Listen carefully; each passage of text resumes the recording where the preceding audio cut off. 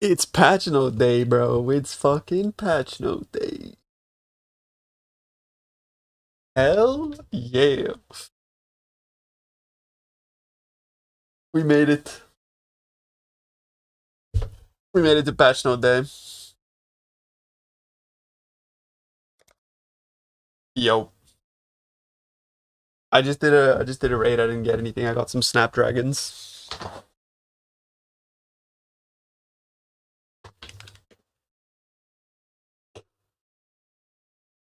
Control F corrupting fever. Huh. I mean, I'm wearing a suit? The suit is for the launch, bro.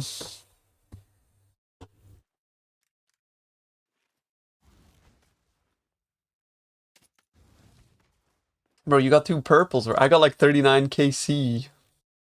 I haven't dropped anything. Mini video, but it's a good one. Holy shit. Jump scare. Oh, I don't want to watch this kind of stuff, bro. I'll be honest. It would be wrong to do that here. Yeah, Yama's really fun. Yo, what's up, Duke? How are you, bro? What up, dude? How we doing, boys? Welcome, welcome.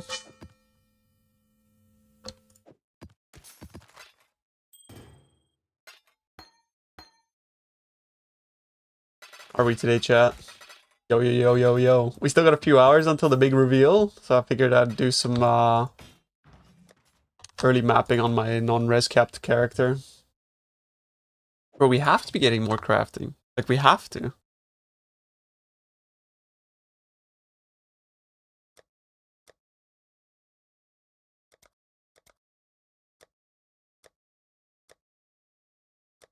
Because if they're getting rid of recombs and stuff. Also, remember one time they were like talking about how they were talking about how they were gonna bring like Eldritch currency, but for weapons type of thing. I mean, you know.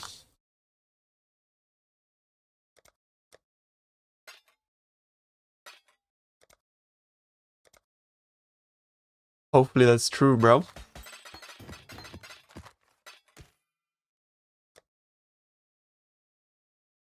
It's actually been a year, bro. It's literally been a year. That has been too long, bro.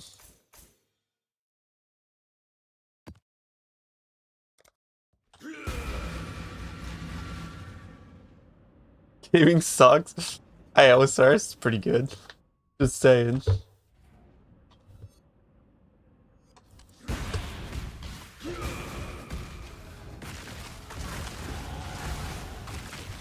Yo. Rewarded instantly with a level. What's up, Quatsy? How are you, bro? Thank you for subbing. I appreciate it, dude. I need to count my res, chat.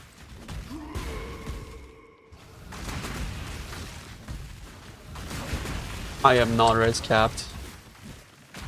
You know what though? Like this cluster as well is like useless. I haven't done like an endgame filter too. Oh boy. Cluster is like completely useless. Then I would have like 1, 2, 3, 4 for fucking this. 1, 2, 3. Oh man, like fucking unwavering stance. So annoying. Cannot do this yet. I think anti unwavering really sucks.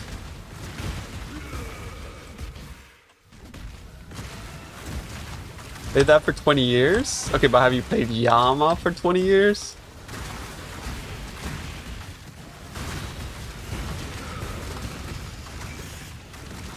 What I thought, bro. It's what I thought.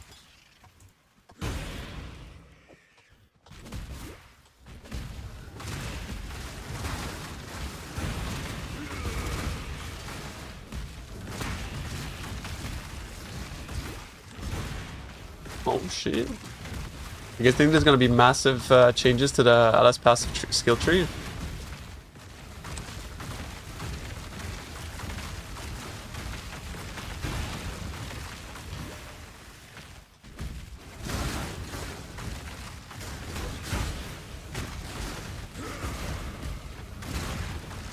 One changes to everything. Yeah, based.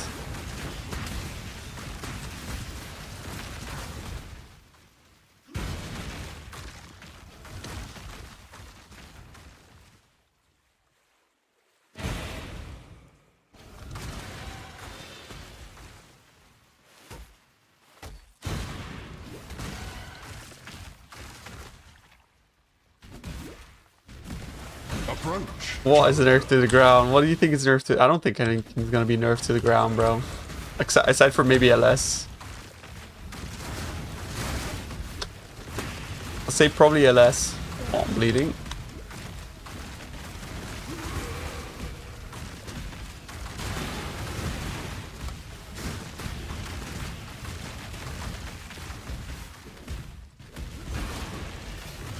Is a reveal? 2.5 hours.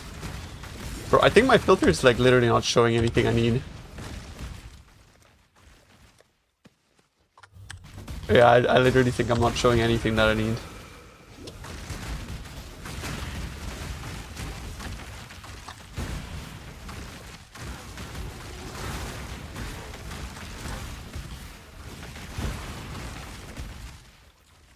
Hockey buffs. Bro, that would be dope. I haven't played Occultist since Bending Doom and Poison Spark.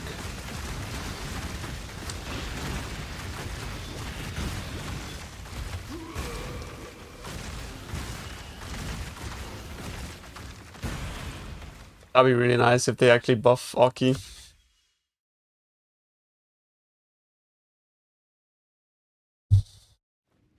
But Glacial Cascade, the skill's annoying now.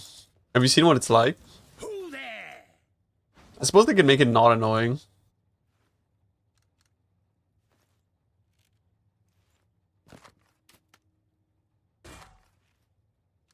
Yo, an actual helmet. That doesn't suck.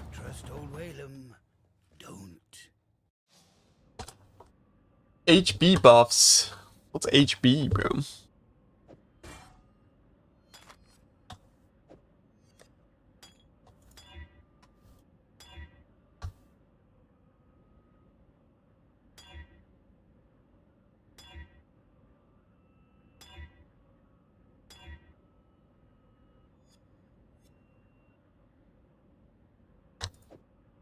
What's actually HB?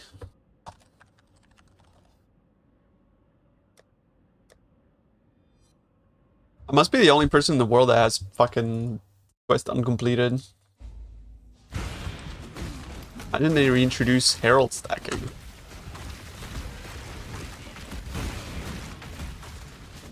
Nah, they will, bro. If they reintroduce stackers, man, and Kobe doesn't come back, it's a sad day. I cannot do this here.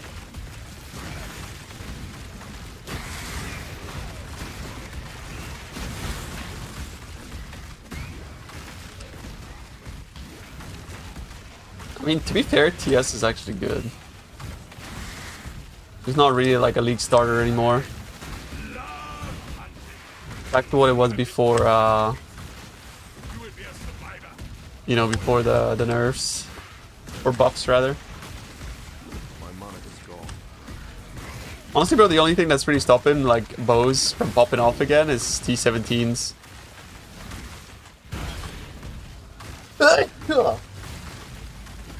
I haven't taken, allergy pills today.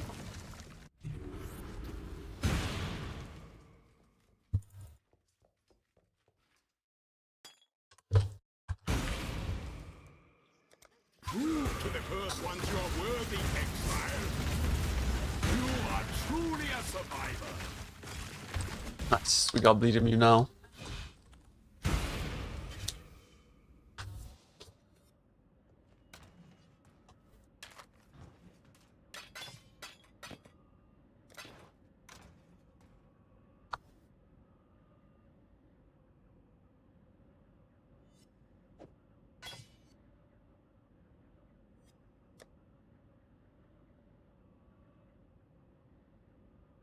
We got no chromes.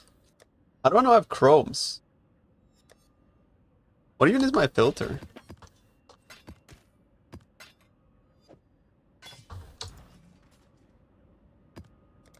I want to say cool bitrate fixing, but I saw you're on YouTube too. Oh yeah, I could fix that real quick.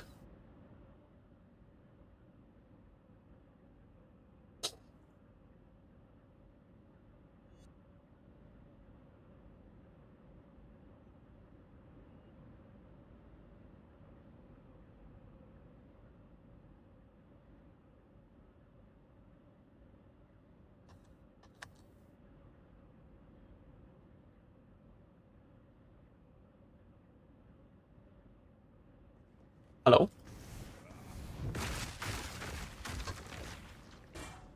I should have fixed it.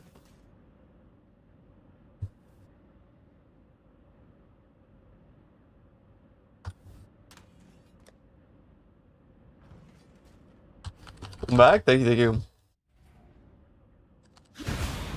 Surely that fixed it, right?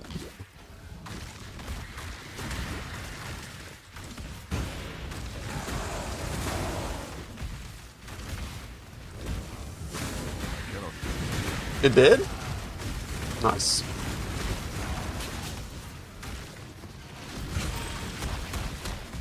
Yeah, I'm getting Navy lights. It's crazy, no? Mega racing.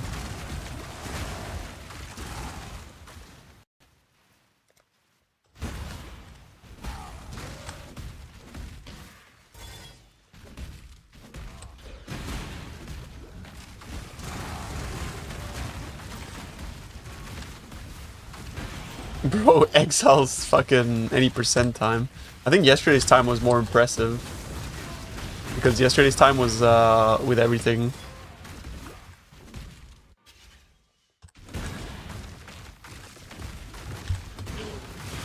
That shit was wild, bro. Fucking 2 hours. Was it 2 hours 15? With all skill points?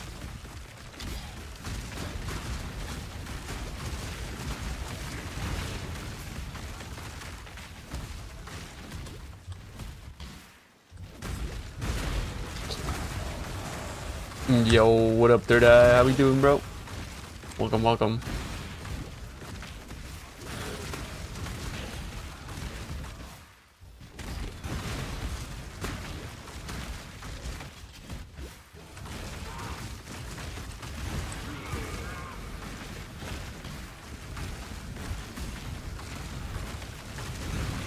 Yo, what's up, Joey?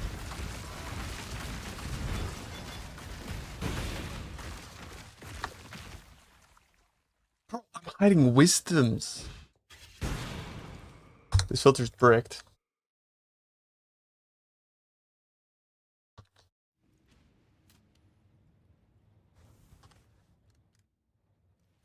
Bro, they might actually send settlers to core, though. Did you see that?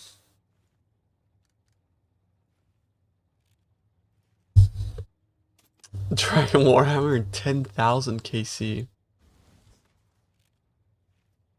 Thank you, Breakout Green. Thank you, bro. Thanks for the sub. I would actually be okay with like settlers being core if there's no boats, no mappers, no enchants, and no synthesizer. So basically just basically just gambler and fastest. Oh, fuck the enchants, bro. Who needs that dog shit?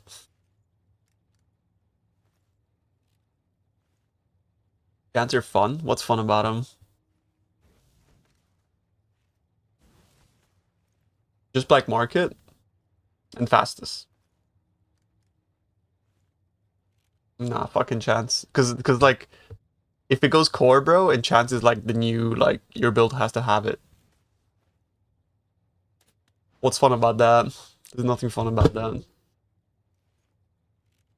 Yeah, fastest can stay. He's one of the he's a good one, bro.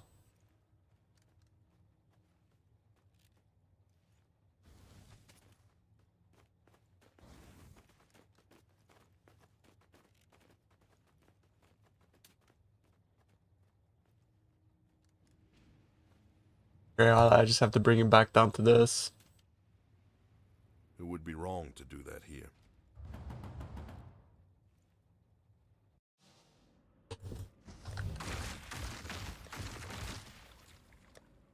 Yo, yo, yo, yo, yo. I'm ready, bro. I'm ready. Think Recombs will stay? I don't think so. They're so OP. Okay.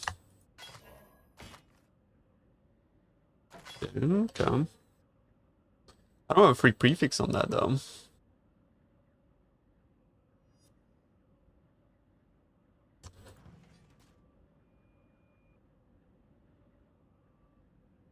Is that an XDD? XDD business. Bro, I've had this hideout for like 2 years. What the fuck? You just noticed that, Joey? What the fuck? Literally haven't changed my hideout for like a year.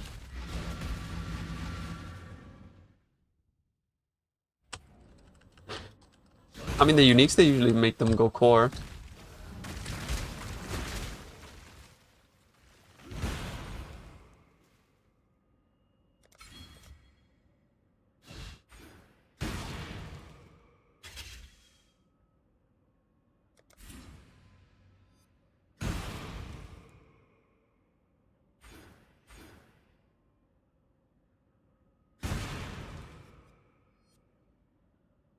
Why is it physical attack damage only, though?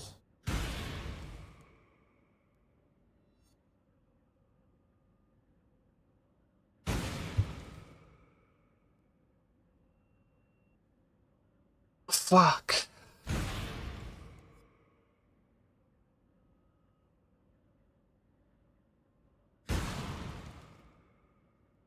Literally only physical attack damage.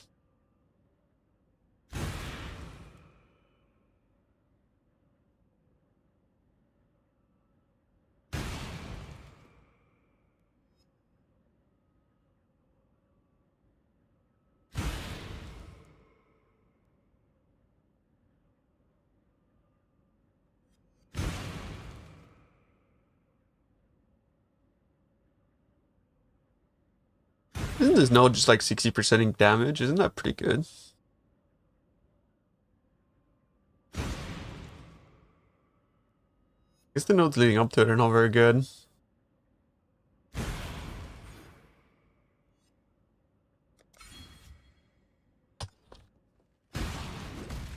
No gold on currency trading? No, there has to be, right? They're probably gonna get some like gold, bro, and then yeah, I don't think they're gonna implement fucking sellers the way it is right now, bro. There's no way. There's actually no way.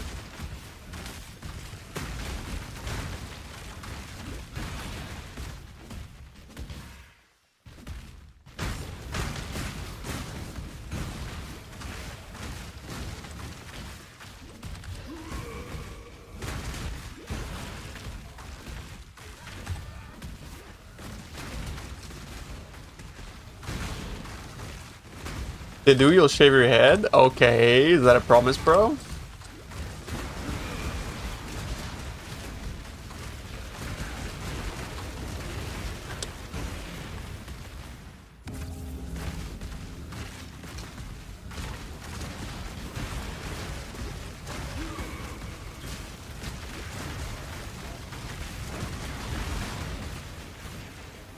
Hope they remove these fucking volatiles from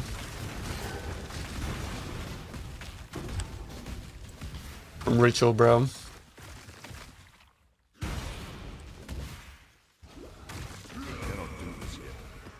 Oh, there's no way they give everybody free mirrors, man. I refuse to believe GGG is gonna allow people to just fucking farm free mirrors AFK. That's not the GGG I know, bro.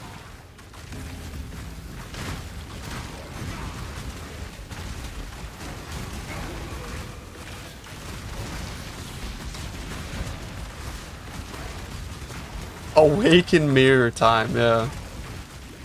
Actually, bro.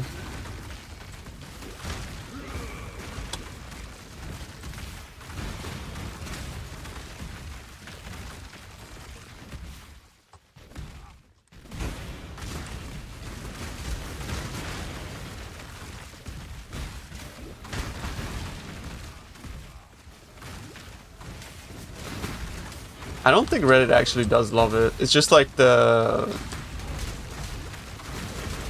loud minority that likes it. Because like if you see, there was a post on Reddit yesterday after the reveal, and a lot of people were basically saying what I was saying as well. Yo, Fuzzy Duxy, what's up, dude? Are we excited, bro? What's up, homie?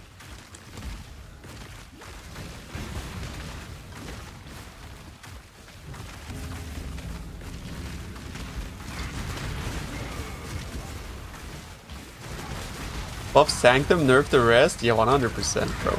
It's gonna happen. Sanctum is not OP enough.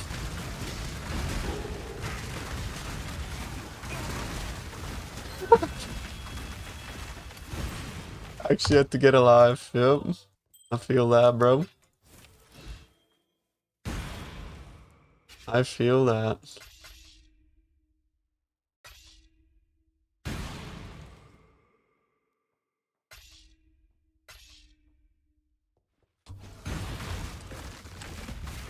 Bro, how do I have no portals? Why are the wisdoms still fucking hidden? What is this?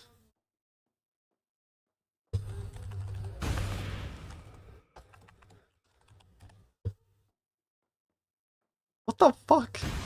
I need those.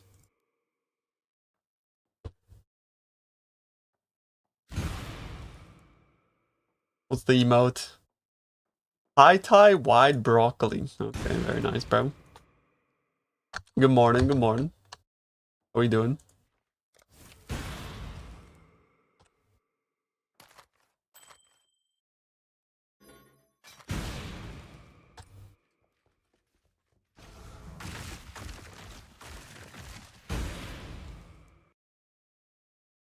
Three out of 10.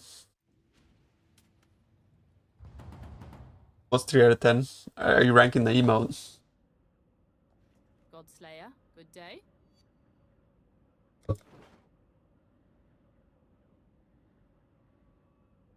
Learn how to set up a good way to summon the PoE trade website for most items so I can identify buy high quality items at a low price. You kind of just do it through POB. Set up a weighted sum for your build and then you just send it. It's the easiest way.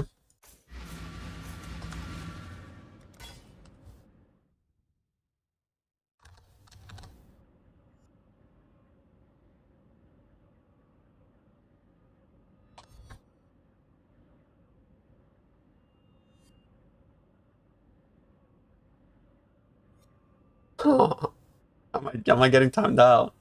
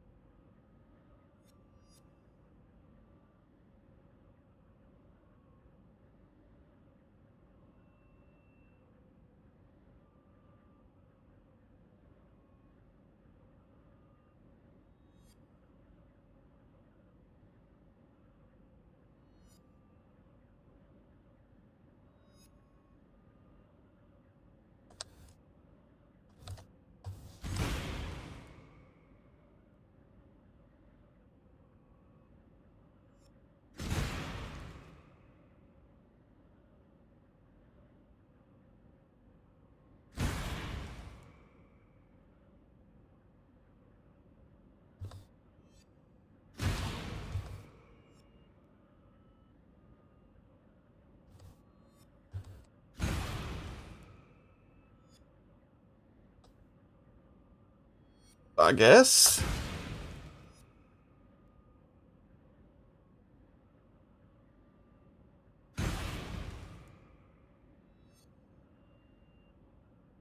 What up, dude?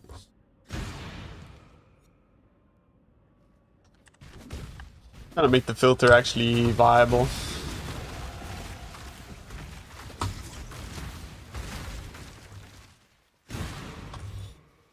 I wish there was a way for me to unconvert like 1% of my damage. Making a filter already? Yeah, just for this melee run, right? We get patch notes already. No, we didn't. Chill out. Chill out, bro.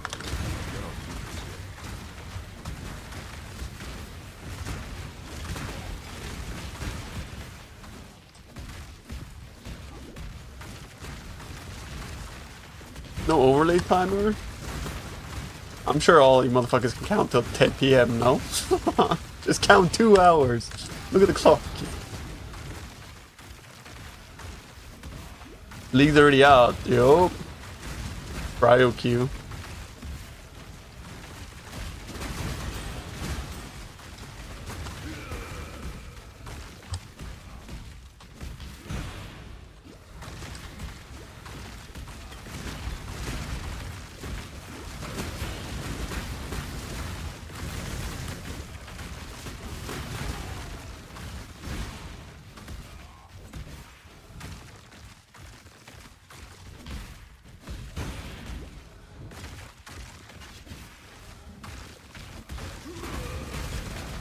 The Paris realm is lagging a lot less than the Milano realm, bro. Milano was horrible.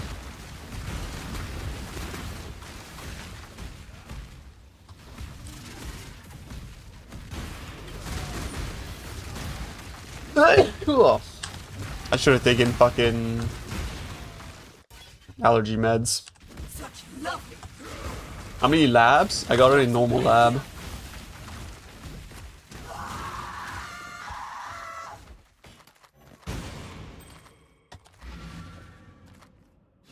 Oh. That's not that good.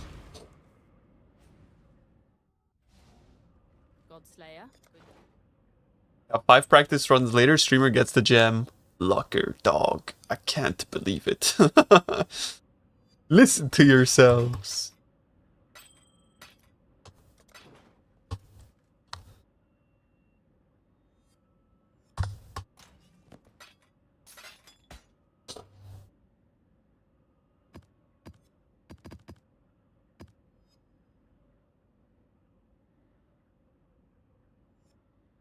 What map tab?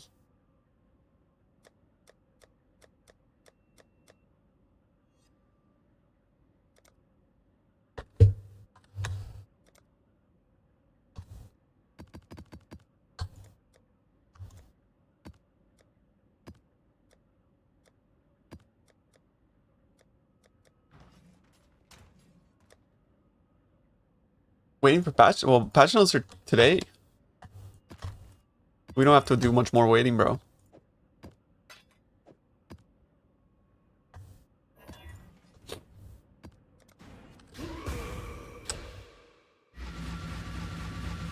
It's fucking literally today, dude.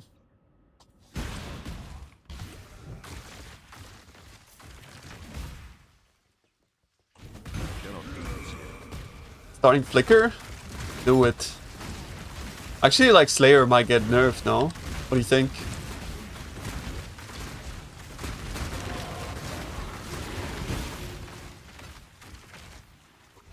I mean, like, Flicker's actually really strong.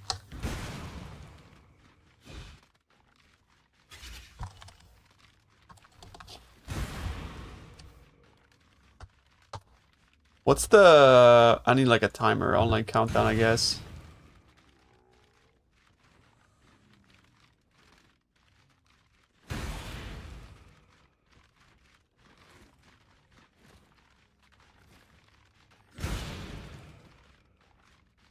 What the fuck's this? Why is it Italian, bro?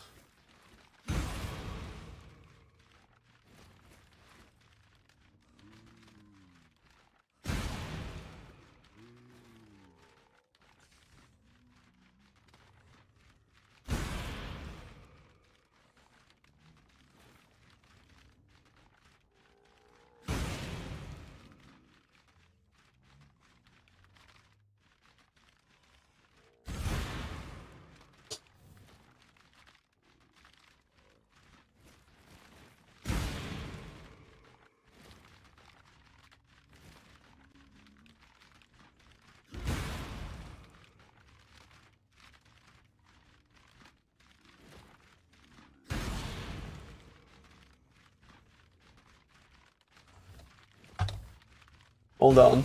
I'm making a timer for you boys.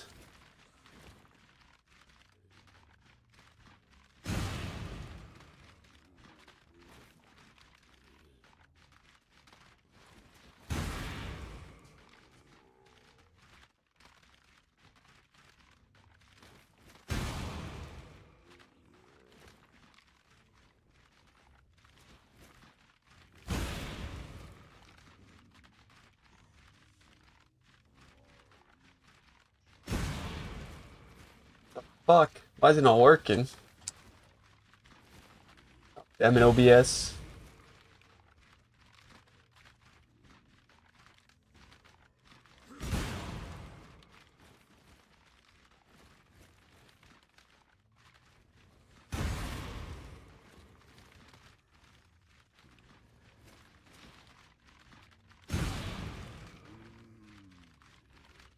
Okay, there it is, dude.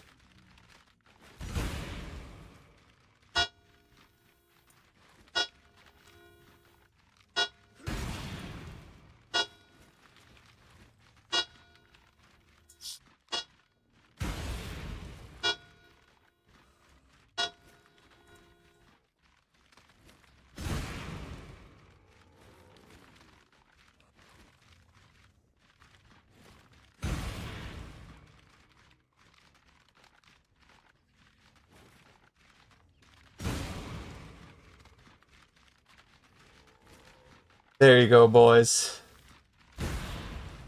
We happy with that timer, boys?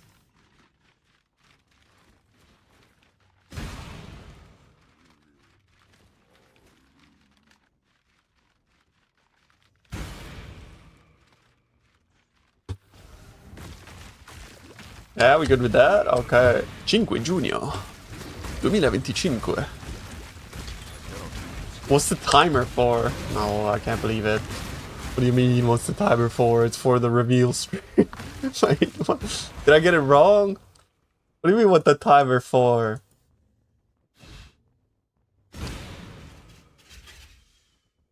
What do you mean, what the timer for?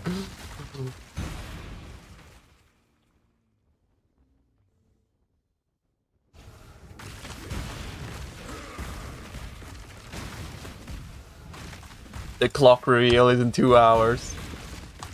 Yo, yo, yo.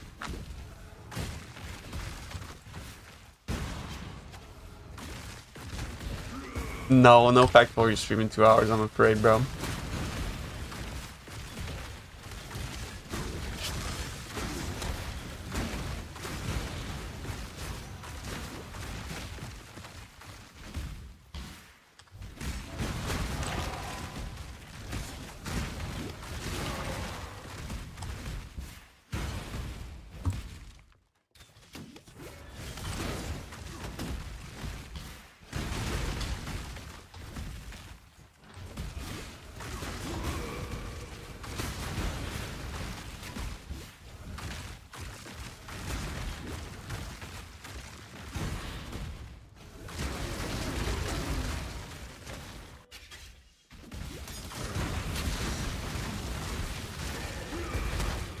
Okay, will this be the map where I can cap my res?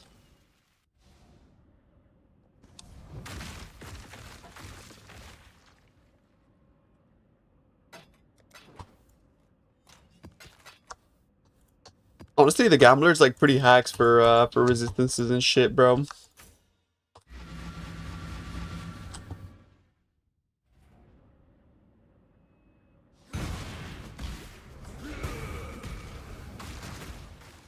Shit. There we go, bro.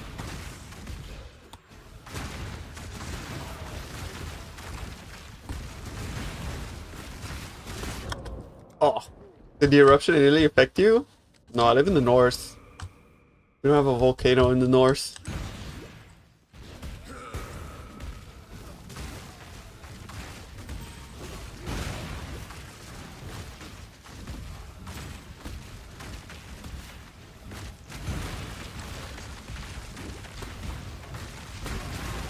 Yeah, because volcanoes only affect you if you go outside. Like, what?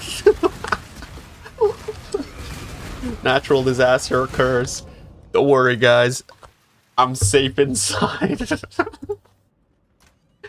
Jesus. Yeah, I need cold and lightning res. Fuck. It's so annoying. I can craft on this, actually. I didn't realize I had a free suffix.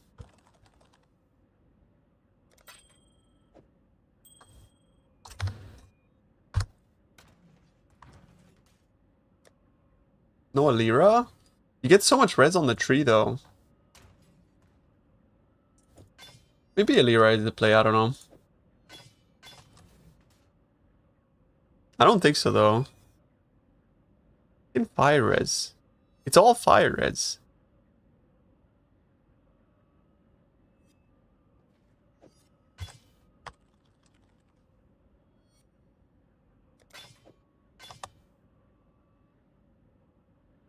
Yeah, I don't know if Alira is the play.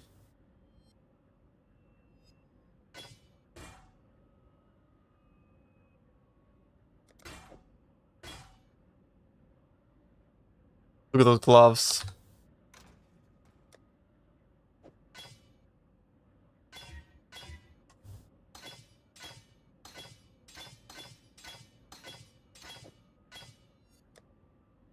I think maybe on League Star I'll go to Alira. Well, like one passive skill point is completely worthless in comparison to 15 all res.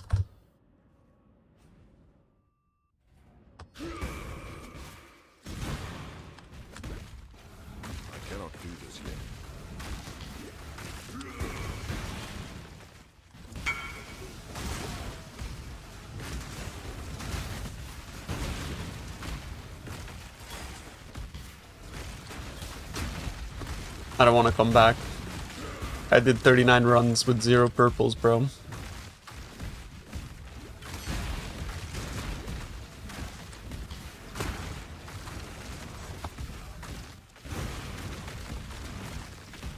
I have like a 5% chance to drop 39 runs. Like, what the fuck? That's so annoying.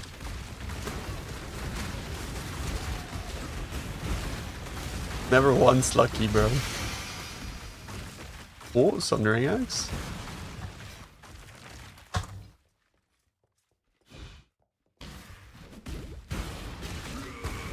What up, numbnuts? How we doing, bro?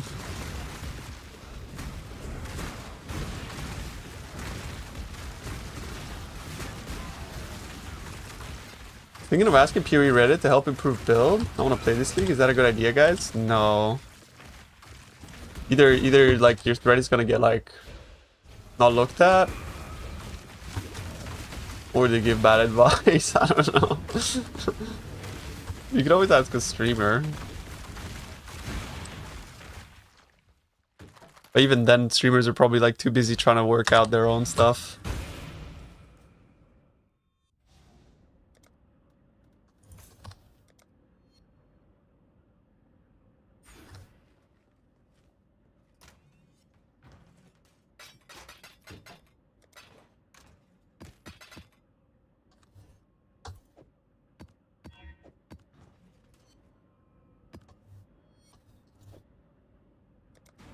Yeah, never link tuna your paw?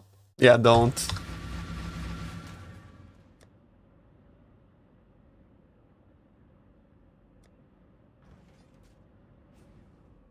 Glurp.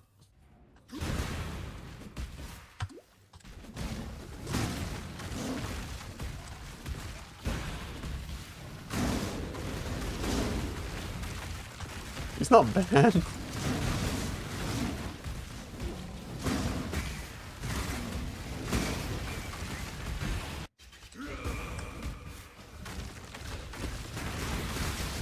He finished it with me, bro. He stole my legs.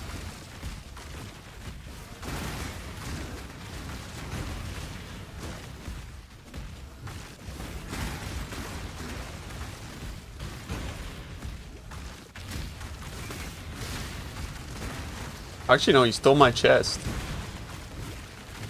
Bro, he does one Cox with me, he steals my T-bow. He does Yama with me, he steals my chest. I haven't got a drop in OS in like fucking months, bro. It's despair.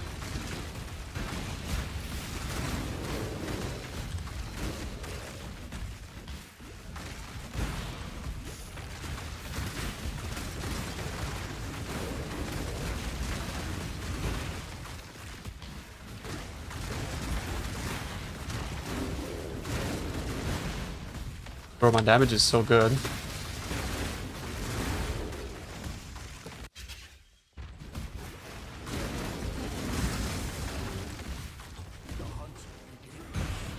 This shit's cracked.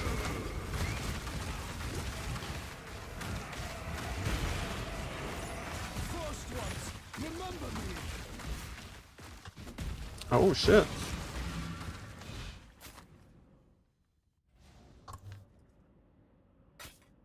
Regen 1. Damn. Hey, what you got, Kirak? Tell me. Godslayer.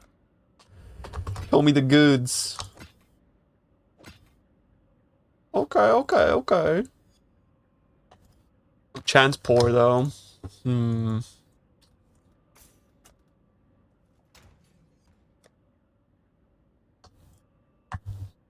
Was combat good link for snaking? No, that's why I have it. I only like shit links, bro.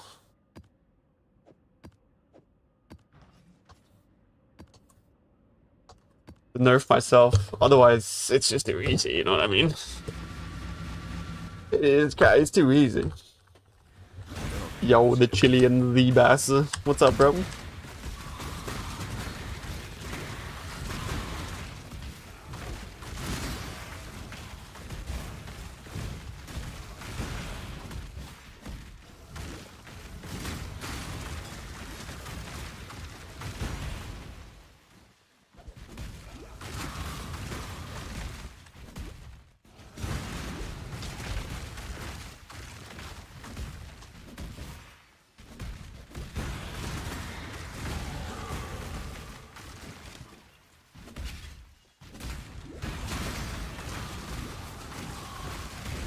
After watching a cooking video, you want Chilean sea bass. Believe it if I told you, bro, that I don't like fish. Fish sucks.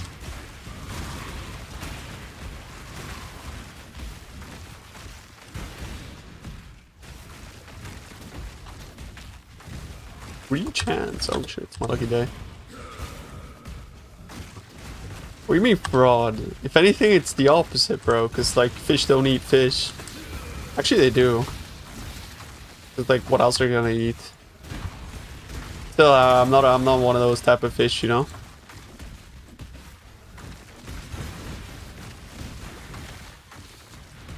I'm like the shark from Shark Tale. You know what I mean? Remember that shark? The good guy.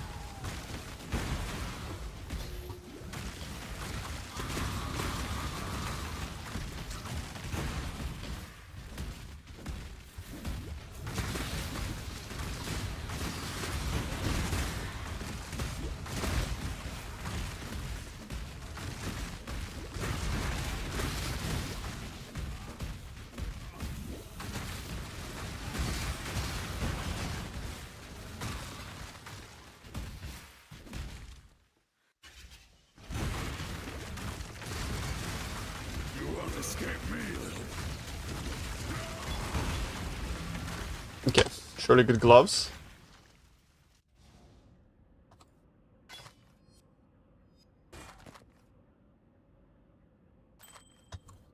It's like better than mine.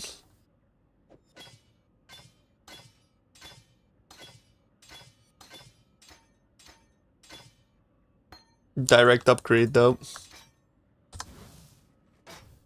What's our res at now? It's good. Our res is finally capped. Now we just gotta get more base defenses.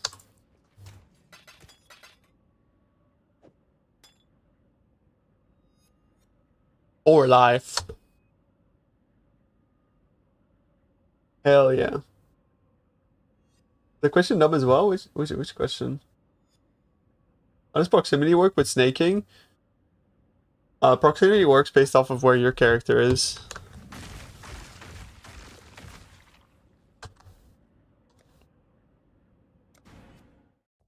Not the snaking AoE.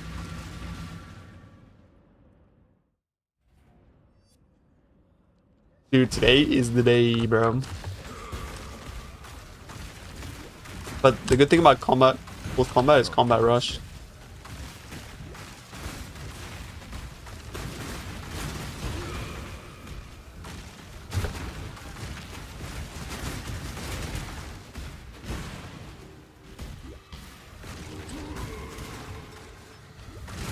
Oh shit.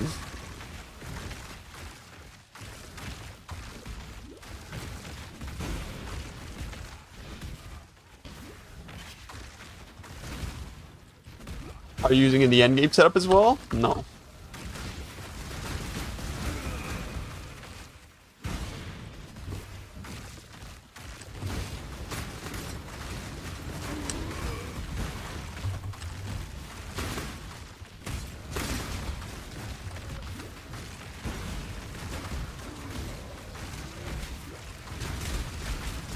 Fuck, I love linear maps, bro.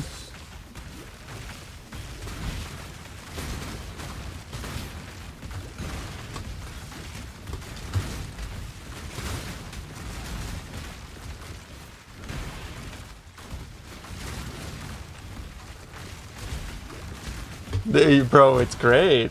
Bro, it's so nice. Elmo and Cheeto fucking fighting each other. The thing is as well, it's like, it's actually kind of nice to see Elon saying what he's saying, bro. Like, finally he says something that isn't fucking stupid. But then again, like, if that's what you believed, then why'd you get into what you were doing, bro?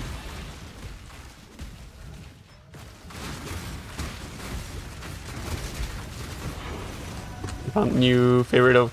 Yeah, what is it, bro? What is it? No idea what he meant by Elmo and Cheeto. What else could it mean? Oh yeah, the Varlamore mining. I got my prayer to 81 with that.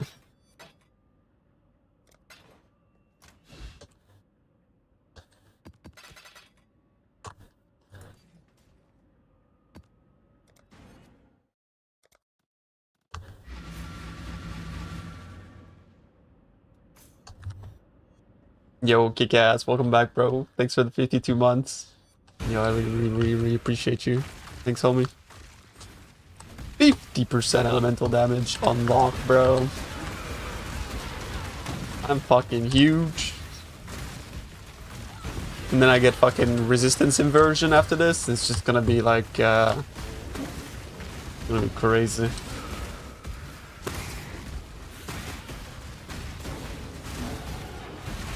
Oh, there it is, bro. Resin version unlocked. This changes everything, boys.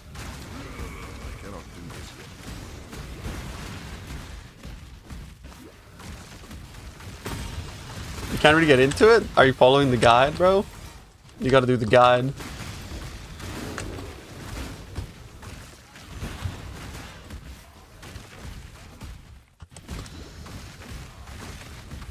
Sure? Sure as in you are or you aren't? The mirror, the quality bad. Oh, is it?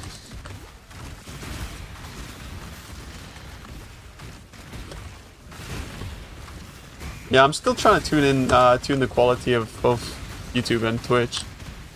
I guess I need to turn up the quality on the YouTube just a tiny bit. I don't know if I can do that while I'm live though.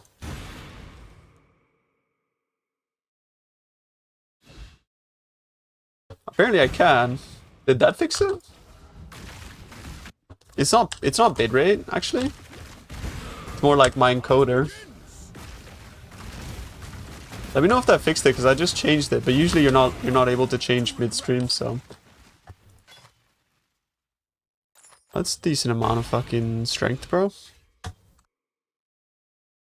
Some lightning res. Does that... Am I still capped with this? I am still capped. That's nice. Yo, what's up, Kama? How are you, bro?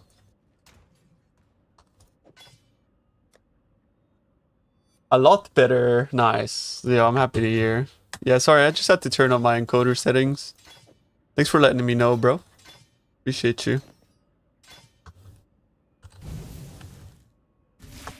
Hope that doesn't cause any, like, knock-on effect. Lag-wise. But I think it should be okay. Maybe I need to, like, think about, like, encoding off of my graphics card instead of my CPU.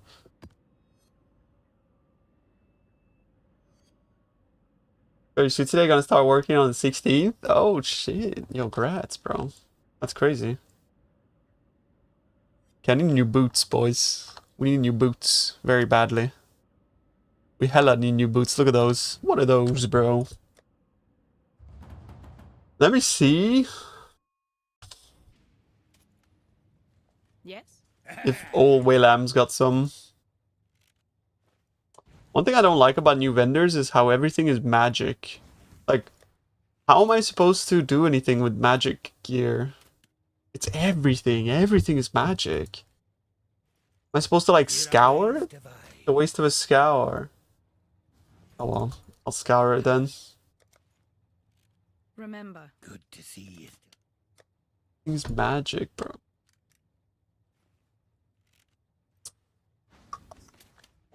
If you're thinking about dying. Are you disenchanting your rares? Stop. I'm getting PTSD.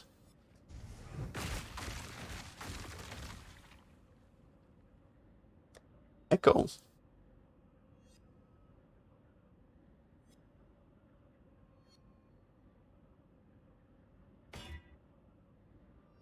Do I have any essences? Invasion rating on boots? I don't have any essences, like any essences whatsoever. I think we're just gonna have to use an alchemy orb. I mean, if I craft movement speed on this, it's way better than what I have already.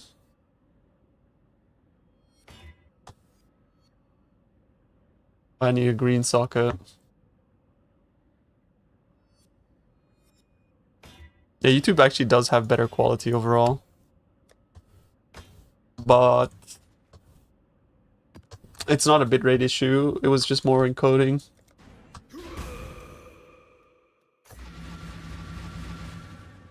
Everyone's playing Peaconk or this Slam? Yeah, I haven't really looked at what other people are doing, I'm not gonna lie. Hopefully we all change our minds because of patch notes, right? The hub is IP blocked in France? Wait, why? Why is the hub blocked in France? What happened?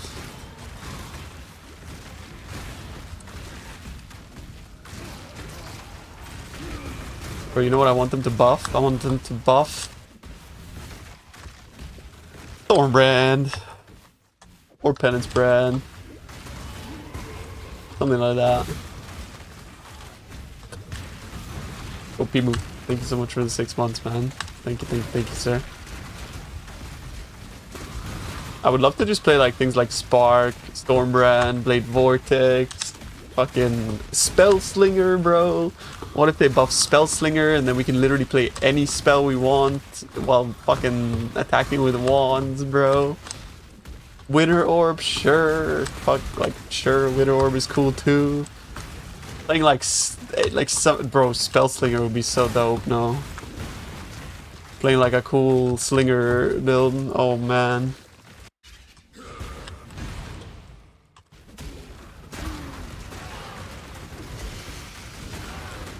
It's been too long since spells were cool as fuck, like honestly. Oh, a Barracks. Barracks is actually not bad. I can use a Barracks right now. I wish it was the fire one. Full damage to spells and attacks. It's kind of garbage actually. But I might still risk capped with it. Not with this, not with that. Okay. Lucky. Contagion with ED. I actually really don't like Contagion ED. I think it's like clunky to play. 20% all res. Oh, that's a max roll. It's kind of nice. It's the original like 2-button build. I'm not about it. Oh yeah, with Spellslinger it's good. But then with Spellslinger you go like fucking Soul Rend. Soul Rend is a cool spell. Viper Strike of Mamba, but like it's so clunky, you know? That build's so clunky. I remember trying it, I hated that build. Never try League Start Viper Strike of Mamba, bro, trust. I tried it, it was the worst thing ever. I actually tried it this league, 3.25. That was my SSF restart. It's horrible. It's fucking horrible, bro.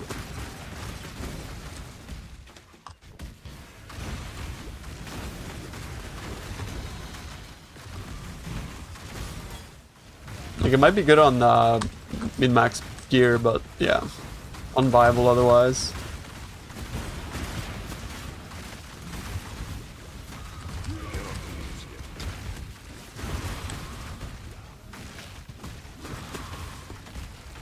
Booty.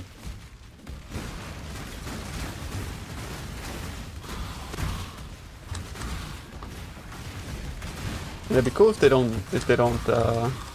make this. Yeah, assassin with Beanos, bro. Like saying like, oh bro, just like league start a build with mage blood. What the fuck? That's why it sucks. And then a bunch of clusters. True. It's just not a good league starter, that's for sure.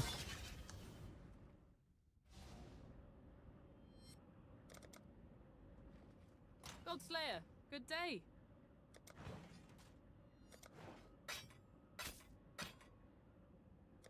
Just be fun when I get Mage Blood day 2.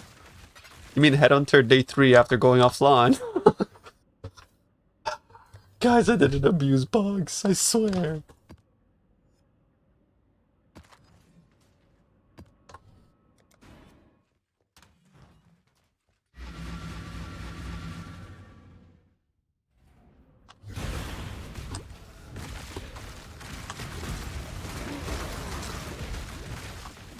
Enter bug. Yo, what's up, Outkill? How are you, bro? You ready? It's time.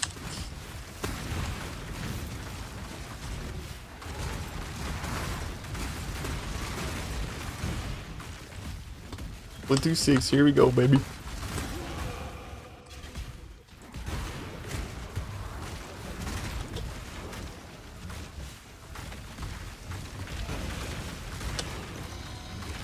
Boss is always dealing so much damage. Holy.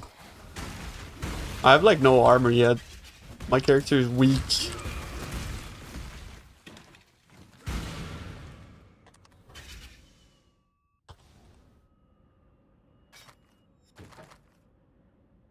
Three flat fizz. Okay. I don't think I can use that for anything though. I'm gonna put an unID'd map in. Do it crazy like that.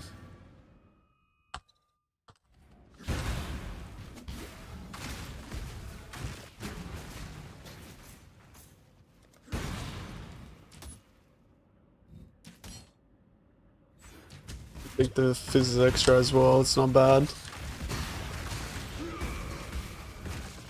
I wonder what a good way to get a K-Ohms primacy is. Like from the Combs box, that would be like the easiest way, but how do you get a Combs box? You just can't, right? I mean, in trade you just buy it, but in SSF what do you do? I wonder if it's even showing on my filter. Honestly, I'd be surprised if it is. Let's see. Karui Chopper.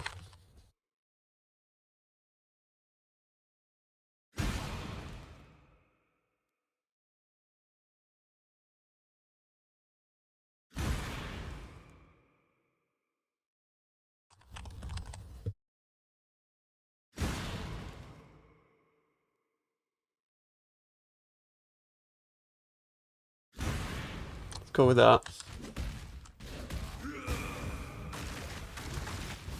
Hey, where's the timer, bro? There we go. You went looking the other day and didn't see it in the default unique tiering. Ah, it's there. It's tiered 4D. For some reason, I don't know what that means, but hey, it's 4D. Make it a tink. I will not make it a tink.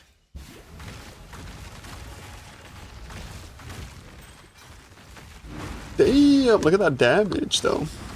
Keeps me cold. Going elemental damage is bugging though. Make it a fart. Oh. Oh my.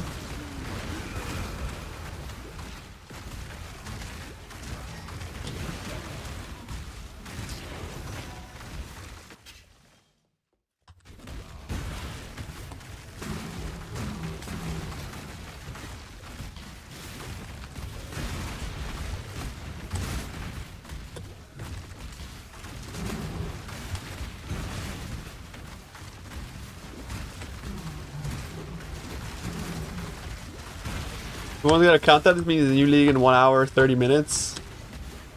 It's the reveal, bro. It's the reveal. Oh, new league.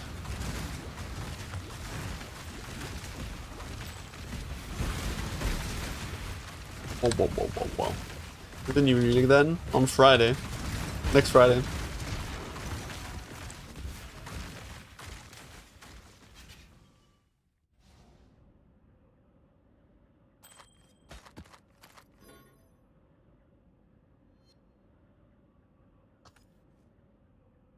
Bro, how can you be a PoE player and not know this? I'm disappointed, bro.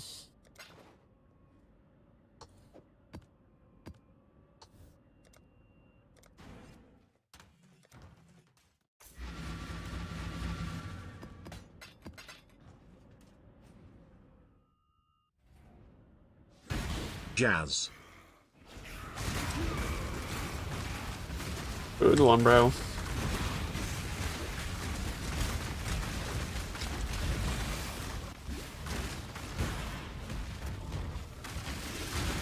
Hope they don't make Zana the bad guy.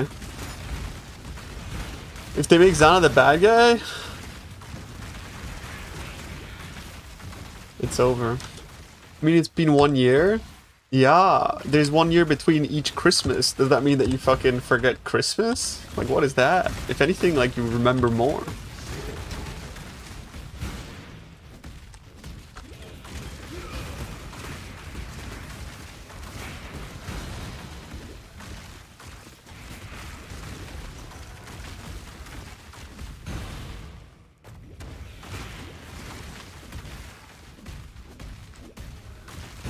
One Divine on League launch. Wait, I'll send you a picture of my feet for that, bro. What?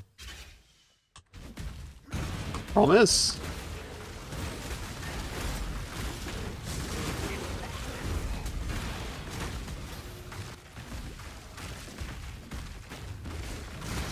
Wait, 1 Divine per toe? I got 10 toes. I cannot do this yet. I'm fucking rich, boys. 1 Divine, wait, 1 Divine from each of you. Right?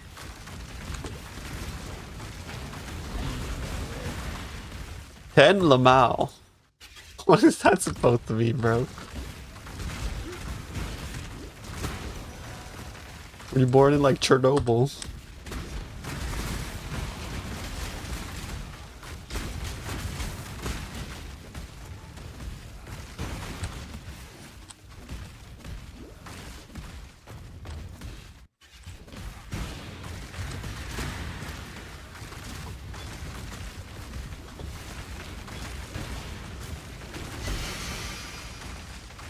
I cannot carry this.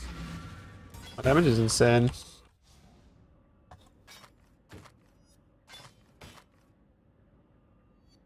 Dang, there's some resistances. Never movement speed though.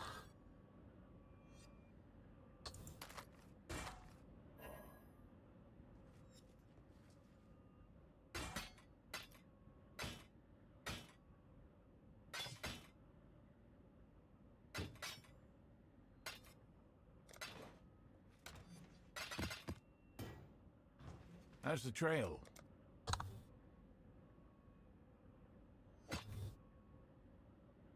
No, Man. tuners do not have toes. Tuners are fish, and they have fins, not toes, for swimming and moving through the water. That's where you're wrong, bro. You just have feet.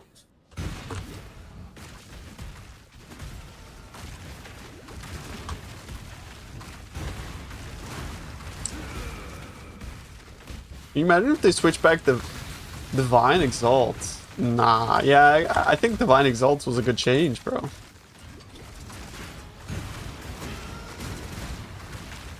No, don't you guys think? I feel like that shit was good. It was a good change.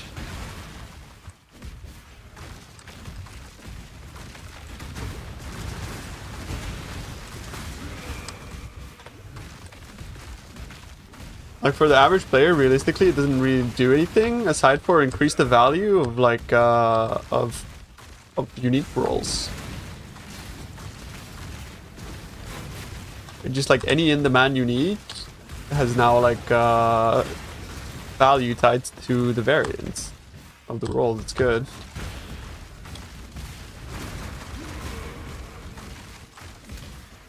Well, I think that's part of the reason why they swapped it out, because RB was just generating too many exalts, right? It was kind of like,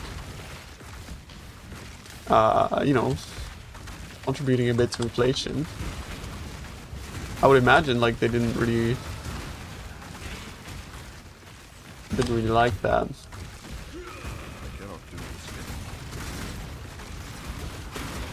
I wish I would had a way to fix leech.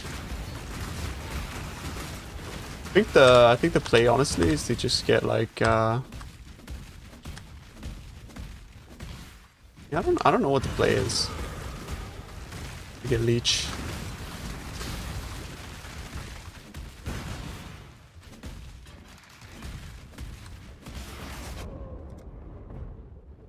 Ow. It's fizz leech. All that shit is fizz leech. If I'm fully converted, what do I do? Yeah, clusters. That's fair actually, clusters. Wait, we have downtime. What the fuck? Why? Clever Thief. Ah, true. Let me just go to Clever Thief. I mean, I guess I could fucking anoint it, but...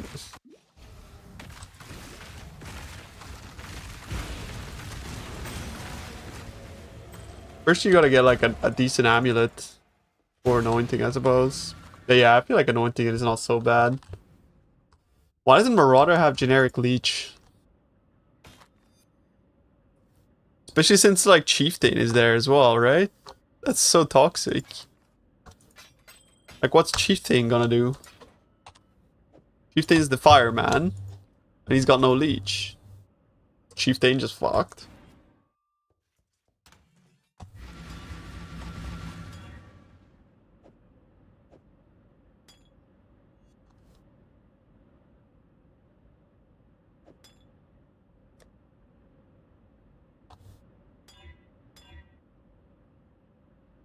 Bro, luckily we have access to mana leech. Now that I think about it, actually, hang on.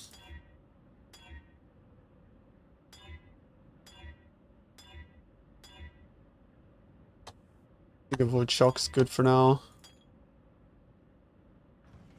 The life leech gem a thing?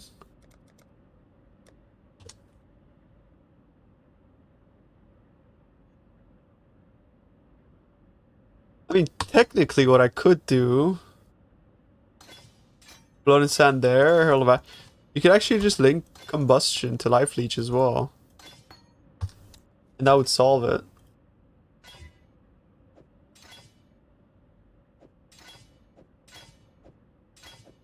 Right?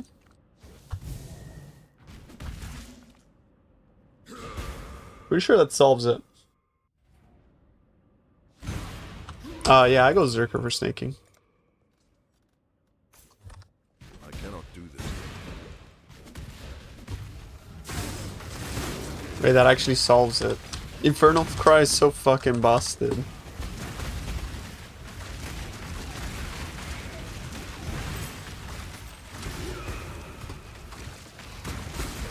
That actually solves my leech. Happen, you can fucking like link Mana Leech, Infernal Cry with Life Leech, and it just like solves your fucking life and Mana Leech. It's so OP.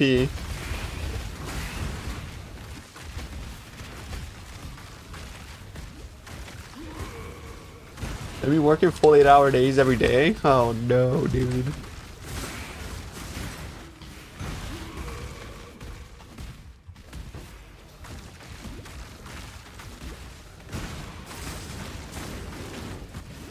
The only problem now is like all of those nodes that I took going to unwavering stance, like they're kind of worthless.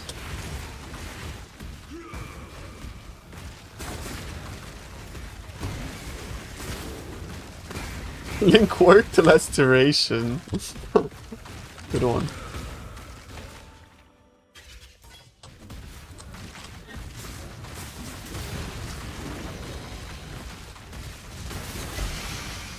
Jesus, my damage.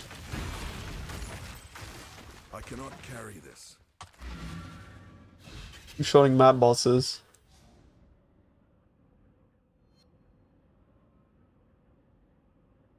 Like 1, 2, 3, 4. 4 points useless.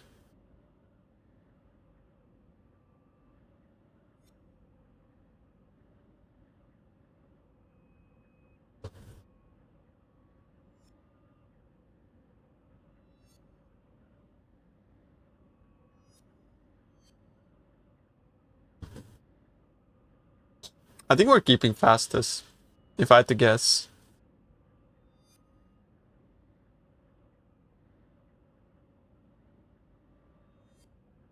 I don't think they're getting rid of fastest, bro.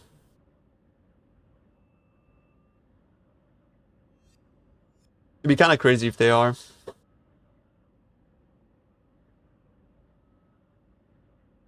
And who cares about respecs? Yeah, I mean, true. But I'm just kind of thinking about, like, you know, the what ifs. The what ifs, bro.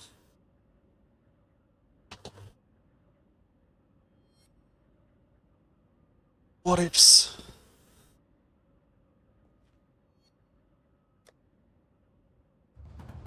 Wait, why not? Why don't you want them to rework Expedition? Isn't Expedition like annoying as shit, bro? The Expedition experiment. But you guys here for the league start? The Mazal league start? Oh god, bro. I will never spec Expedition again. I will never spec that shit ever again, bro. On league start? Nah, bro. Miss me with that shit, bro. The Expedition experiment. I am not clicking that thing ever again, bro.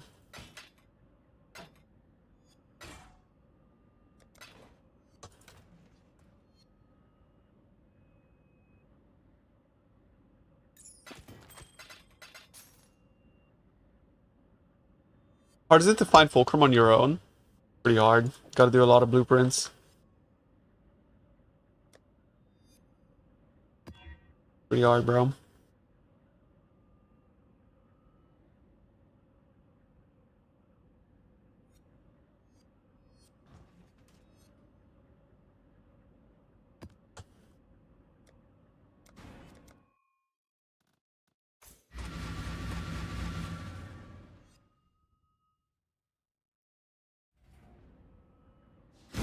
Go.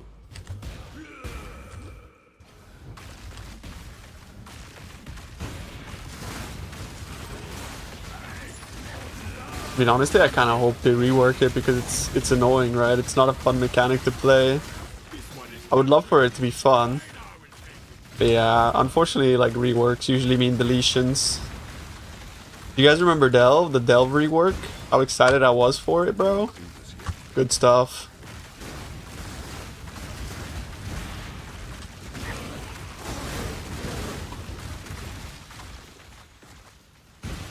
We went from having like a community of like racers and shit, league starting Delve every league, to literally only one person doing it. Like, what the fuck?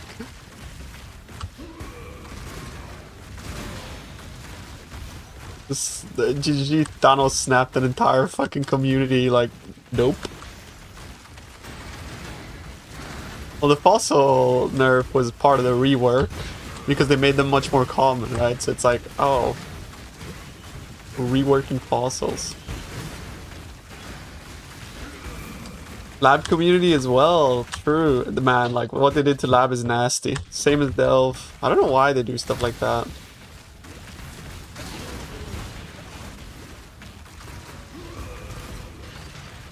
And the speedrunning community too, actually. They killed all their communities. What the fuck? Now that I think about it. Actually killed all their communities. Nice races, bro. Oh, but they're doing races in PoE too. Are you not happy? This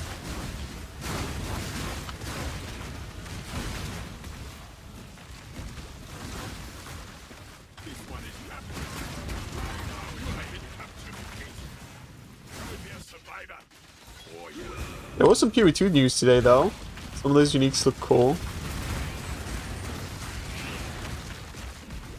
Didn't look at all of them, though.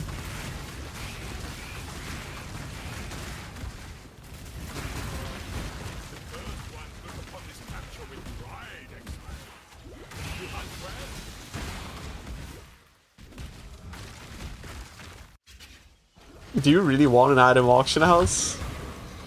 I don't know if I do. It's the kind of worms I don't want to open, bro. I think an auction house in PoE might be a bad idea. All I want, bro, is like a safety deposit box or something so that people can take the items without me needing to go to my hideout, bro. That's all. Like, keep the trade system the same, but just make it so that, like, if I invite someone, they can just yeet the item from my stash instead of me having to trade them. That way I don't have to fucking exit my map, you know? That would alleviate, like, almost every problem I have with trade. Like, pretty much, bro.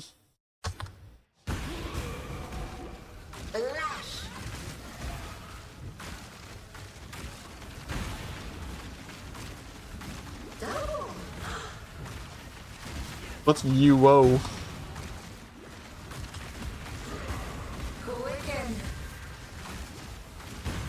Not a bad idea. Yeah, I feel like it's like a no-brainer though.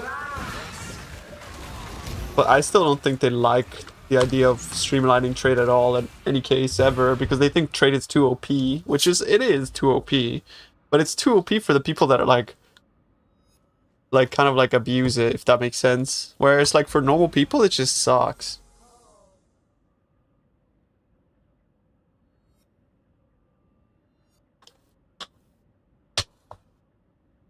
Your stream is this build? Yeah, it will have some endurance charges, yeah.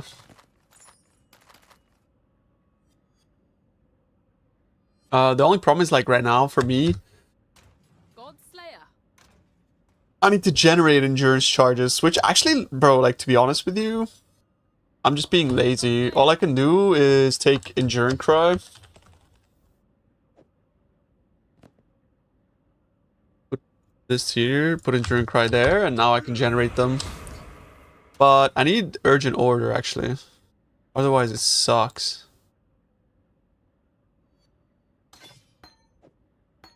And the problem is, like, I don't have... Yeah. I don't have sockets.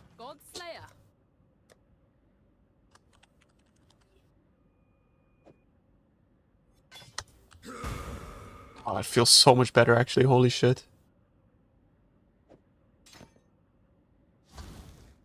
Where would I put it? I guess if I had more sockets, I could, like, Urgent Order Enduring Cry as well.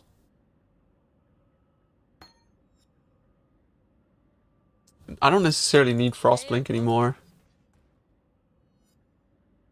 Helmet is really nice. It's like a lot of life. It's a lot of resistance. Then it kills my int. What do I need int for? Herald of Ash, yeah.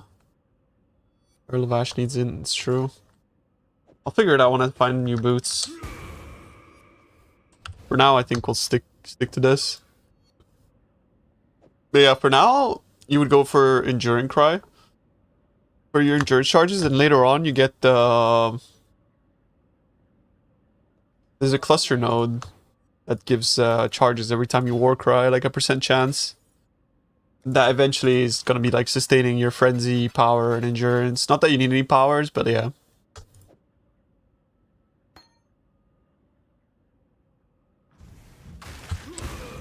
Yeah, bro, we're counting down. We're counting down. I got a sub 4 yesterday, bro. I did 3 hours, 57 minutes on this build. Momentality. Yeah, momentality.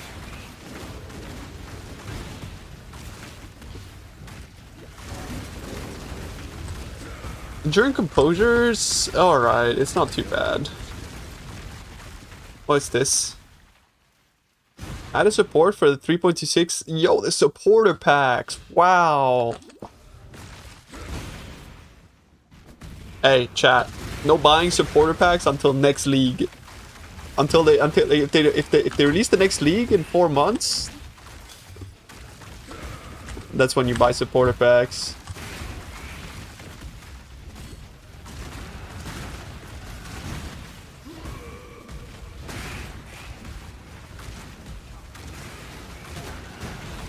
Hold them to their word, exactly.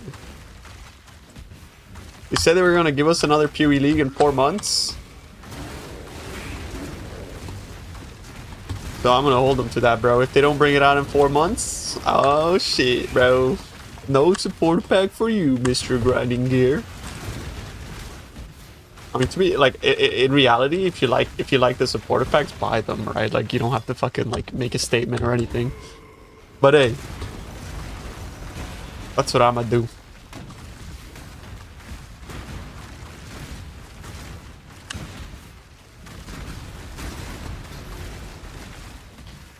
The MTX that they're giving us is like kind of cool, actually. The Twitch drops. Oh yeah, YouTube viewers. There's gonna be Twitch drops for the duration of the live announcement, which unfortunately is like only on Twitch. So if you guys want to get like free MTX, come by the Twitch stream once it starts.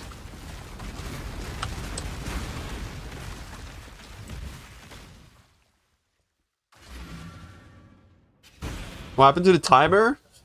Oh shit! There, it's back.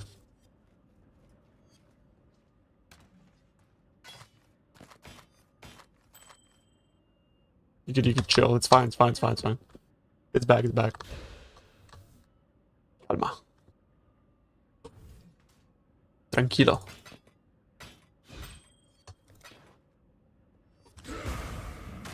I'm zooming in on a web page. Yeah, basically I just took a browser source and then I did a chroma key, a black chroma key, so that it would hide the background. If I change tab, it's like, yeah, stuffed. Cause like I don't know how else to get a timer on stream. Calma.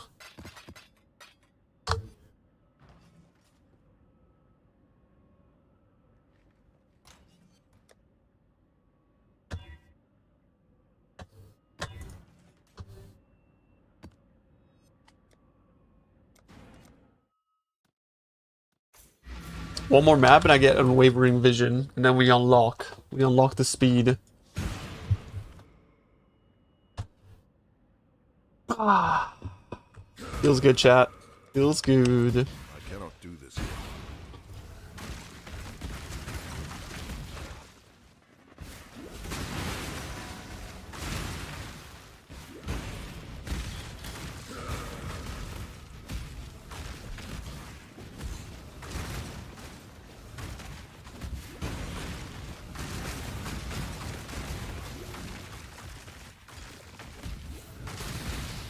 Yeah, I'm a engineer, that's for sure.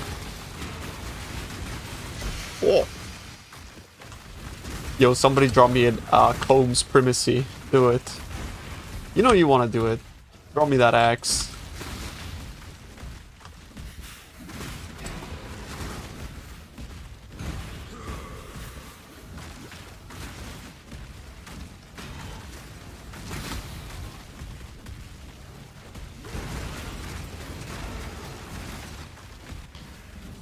I want to see what it feels like to get that axe.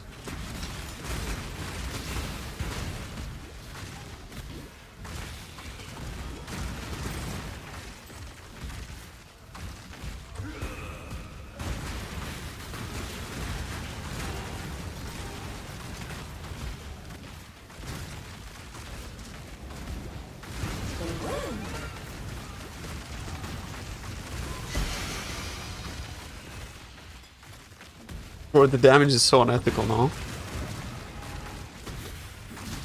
I got a campaign axe.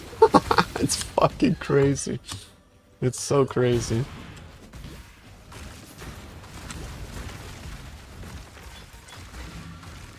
I wonder what the stone boys feel like.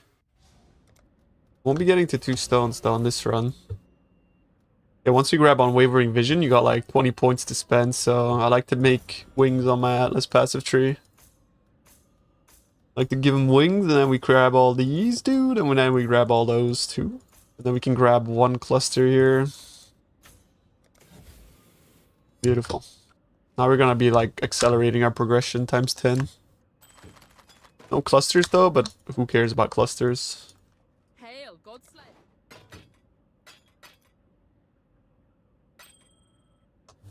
Chaos Primacy be better? Yeah, bro. Chaos Primacy on a Berserker is insane.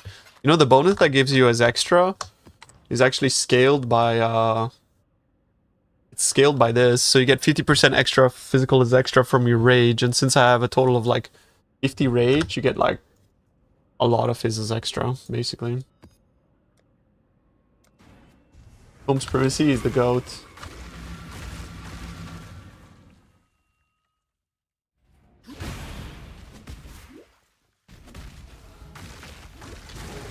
Yeah, it's like the equivalent of 800 DPS axe. The only trouble with it is that it has like kind of low attack speed, so it feels a bit clunky. So you have to compensate by getting attack speed on jewels or attack speed on your tree as much as possible. And you can also get a corruption on the axe, so that is a possibility. Because they are a T4 item, right? So they're super common. Oh, bro, the fucking poison ground is eating my ass. It's not nice.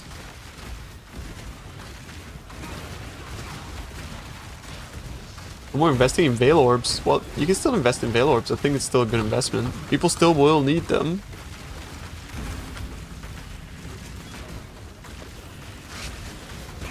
I think the Veiled Chaos Orb is so nice. The Veiled Chaos Orb change.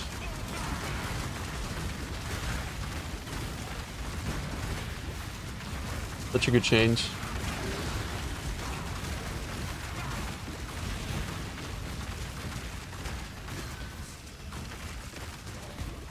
It will be far less. Oh, I think margins might still be decent on that investment, but who knows?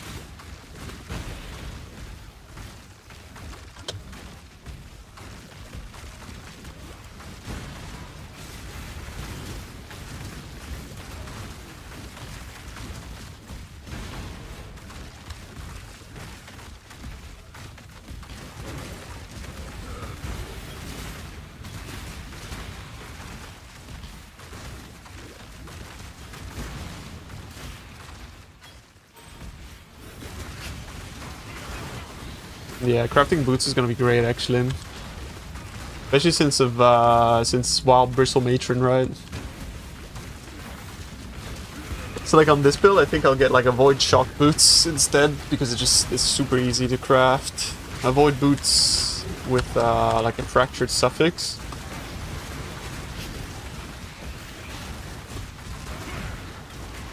Go like Chaos Res Fracture, Avoid Shock.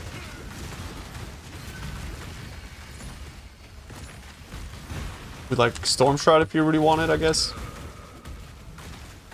Or you could just like not care about Ignite if you want to. Just fix your Chill Freeze with boots and the Pantheon.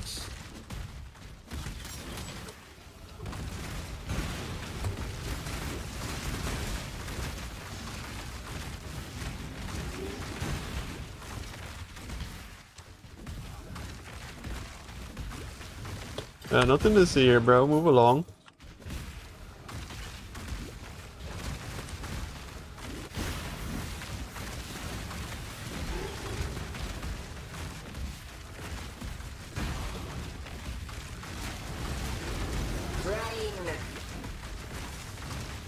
Yeah, this guy's scary.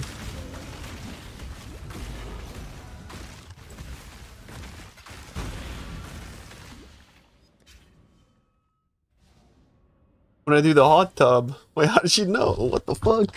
That's supposed to be a surprise. Is the hot tub stream meta still a thing? That shit's still a thing, bro.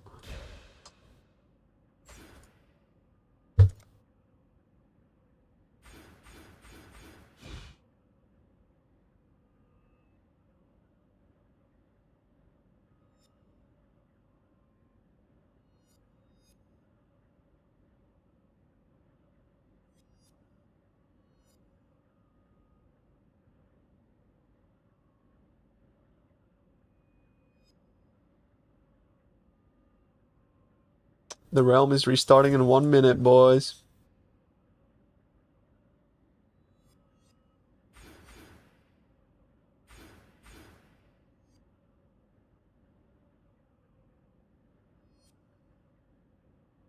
I think minimum power is like very OP. I should click it.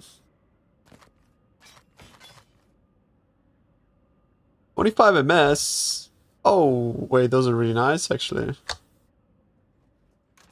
Nice boots. Hey, that's really nice too. Holy shit.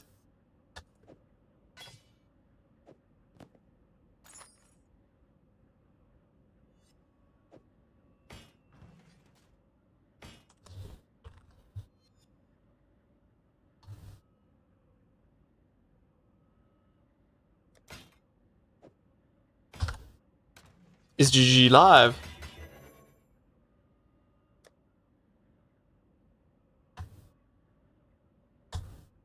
Okay, what do I want? One blue, one green. Beautiful, bro. Perfect. Yeah,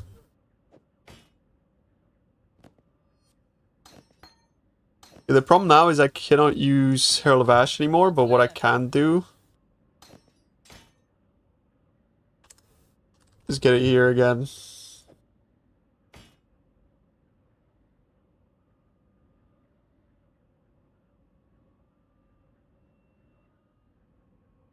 I could put Enduring Cry in here if I got one more socket on my axe. Which I actually think is worth. Because then I can get endurance charges and that's gonna feel really nice. Go for like a 4 socket. I can't be bothered messing around with Herald of Ash in there. And then I put Urgent Order with Yo.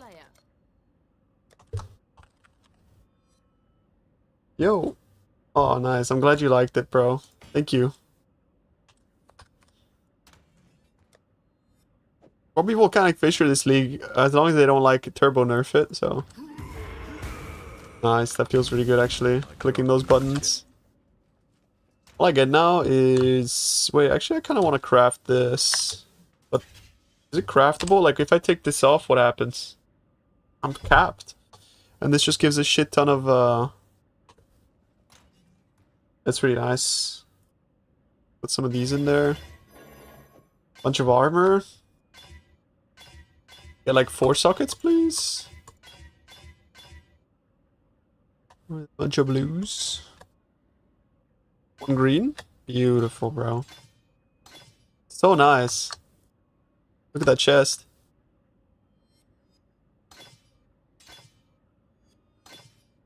$1,000 armor with chaos res, and I got craftable suffixes.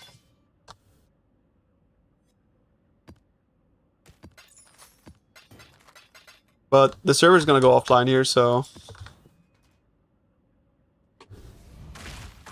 Yo, Raven Sama, thank you, bro. Appreciate it. Thanks for the sub.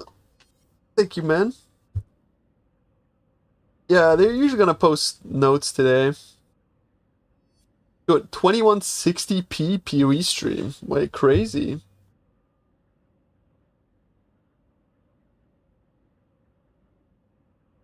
Is there a new song in the official PoE stream? Hello.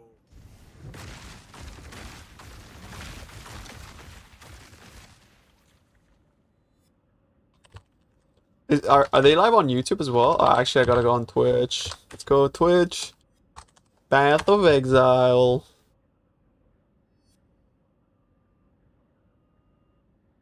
Oh shit, boys. UE1 League, it's real. Where can you see the patch notes? They usually go live after ZD Q&A.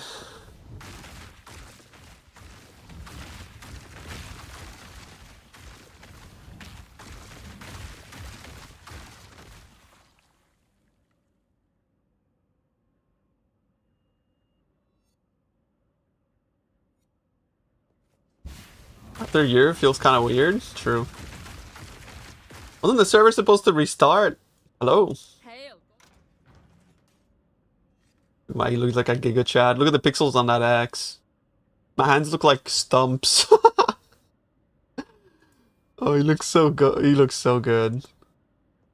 I like how this like armor as well is keeping his ass exposed.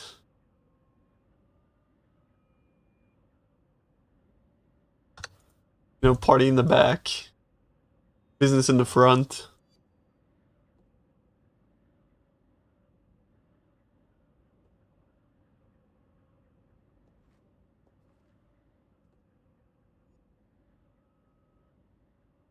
Look at the XDD's face when I scroll in and out. What is that, bro?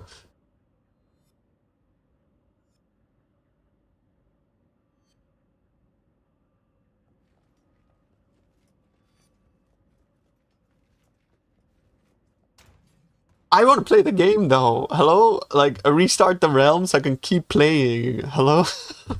What the fuck? Hello? You gonna restart the game or what? I cannot do this yet.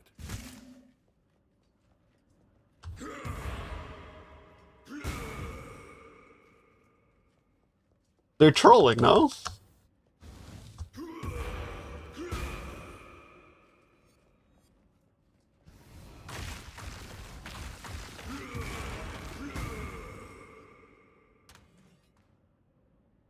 What do we do for the time that the servers are down, chat? Fuck it. Let's make a quick bingo. Fucking bingo. I hate bingo, by the way. Bingo's trash.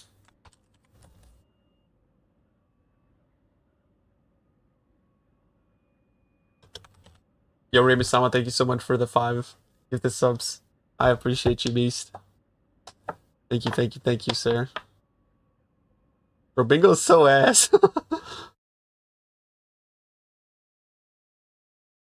What is this? Where's my Dark Reader? Oh shit.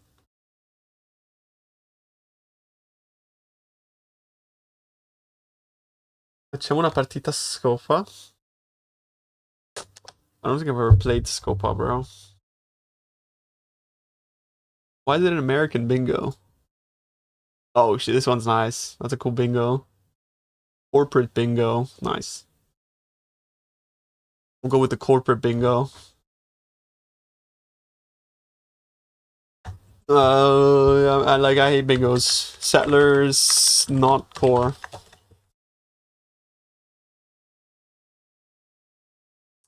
Recombs, gone.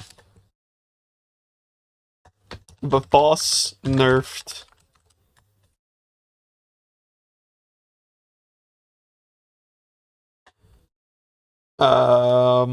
Spells buffed. New crafting methods for weapons. New juice mechanic. New Uber boss.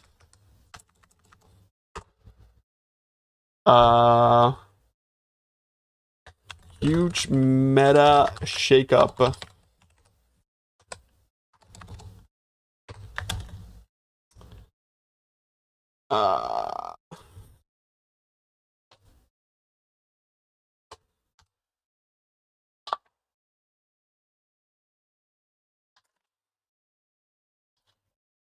Zana is evil.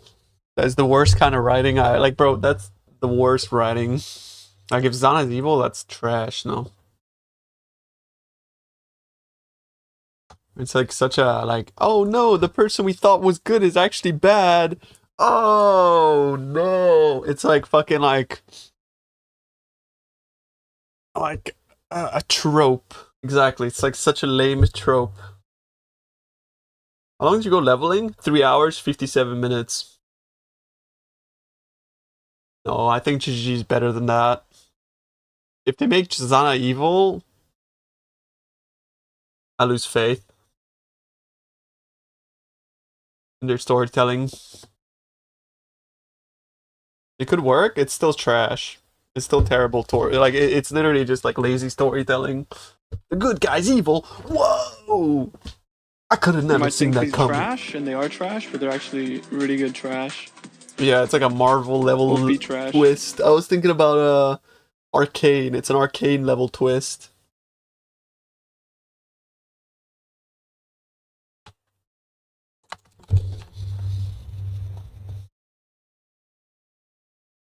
Sure, Frostblades will be okay. Actually, it might be. Why is the bingo so small? I don't fucking know. I don't know how big it was supposed to be, bro.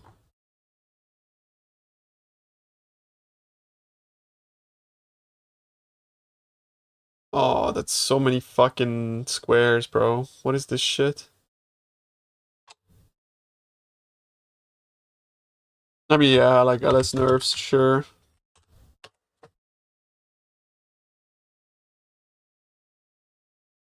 That's like, I don't know, that's like so like free square, no? Like if you wanna have like a free, like just put LS nerf in the middle.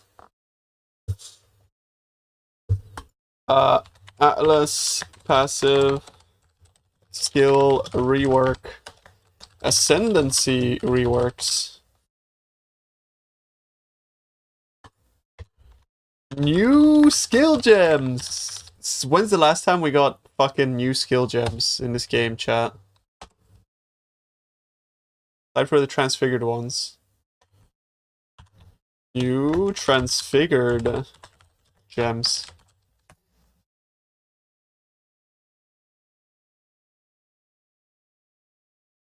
I don't really want to put like nerfs, honestly. Like the reason I put the false nerf there is because I think it'd be funny to nerf it since I've been practicing it.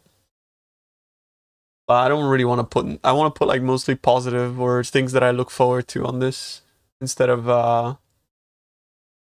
like the like oh they're gonna nerf this, they're gonna nerf that. Like who cares, bro? Who cares what they nerf?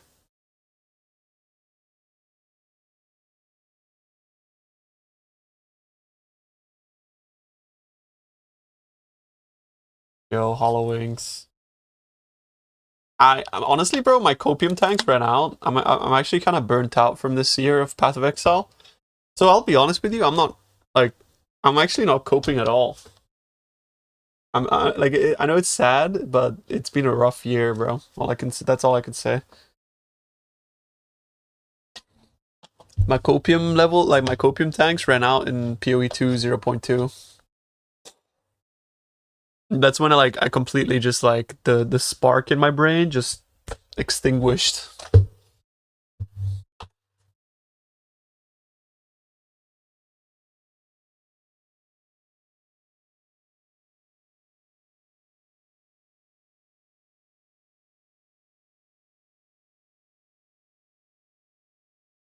Honestly, at least we figured out that the wait. Do you actually think that? Do you actually like the mustache, bro?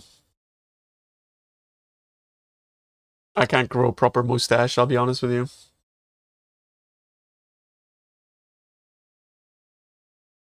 Really, really, so much better.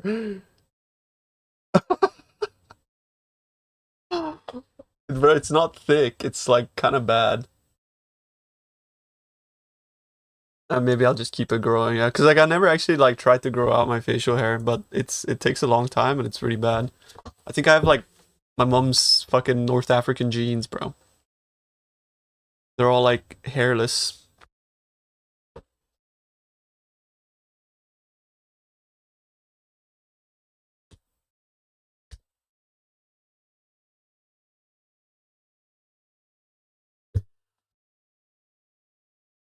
Great quality of life. Doesn't hair come from the mother's side anyways? I don't think so. Because everyone on my mom's side is like got still a full head of hair, and I think I might be balding. I'm not sure though. Or like I think my hairline's receding, but I don't fucking know. You know, I don't really know. It's hard to like notice when it goes so slow, you know?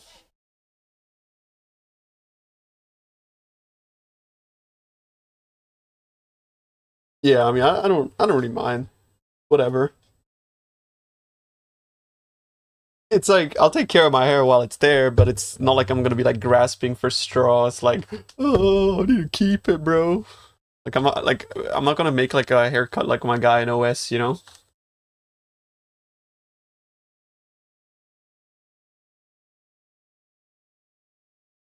An Athos from Three Musketeers. Oh shit.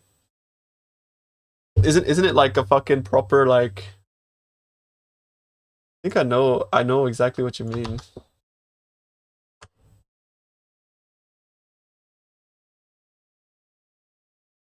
Oh, never mind. Oh, he looks sick actually. But then I feel like that only works because he's got fucking a chin of hair as well, no?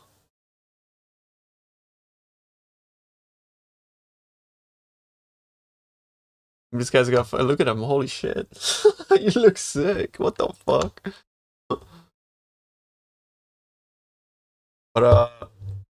I don't know. The reason I've been just like shaving is because like I think it looks bad. If you guys say it looks cool, it looks cool, I guess.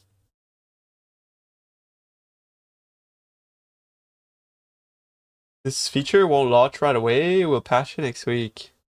Ah. Let's try it. Fastest remains.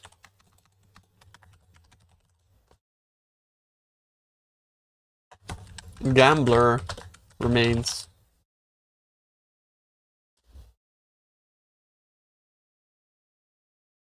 That was already announced. Oh. Well then Gambler remains. But no, if it was already announced, then it's a good free square.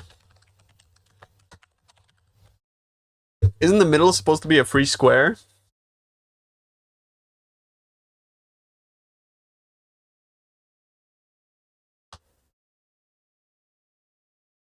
Or I guess I could make like LS nerfed as the free square, no?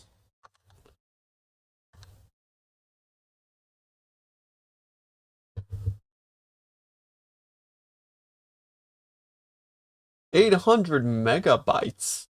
You know how long that is in Italian fucking internet terms? Oh, it's not 800 MB, is it? It is 800 MB.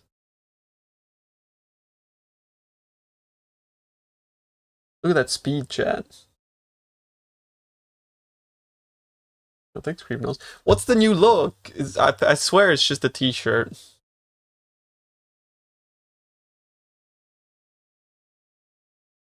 I cannot load into your stream on Twitch for some reason. Not the first time this happens, and you're the only stream I have this issue with. Help. That's weird. Like, I don't understand why that's the case, bro, honestly.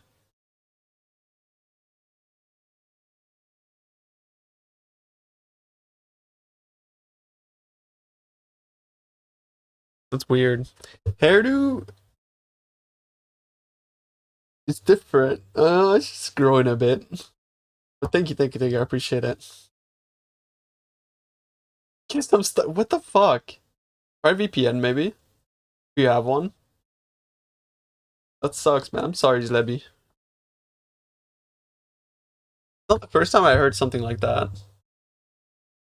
Phoenix looks bigger also, by the way. Oh, shit. And that way you can see from there? What the? I...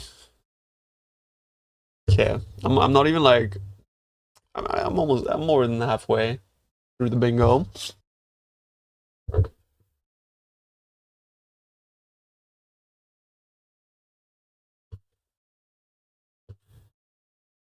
I would say like spells buffed. That's where that lies, right? Like spells buffed is my biggest wish here. Yeah, T17 rework would be really nice. That would be really nice.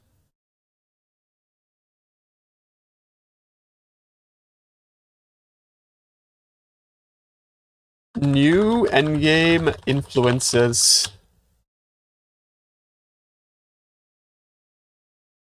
They did say that fastest is staying, so.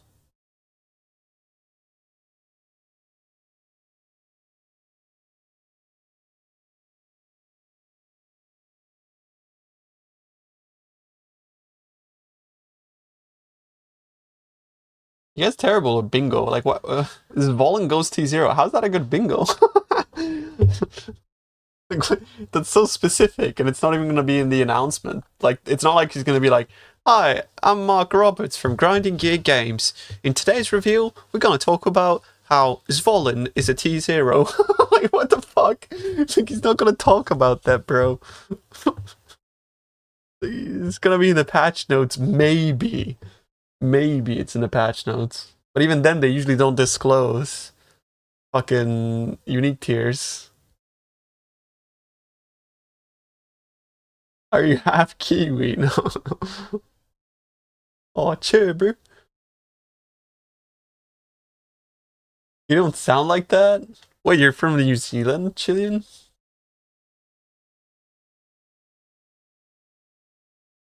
Tabula's T0. I feel like Tabula's already way too rare, isn't it? Okay, I'm done patching.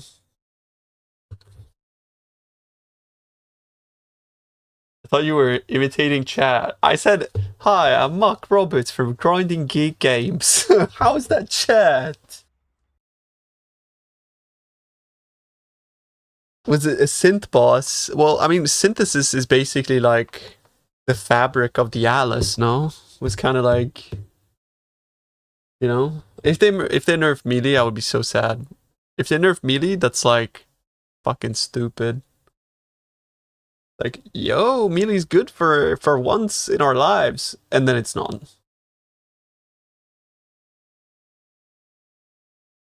No more. Top buff would be nice, wouldn't it?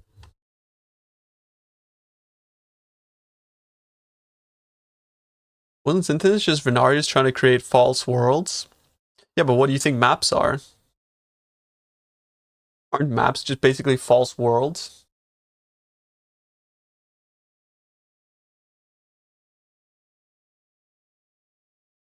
I mean, bro, don't get me wrong, I know fuck all about the lore, so you might be right. I'm kind of just, you know.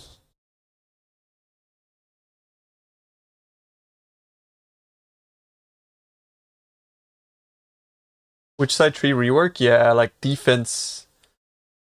Yo, Cupcake, yo, thank you for the 18. I appreciate you, bro. Thank you, thank you, thank you. Alright, let's put it in. Let's put in bleed buffs. Defenses buffs? The Gamba chest from PoE 2. Actually, that would be really nice. Gamble Strongbox from PoE 2. Gamble Strongbox from PoE 2 would be kind of dope, wouldn't it?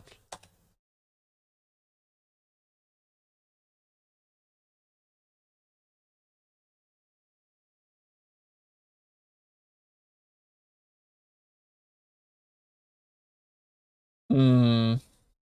Recombing uniques, that would be so fucking broken. What about Valorb? Valorb from PoE 2. I mean, guys, I think that would be sick. The Valorbs from PoE 2 would be sick in PoE 1.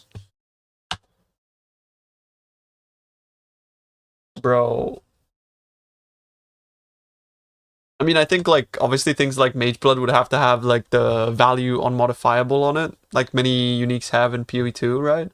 To not get it to the point where it's, like, completely broken.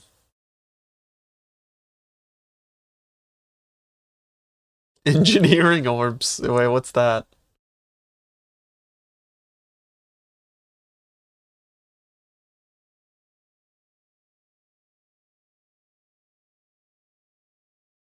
That's pretty good. Chaos builds increase damage. Yeah, fair enough. But I feel like that's too specific. Don't you think? I feel like I don't want to go too hyper specific. Like cool little tidbits, that would be sick. Sorry, I need to blow my nose. I didn't take like allergy pills today.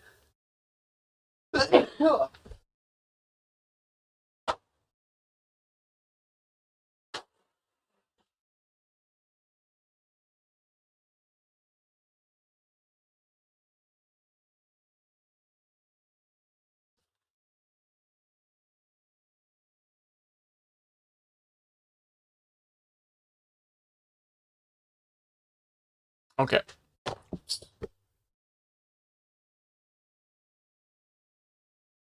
Which gets a lifeline. That's kind of like, I think, like spell buffed. Vectors. I mean, I think minions are kind of bad, right? In PoE. Is lab rework a possibility? I don't think so, because they saw how much people were like hitting on PoE 2 lab compared to PoE 1. Dana? Secret? Sex scene. What are we thinking? What are we saying? What are we saying? Yo, Varlak, thank you. Thank you for the 21. Or sorry, thank you for the 3. I read the 21 in your name. Zana is a guy? Even better.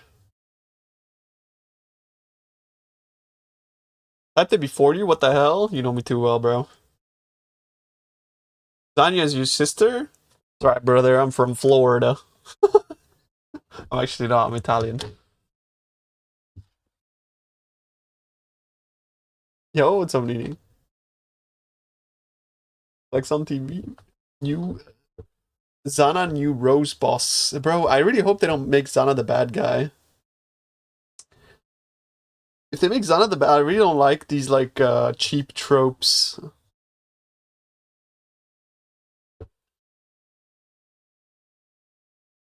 That's not Florida, that's Oklahoma. Yo, my bad. Is Shaper a bad guy? Well, the thing about Shaper is that he's like ambiguous, right? He was a good guy once, and then he turned into a madness. He turned to madness. Like that's the, from what I understand, that's what the lore does. Or says. Just he went crazy by like traveling through worlds or whatever. And shaping worlds.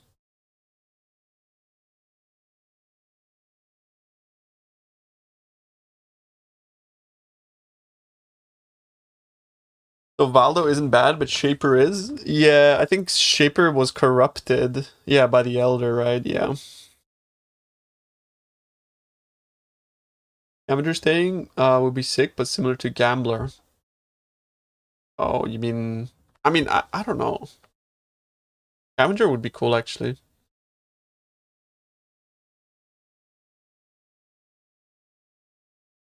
I don't think they're gonna bring anything from Frisia over. Wasn't Shaper and Elder the same guy? I actually have no idea. Sirius turns friendly. I mean, if you like, it's Sirius doesn't exist, right? We already killed him. That's not how the game works. I know we can kill him over and over and over again, but like, when Sirius came out, he was the boss, and technically we killed him, and now we're like further on down the timeline. Sure, for the sake of gameplay, we can kill and kill and kill him over and over again, but it's not like he's still there, you know. We're past that point in the timeline at this point.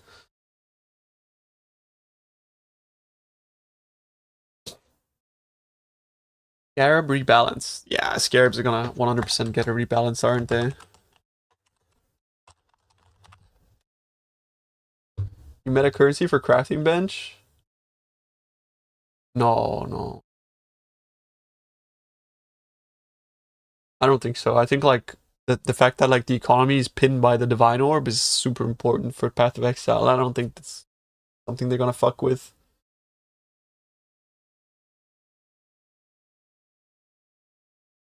Isn't the one we repeatedly kill created by Maven from our memories? What, Cirrus? Cirrus came out gay? Huge if true.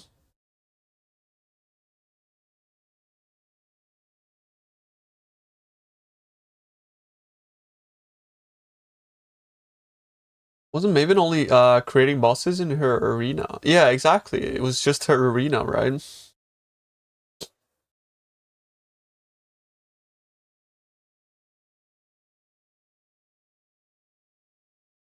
Great improvements.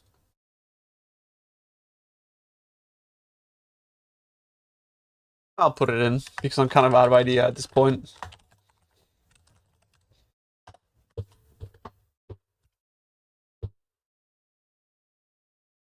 What is wrong with that text? It's fucking text for ants.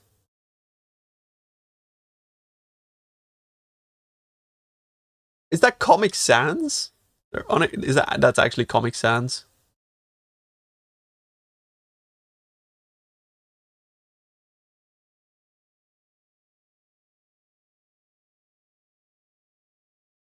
We're gonna go for Comic Sans.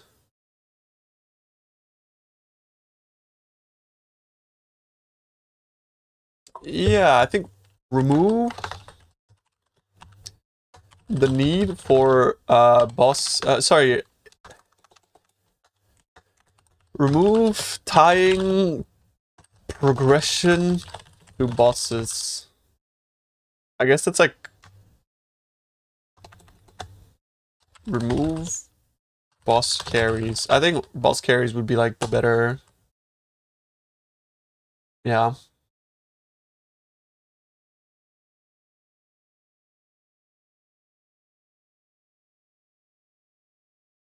Two more squares, guys. Two more squares.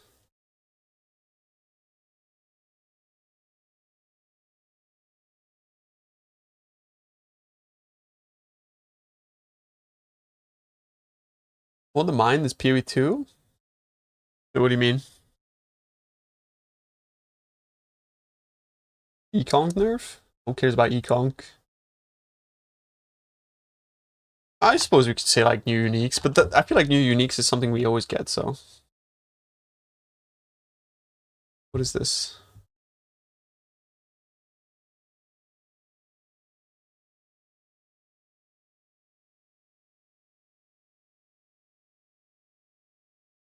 The threatened code Article 5. Those of the great houses shall answer any blood wager issue. The victor may choose one of three fates. So this is I think this is the first teaser to the league mechanic, right? Because we haven't seen yet what the league mechanic actually is.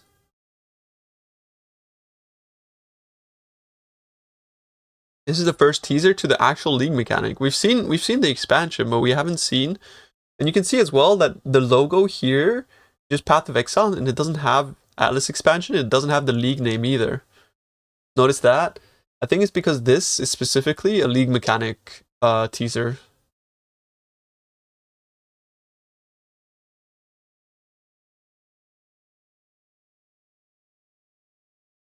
Those are the great houses shall answer any blood wager issued.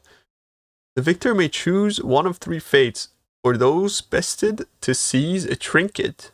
A trinket? Bind them in employ.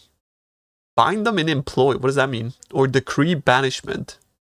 Only the challenger risks death's embrace. Lovely. All under the great houses of Keita, Shiksan, and Bardia, and Azadi shall uphold this code or forfeit their standing in the death trades. Death trades. We, the leaders of the house of Trarthus, find this article to the Trarthan code on this. The fourth mensis of Korathins. How many fucking words are they gonna make me say that I can't pronounce? Korathin's primacy, sealed in blood and oaths. Okay, bro. What is that?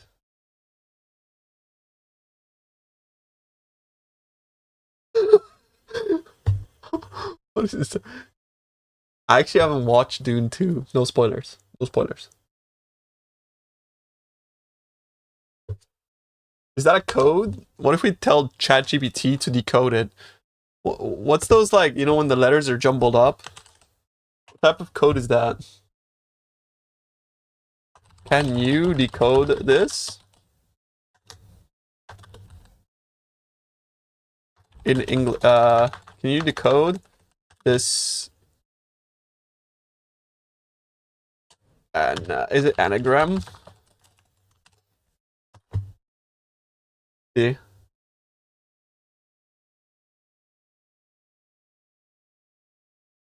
I don't care how you get to it, bro. Just fucking decode it, bitch.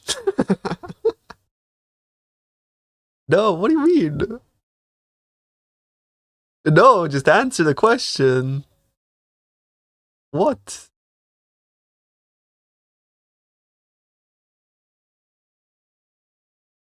Why doesn't this help? This will help reduce the solution space dramatically. Can you solve it? I can definitely try. Okay. He's trying.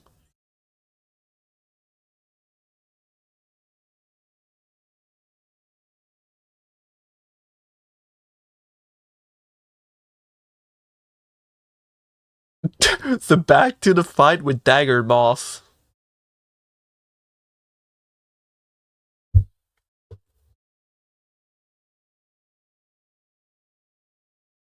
Just use $20 of electricity for instructions.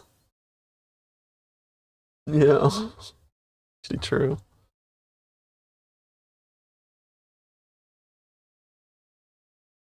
Claude AI. Is Claude free? Never used Claude. Oh fuck. Do I have to sign in? Giving away all my details to Claude. Enter my birthday. God.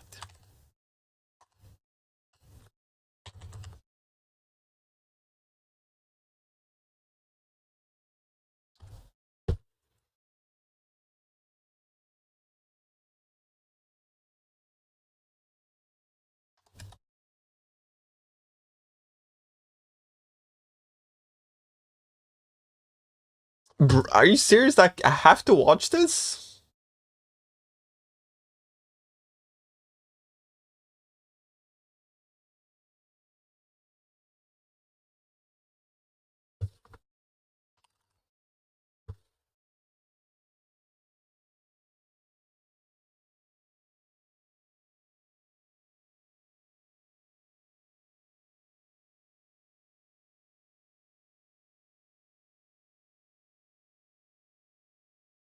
Do I have to do this?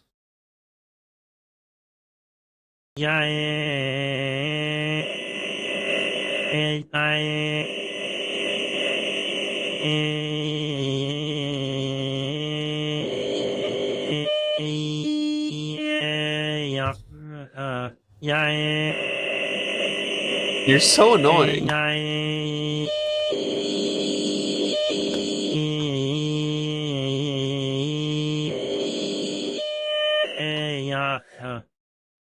Gotta say.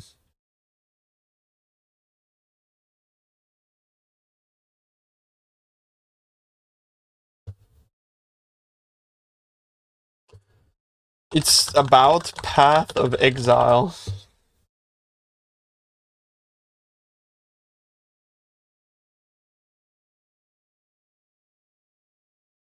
Oh, it says back to the tower map night. Oh, tower chat. Not towers. No, dude. Not towers. No, not towers. Anything but towers.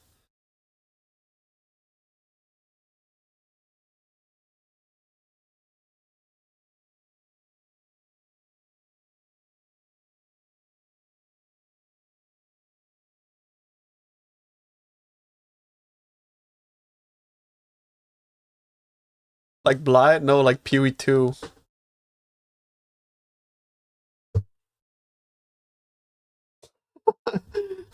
Wait, bro, when towers are mentioned, like everybody's fucking life flashes between before their eyes.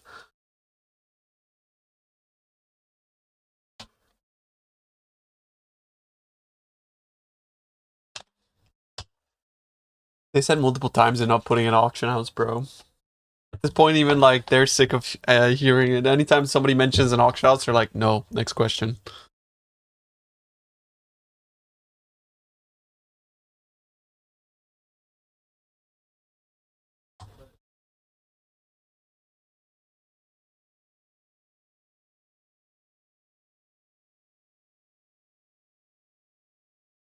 Did you tweet about PoE?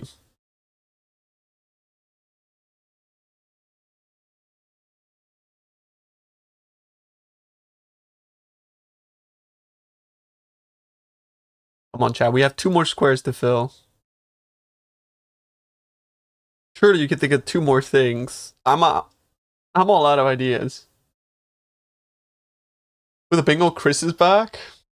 Not back, bro. Chris is gone.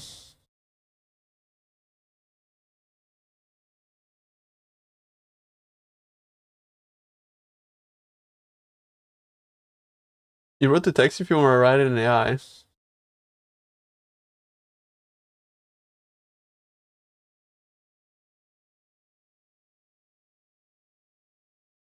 I mean, it's fine, bro. We'll wait 20 minutes and then we'll get like an actual answer from them as to what that is.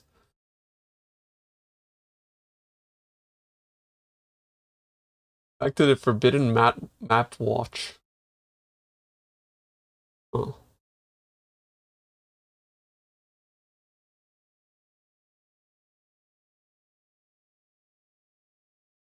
Zana can come back. Chris can too.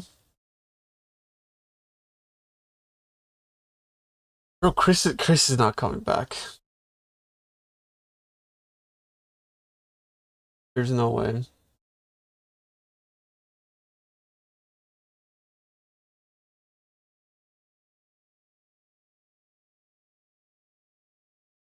Harbinger nerfs, bro.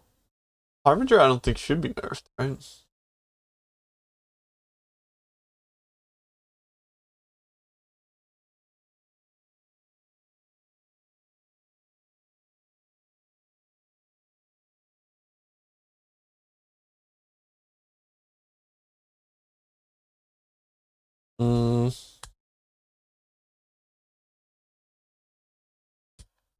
Rook Exile rework. I guess we could just write like endgame juice rework, right? Because like this encompasses like T17s, Exiles, Pandemonium, all that stuff. Weapon types. No, there's no way we're getting weapon types.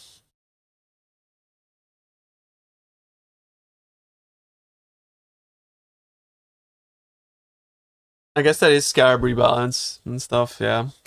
I'm removing that.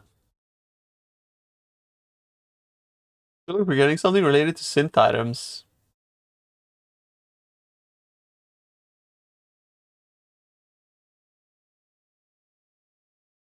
I guess like I could try like new meta progression and borrowed power.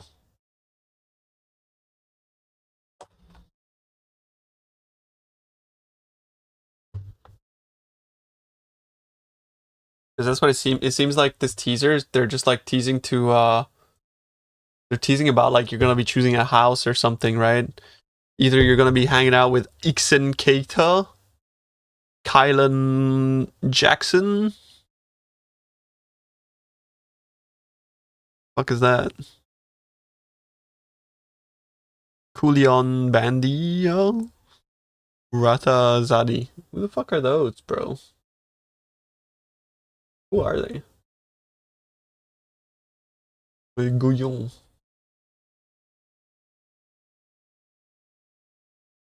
Those are such non-PoE names. No? Yeah, it's like Betrayal, but not shit, maybe. Hopefully, actually.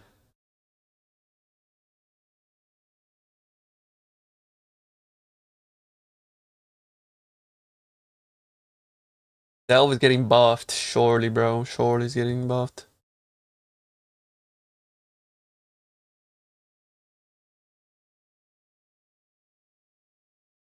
Need to summon the thrall. Come on, guys. One more square. We can fucking do this, boys. One more square. Sound like settler NPCs? Yeah, fair enough. I'm not gonna put Sana sex scene, bro.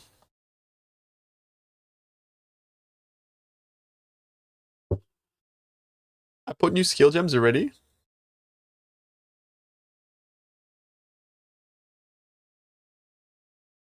That will flip the camera off again. That will flip the camera. What does that mean, though?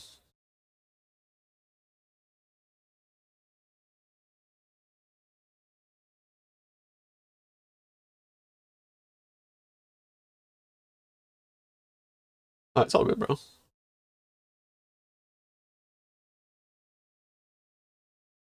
Okay, yeah, they're gonna add 6 new ascendancies, bro. They're gonna add like fucking 4 new classes, new weapon bases. Basically, it's just PoE 2, bro. Gonna be like, guys, 3.26, we got a real surprise for you guys. It's not 3.26, it's PoE 2. We're all gonna be like, wow, I've been waiting for PoE 2 for 5 years. I'm so excited to play it.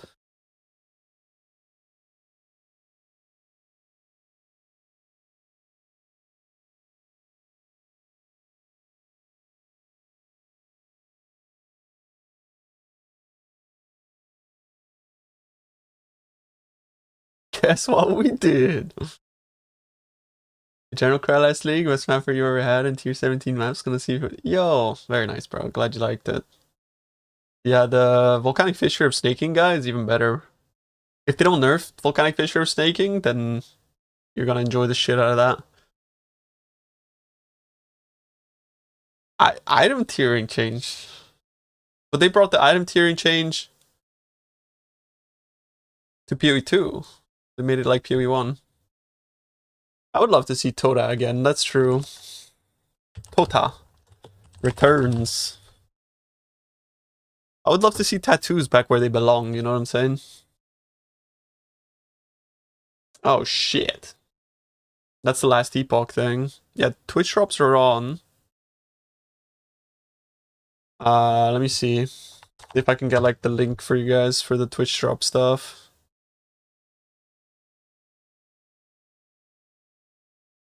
Twitch drops, woo.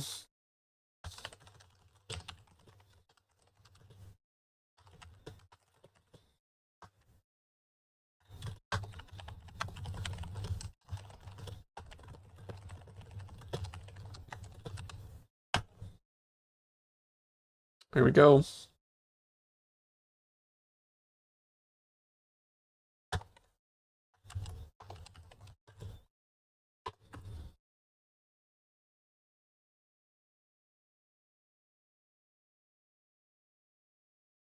Oh shit.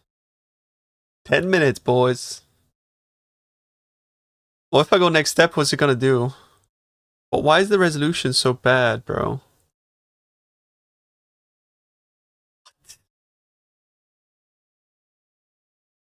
Well, I need 30 cards for free, yeah.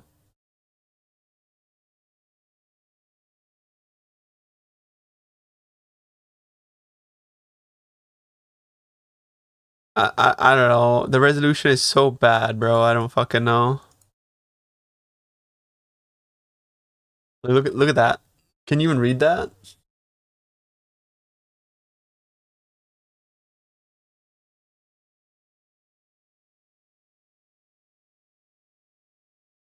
Oh, that's better actually.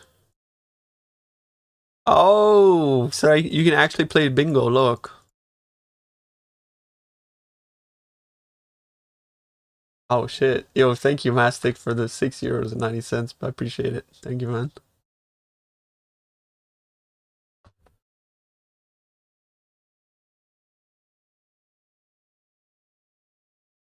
$11 boys. I'm logging back in.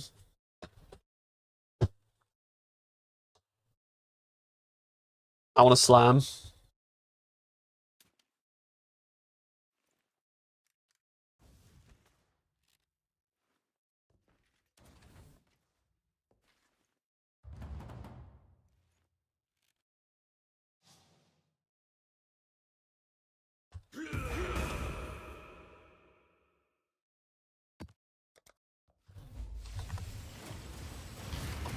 Bro, look at him. He's already got 3.2k live. Bro is huge.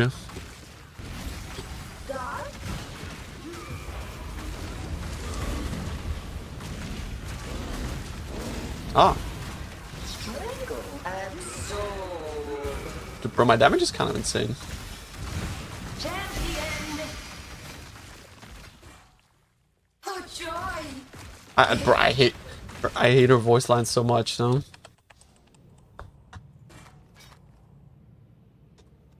They're actually so annoying to listen to. Fucking so annoying, Maven. It's true. They're annoying as shit. Stand still, bud. I actually love GLaDOS. He's got a cool as fuck voice. People GLaDOS. Yo, what's up, Eve? How you doing, King? Help never ends.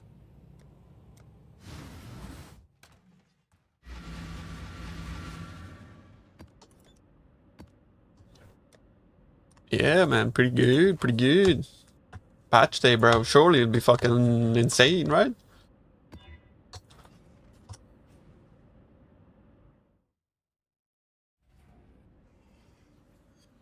There's no way they let us down, right? There's no way, bro. There's no way.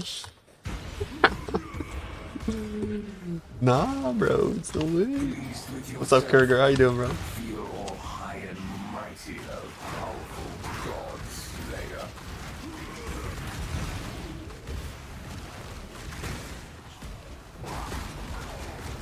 Hope they buff LS. Yo, same, bro.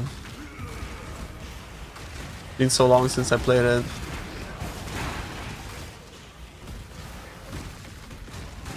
Before that in 8 minutes? Yeah, we'll see, bro. We'll see. I did put it on my bingo, so.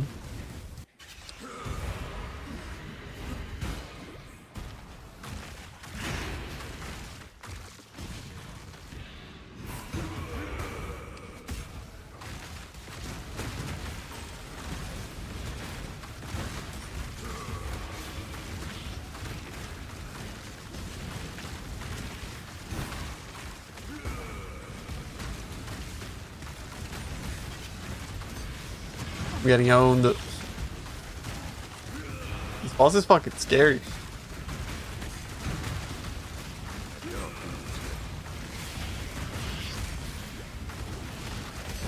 Oh, ghosted too. Help. Help. Stop.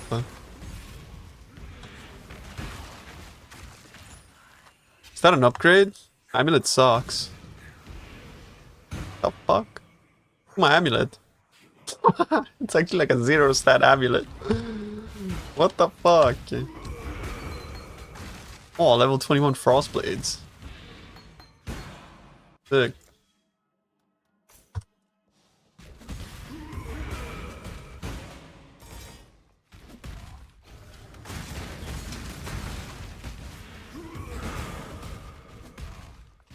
My mana is gone.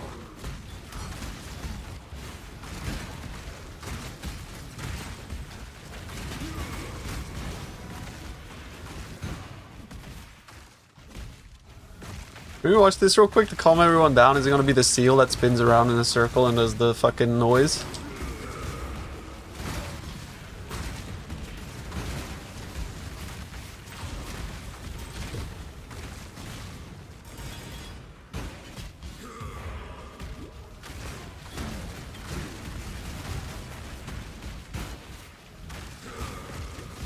No, it's better? Worse. Oh.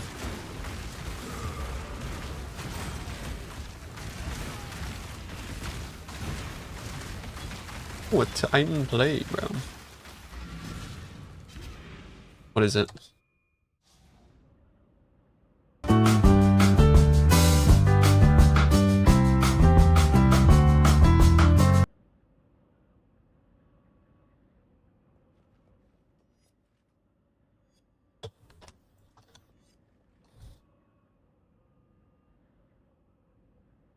Thank you.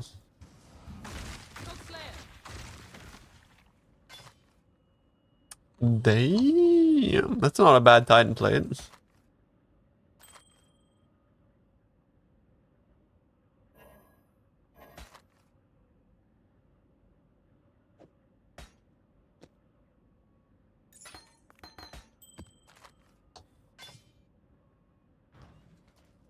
Yeah, I like this build. Fun. Look at emo rockstar with that hair. Thank you.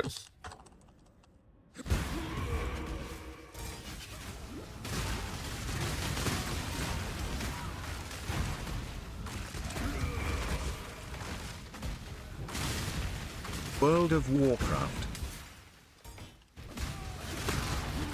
Oh shit, it's World of Warcraft.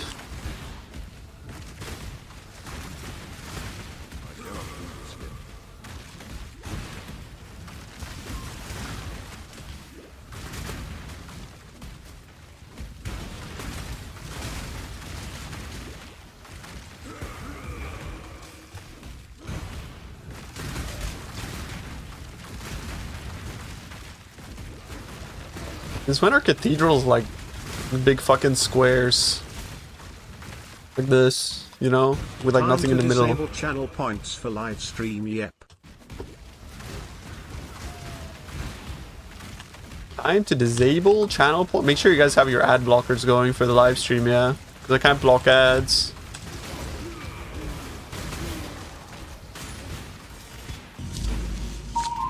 Just saying. What the fuck is this piece of shit? Yo, it's not tree. Thank you for the sub, bro. I appreciate it. What the fuck is this piece of shit? Thank you, thank you, thank you. Yeah, I'll make sure I'll pause the TTS during the announcement. Run ads? Unfortunately, that's not how it works. If I run ads, they'll still run ads later again. Like it straight up just does, bro. I don't know. I guess I could try. Hang on. I'll see if it works, but probably it doesn't, and you guys will just get double ads. Just by the way, just saying. Enjoy your 2-minute ad break, and possibly another fucking 2 minutes later, bro. I don't know. I'm running the ads, bro. I'm running the ads. Enjoy. I don't want to don't run ads, bro. I don't want ads. I don't want ads. I'm pausing the TTS queue, boys.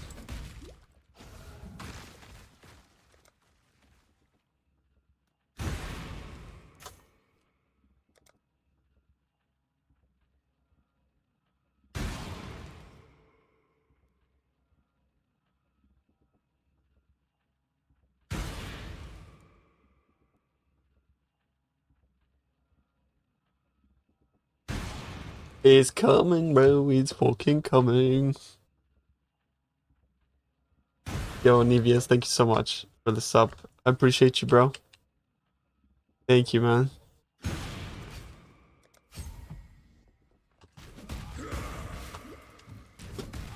The 2K stream is disabled in Portugal. Wait, why? Oh shit, no tickle for 46 months, bro. Thank you, man. I appreciate you, though. Has been too long, bro. It has been too long. Are you guys locked in? I'm finishing this map and then we're going. 1 minute, boys. 1 minute.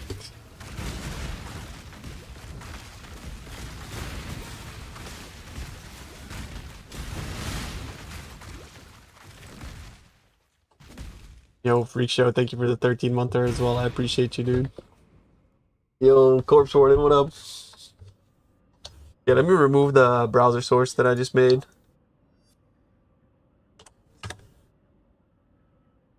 Hey, chat. It's time, boys. 50 minutes? What the fuck? Okay. I'm gonna put the quality on like 1080p since you guys don't see a difference anyways. Yo, Liquid, thank you so much for giving a sub to Doomski. Yo, Doomski, grats. Right, bro. The Doom. That was the... Hi, I'm Jonathan Rogers from Grinding Gear Games. Shit. And today we're here to showcase a new expansion for PoE 1. Oh shit. There's 100,000 It's certainly people been watching. too long since we had one of these. Now, we had some struggles as a studio for a little while there, but we've got our shit together and we're back in action now. Damn. Path of Okay. Exile Secrets of the Atlas is coming out 1 week from now on the 13th of June. Is he And real? we're committing right now to a 4-month cycle for both PoE 1 and 2. Okay. That means the next PoE 2 League will be in August, and the next PoE 1 League after that will be in October. Twitch fucking drops hope are so. enabled on today's live stream, so you'll be able to claim your Skull of Undeath helmet skin by following the hope so, instructions John. below. This Skull of Undeath will track and show your total number of kills, deaths, It's really cool, and your actually. KDR. Just because Path of Exile isn't a first-person shooter That's really doesn't mean cool. this isn't important. Proudly or shamefully, link it to your friends or in global chat to show it off. 195 And deaths. with that, Very nice. let's get to why you're here. Secrets of the Atlas. Okay. You can search 1,000 worlds and still never truly discover who you are. Trust me, Red memory. It's a memory I thread. should know. It's Shapers. But now, I seek something more tangible. It's a juice mechanic, boys. Someone That looks I like a care juice for, mechanic. trapped within the Atlas. Reliving Oh, memories, shit. made real, What have you done? made grotesque, made foul. Oh, wait, this teaser is insane, actually. What the fuck is that? These manifestations must be destroyed. Their threads must be eradicated. I must have answers. The bitrate is so fucked. We must find the originator. We must save my sister. Who's his sister? What?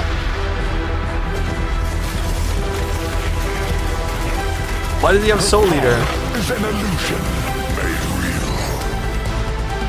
New crafting mechanics? I told you, boy, that fucking a completed King's March. Oh, thank fuck for that. Come, child. Rune. Drink deep the waters of life. Okay, this is, bro. Target. This is looking pretty good. What the fuck, dude? This is actually looking pretty good.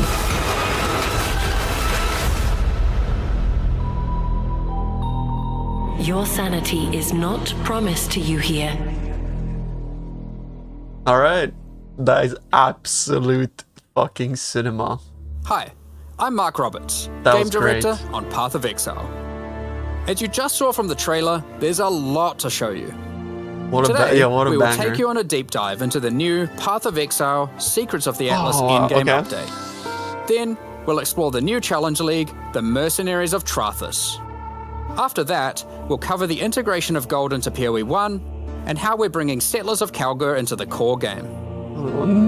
Finally, we have a much-awaited upgrade to Betrayal League can't believe and a set of quality of I life can't believe improvements. they're bringing it back. Why? Then, we'll wrap up by discussing our Boss Kill Race event, showing you our new supporter packs, and ending with a live Q&A Guys, session PMA, where ZDD will ask positive Jonathan and mental I attitude. your questions from Twitch chat. We're gonna see. In Path of Exile Secrets of the Atlas, we're gonna strange rifts have begun to appear across the Atlas. Zana has returned and appears to be trapped within. Partway through the endgame, you will meet Egan, an intelligent man of mysterious heritage. These tears in reality he has discovered are actually threads of memory, distorted too. and made real by the Atlas.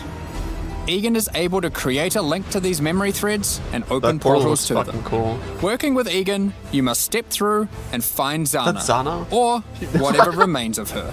I was like, what the fuck? This looks like a potato. Okay, so that's the story background.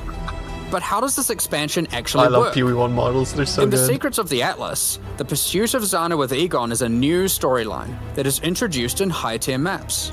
Upon She meeting looks like a Egan and potato, discovering bro. the tier, he will then transfer it to your map device and reveal Bully a this kid. on your I'm sorry. Atlas, I'm sorry. a thread of memories.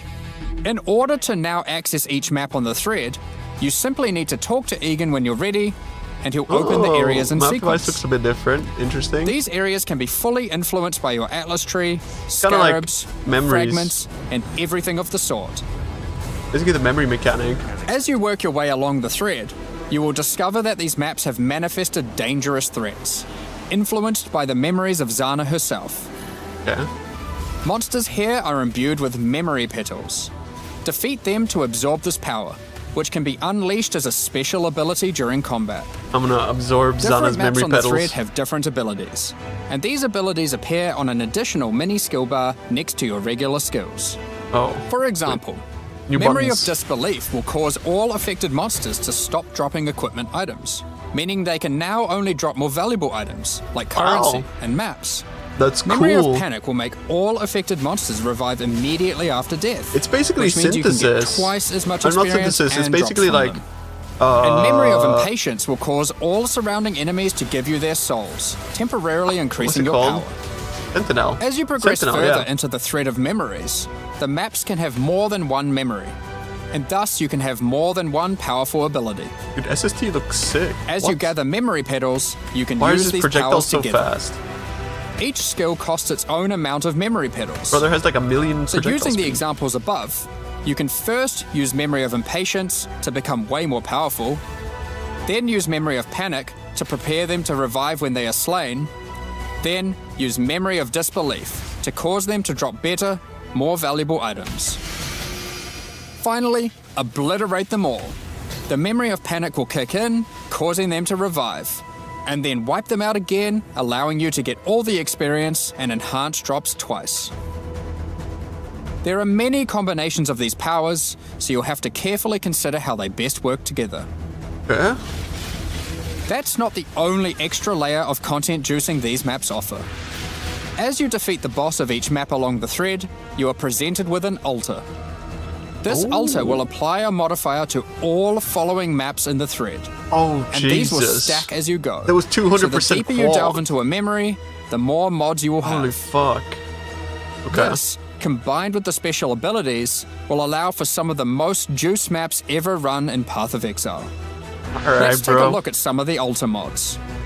You are always presented with two choices and must pick one.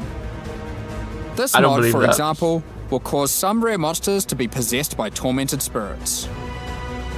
Where this 50% mod is a makes lot. Carrack modifiers free to craft. Both of these apply to all subsequent maps in the thread. This doesn't apply to The T17s final map in each because thread they're is not a on the true Atlas. challenge, with all the altar mods applying to it and guarded by a powerful boss. Oh, that's pretty Each interesting. of these bosses are familiar, but dreamlike, drawn from Zana's memories and warped by the Atlas into something very Oh, different jeez. and terrifying. In this map, you will fight the pinnacle boss, Cirrus. Fueled by Zana's affectionate memories of him, his enhanced abilities can Why, prove why to be a does this guy's unique challenge. SST look so good? If you manage to defeat Cirrus, or one of the other warped memory bosses, they will drop a map fragment, which Egan can use to delve deeper into the memory tears. With these, you can access a set of 3 new pinnacle bosses.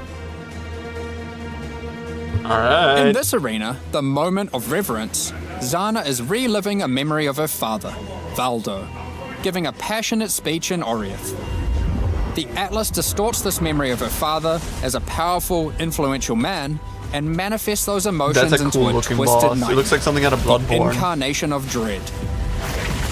Oh, that looks horrible. That looks like a horrible mechanic, bro.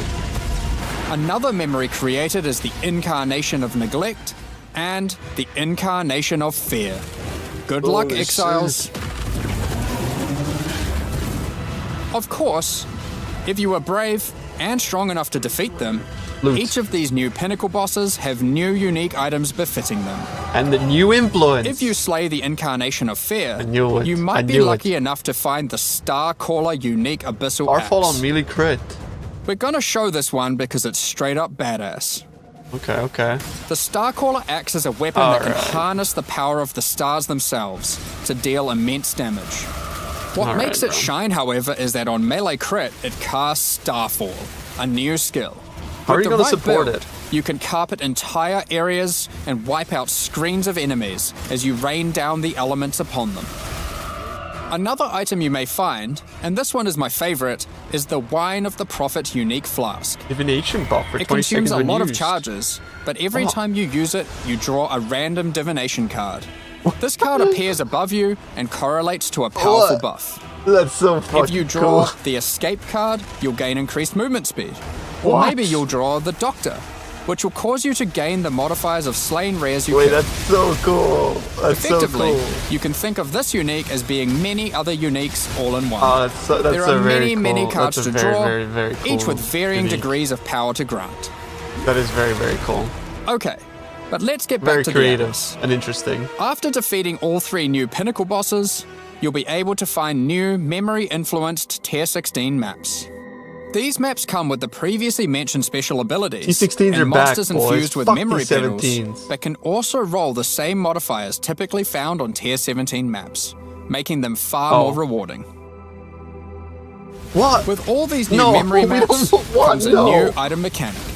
Items in these maps can drop with memory strands. We don't want these. And will have a random amount, up to 100. No, we don't want This these does 17 a few mods. things. When you Bro. identify the item, it will increase the tiers of modifiers your item has.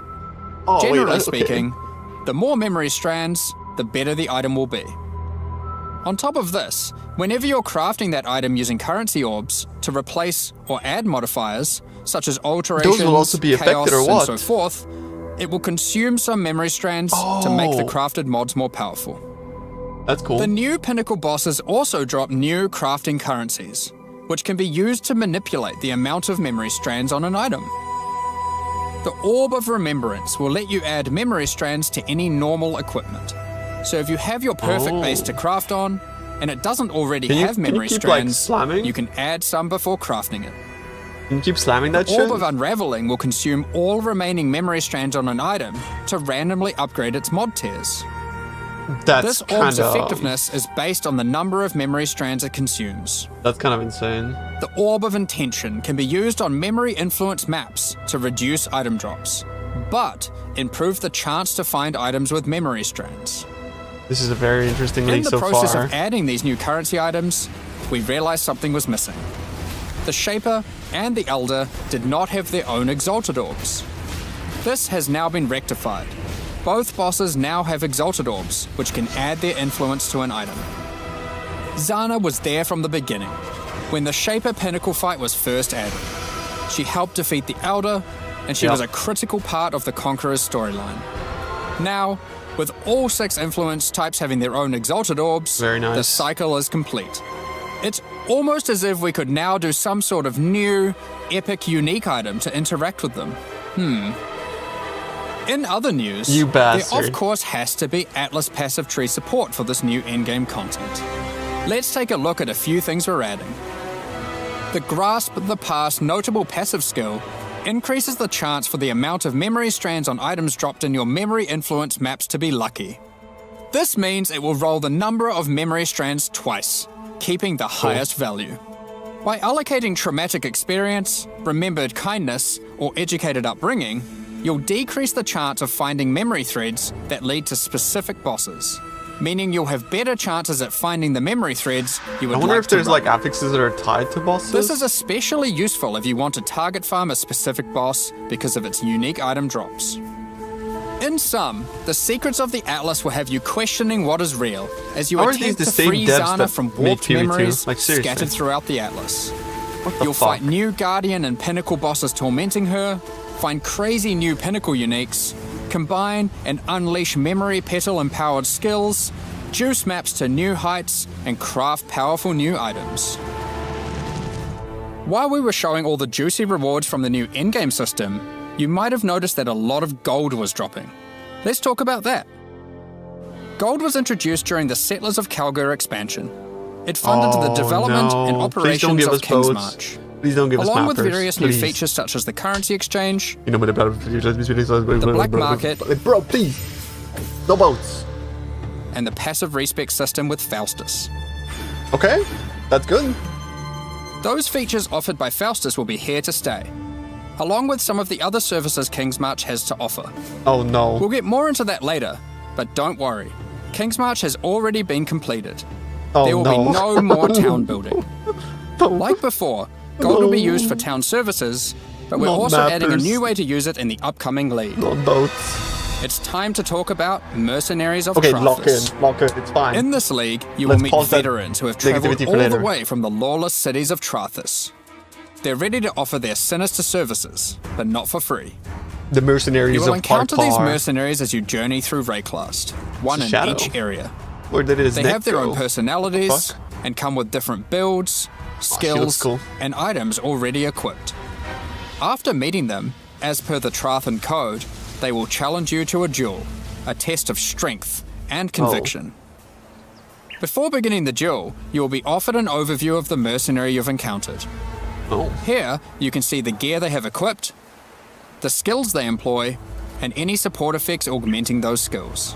Interesting. You must now make a choice. You can hire their services, What take the one of their fuck? items, or exile them. If you choose to hire them, for a gold cost, That's kinda they will cool. accompany you as a skilled combatant to assist you in fighting monsters throughout Rayclast. Alright. Forever. Once you've decided, you can begin the duel. This is a great Or what? opportunity to test them, as you don't want to be out of pocket with a useless rookie. Mother, put However, down your ballista. they're What are you testing doing? too. They also Have you don't not want read to my be guide? working for an amateur. So, My guy needs to read what fucking items might they be actual using? guide. Generally speaking, mercenary gear is more powerful than what you'd normally find from defeating monsters, as they've been crafting their items too. They can also come equipped with unique items, This those is that the would make mechanic, sense yes. for the skills they are using. There are even some new unique items that can only be obtained from defeating them. One such unique is Scorn Flux. These boots combine agility with the mastery of the arcane. While equipped, increases to cast speed from Arcane Surge also I'm lagging apply a to bit. movement speed, which is Why worth am I noting lagging? is now 20% inherently from Arcane Surge, up from 10. They also buff. grant Arcane Surge when you use a movement skill.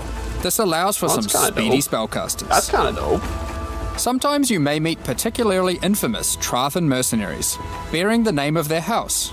These mercenaries descend from the 4 major death trade families in Trathis. They are less common, but have far better items. And they are also the sole source of items with new, infamous Can modifiers, they have like unseen fucking before in headhunter and mage Rayclast, blood and shit, bro? such I as these wonder. gloves, which convert all of your minions' fire damage to chaos damage. Oh, Or that's this nice for helmet, minion cucks, I which guess. causes nearby enemies to take more physical damage as you gain more fortification. Oh, holy If you're fuck. not swayed by any of their equipped gear, you can however, fracture. you can always challenge them for the contents of their pockets. Bro, and you can just like fracture If that you shit. lose the duel, don't worry. You don't need to give them an item. You aren't bound to Trathan tradition like they are. However, you are bound to Rayclast tradition, so you'll just die. Almost at me. Well, Oh. not really. Noob. While playing in a party, each player can decide whether or not they want to participate in combat against the mercenary. For each player that opts in, the mercenary gets more difficult. But if they're defeated, each player has a 50% chance to get a random reward, which is usually currency items from the mercenary's pouch. Alternatively, party members that opt out of the fight can spectate and cheer you on. Or they might wish for your demise, so they can pick Like, up that allocated can they divine not waiting help off you? screen. Dead. Good. Let's say you won the What duel, the fuck? like their items, and have decided to What hire the them. fuck? That's kind What of funny. combat skills do they bring to the table? I love Each the guy on the mercenary right. He has looks an so archetype. goofy. Here, this mercenary is an eruptor, which perfectly couples with my slower, more aura-focused scion. This mercenary is highly aggressive. Of course you have an a lot of benefit aura-focused from the scion, auras Mark. and buffs What I the fuck? provided. When I'm playing a more aggressive character myself though, I'll want a mercenary with a bit more resilience and utility.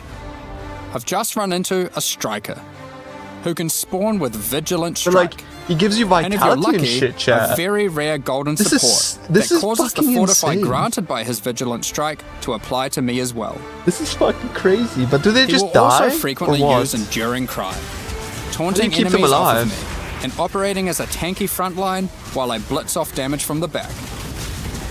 That sounds so Sometimes OP, when you though. fight a mercenary, you may notice the skills they're using are different from normal. For example, this sniper is using a Trathan version of Siege Ballista. Can we have If you're that? lucky, you will be able to select it as your reward when challenging them.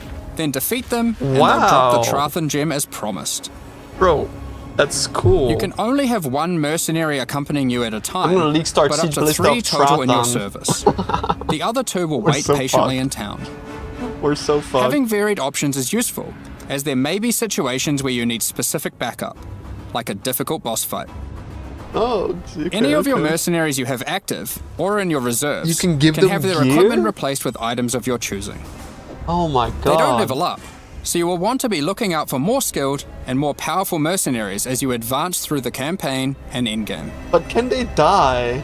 Is the If question. your mercenary falls in combat, you will Oh, yeah. need to return to town and spend some gold on healing supplies you to can, get them you can back on their revive feet. them. It's oh my god, Then perhaps bro. consider giving them some upgrades, if you think it's Oh deserved. my god, bro. I just I wanted can to make my clarify, own Warcry bot, mercenaries do chat. not lose their equipment when defeated. Oh my god. If your merc buddy consistently fails you, you can just dismiss them and find a new, Yo, more resilient listen, ally. bro. If Volcanic Fisher isn't nerfed, this is insane. This is actually crazy. You walk your path, I'll walk mine. I could just make a Warcry bot, bro. Earlier, I mentioned you could exile mercenaries. If you keep running into a mercenary archetype and you think, man, this guy stinks, their gear is trash and they have no auras, you can then choose to exile them. If you win the duel, they'll be forced to leave with their tail between their legs, and you won't encounter that archetype again for a while. Oh, 9 encounters, I see.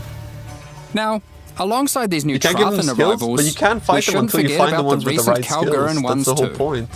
That's literally As the we whole mentioned point. earlier, the Settlers the update mechanic. introduced gold-based respecking of passive points. You can now do so by talking to a number of NPCs throughout Rayclast, starting with Bestil and Lionized Watch. Black market item good. gambling, previously just available in Kingsmarch, is now available in each town at the same NPC. That's good. This lets you buy randomly generated item bases for gold. Very useful if you're good. stuck for upgrades or searching for a specific unique. Stop it. The Turning off currency redeems. exchange will be returning too. Starting from Lionized Watch in Act 6, you'll be able to find Faustus, who can help facilitate these trades. Good, good, good, good. Now, after almost a year of building, Johan is finally satisfied with the upgrades made to the town. No, and now we're its not. services can be used to their full effect. Please no boats. Kingsmarch Please is no going map core, device. but there will be no more town building. Please no boats either. Or no As map. you start running maps in the endgame, you'll start to find different ore veins, which Calguran workers can mine for you. The shipping mechanic invites you to send these ores and crops to Karui and Calguran ports, and they'll return rewards in kind. Why? By sending shipments, you'll receive different items. But by sending to Karui ports, you will also receive tattoos, which can be used on your passive tree to change what stats they grant. It's fucked. The Calguran ports will be sending back rune grafts, which is a new passive tree mechanic that replaces the runesmithing service previously offered by the town. It's fucked. These are similar to tattoos, but instead of replacing stat nodes, they replace a passive tree 20% mastery chance for node. skills to not consume For a example, cooldown, limited to one. Runegraft of the Bound reduces bonuses gained from boots, but increases bonuses gained from gloves. Oh, that could be insane. Runegraft of the River has a chance to recover your life to full if you reach low life. And the Runegraft of Time, which has a chance for your cooldown skills to instantly recover from their cooldown. Show Which us I like the will real note juicy ones, includes bro. cooldowns on your triggers, just in case you wanted to trigger even more spells.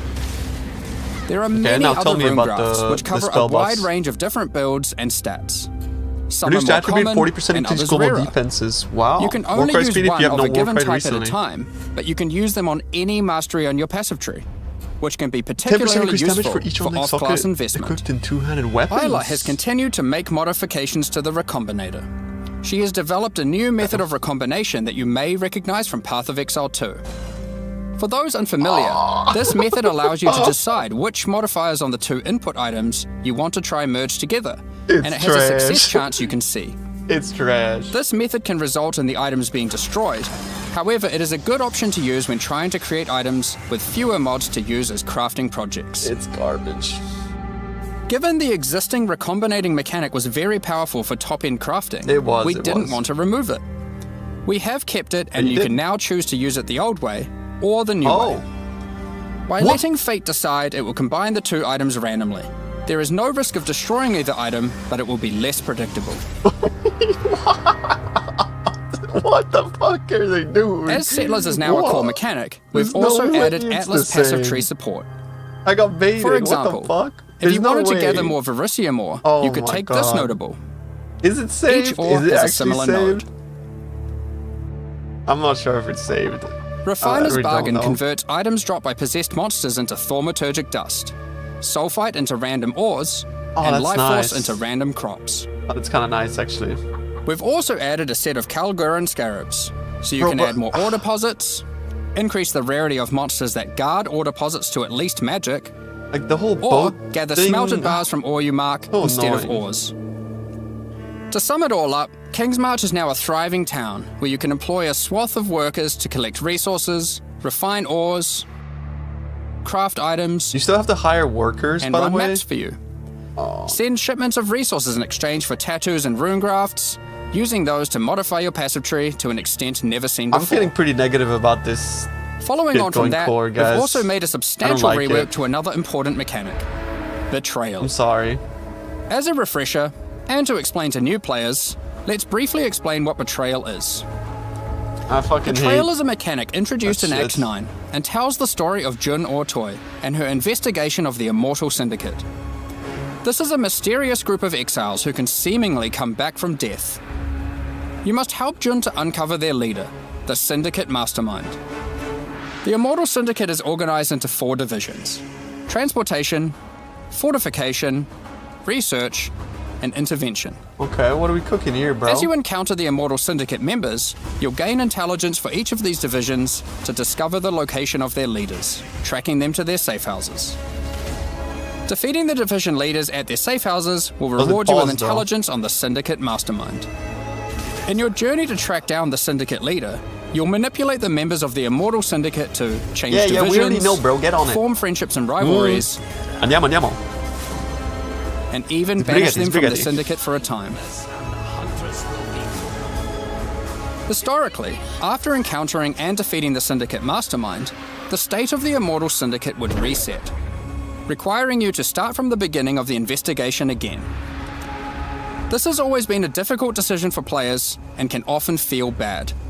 Do you fight the Mastermind for a chance at the special loot, or keep farming the safe houses that you've spent so long setting up? Well, in the Secrets of the Atlas expansion, we've split out the Mastermind to be completely separate from the core mechanic. Fuck yeah. The boss is now accessible through a new fragment that has a chance to nice. drop from the safe house leaders at high levels. Very nice. The Mastermind no longer resets the state of the Immortal Syndicate. But then who's the bitch You can at now the top? build your Betrayal board to your liking, optimize it, do Mastermind fights, and reap the rewards without having to lose all your progress every time. I guess it's still a mastermind. It's just like The boss UI. fight itself has also been improved, Oh, now with please no significantly forced fewer phases. immunity phases and new rewards. Thank you. By That's the a way, good change. if you're a new player to Path of Exile 1, Hopefully it's a don't lot worry harder, about all too. this detail. This content is optional, and you can discover and engage with it at your own pace. Yeah. Path of Exile The 2 players, I know Mastermind you still guys has can a only chance bite to a little drop a peanut Veiled off, Orb, but listen, now this game's renamed actually to got Veiled content. Exalted Orb. Log in, bro. Veiled Chaos Orbs are being re-added to other safe house leaders. In addition, the Mastermind now drops the new All Flame Embers. All Flame Embers are map fragments that replace Oh, monster packs and no. in-game maps with different types of special monsters. These packs have unusual properties, compositions, or rewards. For example, you might use the All Flame Ember of Kulamak, which replaces packs with Syndicate monsters and their leaders, who revive after the map boss has been slain. This might at first sound annoying due to backtracking, but these monsters when revived are far more intense and rewarding. It is our intention with All Flames to provide many different A little types that combine concerning. with other mechanics, multiplying with your existing modifiers in I'm new no longer and lagging. interesting ways. That's on you, Ghostblade. Another it good takes a lot of example a of scarab, this at is least. the All Flame Ember of Propagation. That's okay. It takes When a scarab slain, slot. special rare monsters added by this All Flame here will spread their modifiers to other rare monsters in the map. This can be useful when trying to create singular, very powerful, and very rewarding monsters. Something akin to What is that Meatsacs, skill? which are That making a looks so reinvented cool. comeback with this update too. He throws the SST and then it just spins and fucking Another shoots is out the little All-Flame procs. Ember of That's fucking Resplendence, cool. which adds monsters that drop no items. But when you slay them, you get buff stacks of increased quantity and rarity Jesus. to enhance the drops of all other monsters. Bro, this skill looks fucking sick. All-Flame Embers can be placed in your map device like scarabs, and used in conjunction with scarabs to further customize your maps. We're looking forward to seeing which SST of combinations Tartar. players find to enhance their maps. Perhaps you'll use all scarabs, all flames, or maybe mix and match. It's up to you. The Mastermind's unique items have also been improved. The veiled modifiers generated on these items are now from a custom pool exclusive to those uniques. Interesting. Bitter Bind Point, for example, can now have various That's kinda Spectre-specific sick. outcomes, such as +1 additional Spectre. Aside from improved rewards from the Mastermind, all the Safe House rewards have also been rebalanced. Interesting. We've done a pass on the crafting sprees at the end of many safe houses. For those who aren't Well aware done. how these crafting sprees work, well, it's simple. There's a crafting bench with an item in it and a bunch of currency. There's a limited amount of time, and your only objective is to craft the best item possible That's some before the time garbage. ends. One of the problems that the crafting sprees What the have fuck? is that they often require you to have specific items on hand in order to best maximize your result. But how are you supposed to know that beforehand? In order to Oh, solve shit, a this, map. most of the They- crafting sprees now offer pre-generated items. This has also allowed us to add much more powerful crafting options in each spree. Let's take a look at a few examples. In this spree, a randomly generated amulet or ring will be waiting Oh, for that's you. kind of cool. That's cheeky. Test your crafting skill or luck with this Reflecting Mist crafting spree and see if you can create something worthy of Kalandra's praise.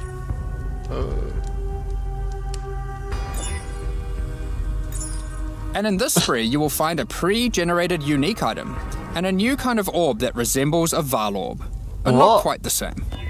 What? Normally, you can only corrupt an item once. What? But uniques in this spree can be corrupted and re-corrupted as many times as there are orbs.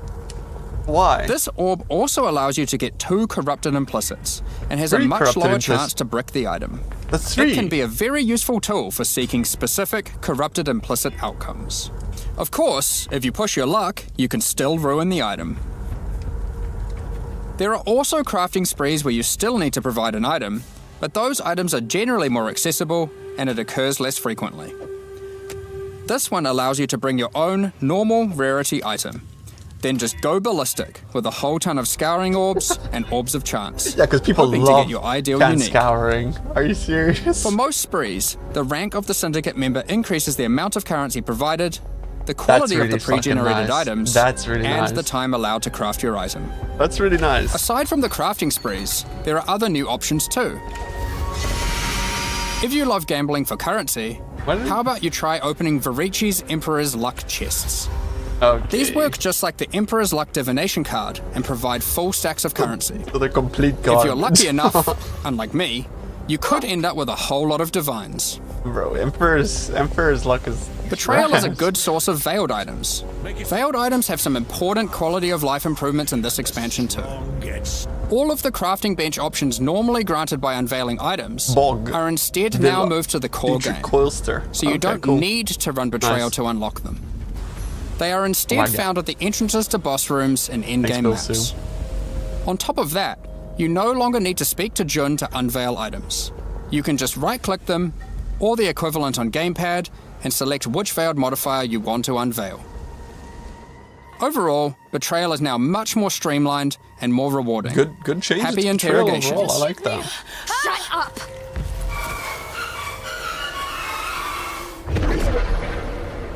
A cool noise. Now, before we get into our quality of life additions, let's Here we quickly go. talk about some Interesting character shit. balance.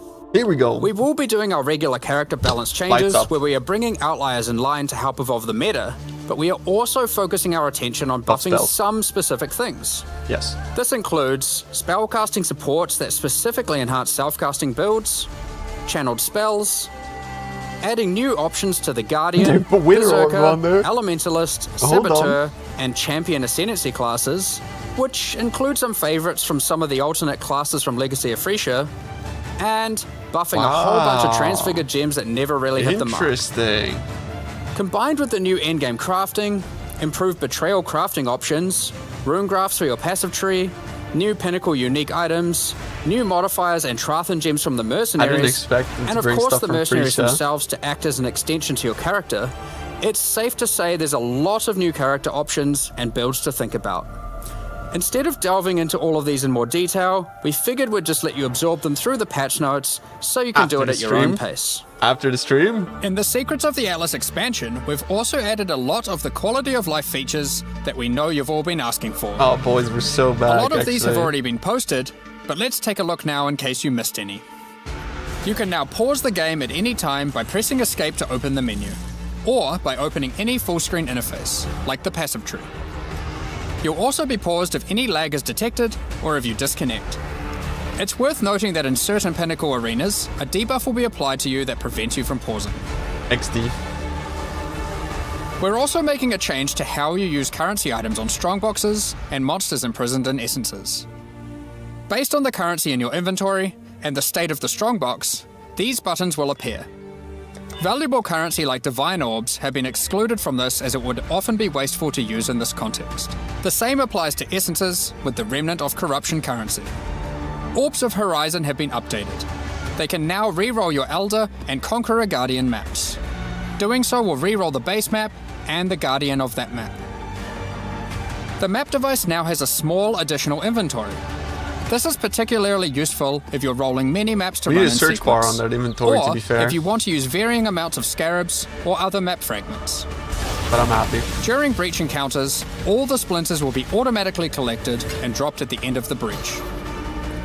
And it's nice On that they're gamepads, dropped like next we to have you. separated the targeting of monsters and non-monsters, so you are able to target them independently. This removes a bunch of frustration when you are trying to interact with objects in the world and monsters are nearby. You no longer have to kill all of them first. Vendor windows will now remember your last search. This is remembered until you log out and is remembered on a per NPC basis. The amount of characters you can type in the search field has also been increased. When using currency items, after right-clicking them, it will highlight all other items which that currency can be used on. There are many other quality of life improvements, so keep an eye on the patch notes after this livestream concludes.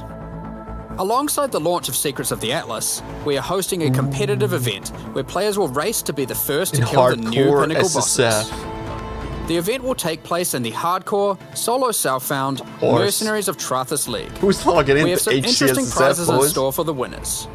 Keep an eye on the news in the lead up to launch for more details about how the event will work and what its prizes are. Next Juice up, League, we're log going to into be talking SSF about our new hardcore. League supporter packs. Congrats, Today, Ben. we're launching 2 new series of supporter packs, the Frisian Magistrate and Crypt Keeper packs. Each tier contains the pack's full face value Standard in points, practice, true, alongside actually. several exclusive microtransactions. Hopefully they make it so like standard As always, and the practice. microtransactions in That'd be these sick. packs are purely cosmetic and do not affect your character's power or progression Just lock in it in any standard way. for like the first 2 weeks. The Frisian Magistrate series of supporter packs contains 6 exclusive microtransactions. The Frisian Magistrate character effect Hey, will listen, bind GGG. your character in thorny This is all vines and cool and all. roses. I'll buy a You can supporter select pack which when parts the of the next league character you comes want out to in have 4 covered. months. Either your entire body, your lower body, or your upper I'll body. believe it when I see it, bro. As you approach waypoints, it will emit leaves and golden petals towards it. When activating the waypoint, it will create a burst around you. Envelop your weapon in thorny vines and golden flora with the Frisian Magistrate weapon effect. Your weapon will also create Good a trail one? to match That as you wasn't a swing, joke. and even What comes do you with its mean own good hit one? It effect wasn't a- when Why slaying are you enemies. Labawe? It's You not a are joke. the law while wearing the armor of the powerful Frisian Grand Magistrate. I mean, that does look kind of sick, though. The Spider Blossom pet activates its defense mechanism, disguising it as an elegant flower when near rare or unique enemies. The Frisian Imperial Magistrate back attachment comes in 2 forms. That cape looks Equip fucking either the cool. Tombstone variant, which will leave tombstones in your honor when you meet The your cape looks demise, sick. or equip the Cape variant to cause the corpses of slain enemies to become enveloped in rose thorn vines and blossom with golden flowers. Keep track of how well, or poorly, your ultimatums with the Trial Master have gone with the Trials of Chaos hideout decoration. It will keep track of the total number of waves completed, the total number of ultimatums succeeded, or even failed. On top of that, it will track the total number of times you've defeated the Trial Master himself. Interesting. The Crypt Keeper pack series also contains 6 exclusive microtransactions. With the Crypt Keeper finisher effect, death itself will tear through into the realm of the living and steal the soul of slain unique enemies. That's so overkill, bro. The Crypt Keeper portal effect creates a What the gateway for fuck? lost souls to pass through. You should make an MTX that's like when you kill a unique monster, your fucking scream Become blows the up. true master of the undead by wearing the hallowed Crypt Keeper armor set. It comes with a more armored helmet that variant and a creepy mask like with a Warhammer spectral 40k hood. type shit, no? Or 20k or 10k, Looking to have some I don't fun fucking during know. idle time in your hideout? The Whack-a-mole. Burrowing Bramble Bash hideout decoration will test your reaction speed as you try to whack as many Devourer heads as possible in the shortest time. I mean, like, It also what if you're comes with a playing like scoreboard, Vol Lightning so you can Strike try and to you set new fucking- records to show off to your friends, like, put it in the or middle. just visitors coming to trade. Or Tornado Shot. Equip You just yourself stand with the there. ghostly dead as you ride the line between the living and the dead with the sacred Crypt Keeper back You attachment. kind of want that? No, not allowed. The Sacred No buying Archives MTX map until next device week. resembles a magical library with the works of scholars that come to life when you open a map. Yeah, that looks This pretty map dope, though. device tracks how many of each core league you've completed in in-game maps. These packs are now available for purchase on both PC and console, and will remain so during Path of Exile, Mercenaries of Trathus. Additionally, any only auto, I microtransactions suppose, yeah. from these supporter packs will be made available for use in Path of Exile 2. Meanwhile, the Paladin and Penance packs leave the store forever at the launch of the Mercenaries of Trathus League. 07. So now's your last chance to purchase them. Additionally, the Dawn of the Hunt mystery box will be made available for Path of Exile 1. If you have already unlocked any microtransactions from this box in Path of Exile 2, you will of course immediately have access to them in Path of Exile 1. Thank you so much for your ongoing support. We're just about to start the Q&A with Ziggy D. The motherfucking Afterwards, Q&A, we'll post the full man. patch notes for Path of Exile, Secrets of the Atlas. It's lagging. With release at the end of next week, our community team will be posting crucial information you'll need for the release. It's lagging again. Not me. Keep an eye on the news. Thanks for joining us today and checking out our latest developments. We're looking forward to dueling mercenaries, fighting new... Hey, bro, hello. What, who's DDoSing Grinding Gear Games? Pinnacle Stop. builds Who's next week. DDoSing? We'll begin the Q&A shortly, Guys, so please get your questions ready.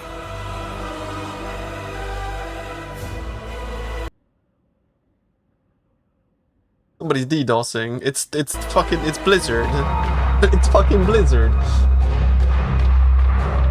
It's fucking John Blizzard from Blizzard Games.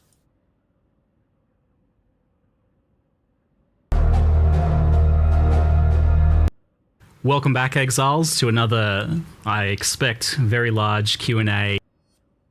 How does he speak without moving his covering mouth?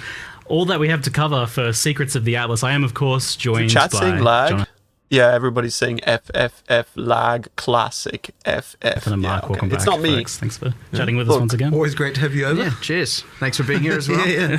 That's it. There was a lot. It's not me. It's not me. Of, I think, pressure on this one for you guys. Like, it's been a long time since we've had a big Path of Exile 1 expansion. Sure.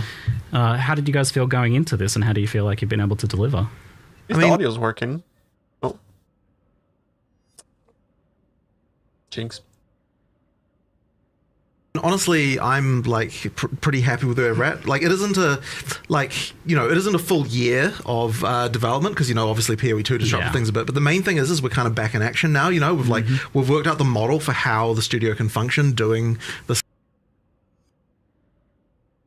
Yeah, have you now, bro? Have you now? Okay. stuff, and ultimately what it required is kind of like merging the teams back together, kind of having everything so that like, you know, like everyone's able to work on both games, not necessarily simultaneously for a given like person, but effectively, you know, we need sort of like, you know, our best people to be able to work on both games in order to really make sure that they're good. And so you know, that yeah, is the league mechanic page working? Can we like look at the league mechanic? I want to see what the fuck the winner or gem looks like definitely now. way better. And so now we've kind of got that, and like, you know, now that we're back to sort of fixing deadlines again and everything like that, I think it will just like go a lot smoother. And like, you know, I'm pretty happy with like, you know, effectively that we kind of got our. Oh, Jonathan was speaking and he. Okay, we effectively got our shit together, and then technical difficulties. We got our shit together.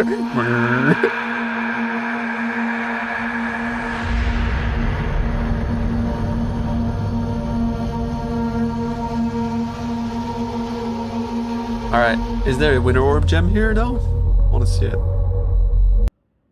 Ooh, we got a ring. Yo, it is unlocked, it is. They did cook. Prospero's Protection Iron Ring. 5% chance to block attack damage, 18 strength, 53 life. Armor from equipped shield is doubled. Ain't no armor from equipped body armor. It's trash. Enemies Embrace Vermilion Ring. 49 strength. Fire damage. Reduce fire resistance. Take fire damage when you use a skill. Damage penetrates fire resistance equal to your overcap fire res.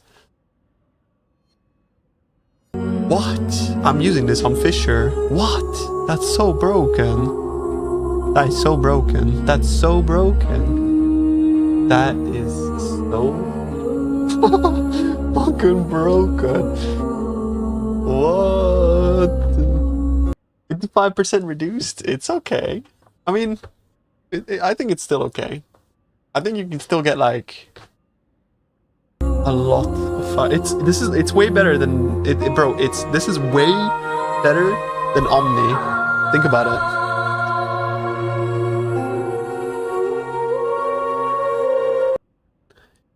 I'll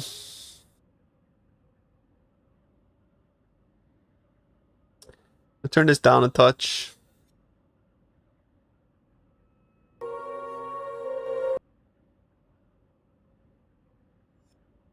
I like the thing. Why is Starfall on melee crit? Why is that only on the weapon though? Because like then you can't use this with anything but with.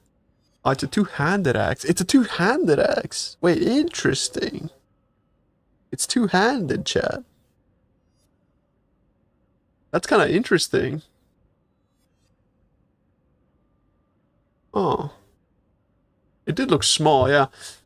Yo, DJ Trilogic, thank you, bro. Thank you so much for the. Thank you so much for the sub, dude. 6.5 base crit. That's pretty low crit, though. It's pretty low crit for a cock. For cock. I'm gonna go take a piss real quick before the Q&A starts. Okay? Give me a sec. Literally 1 second, bro.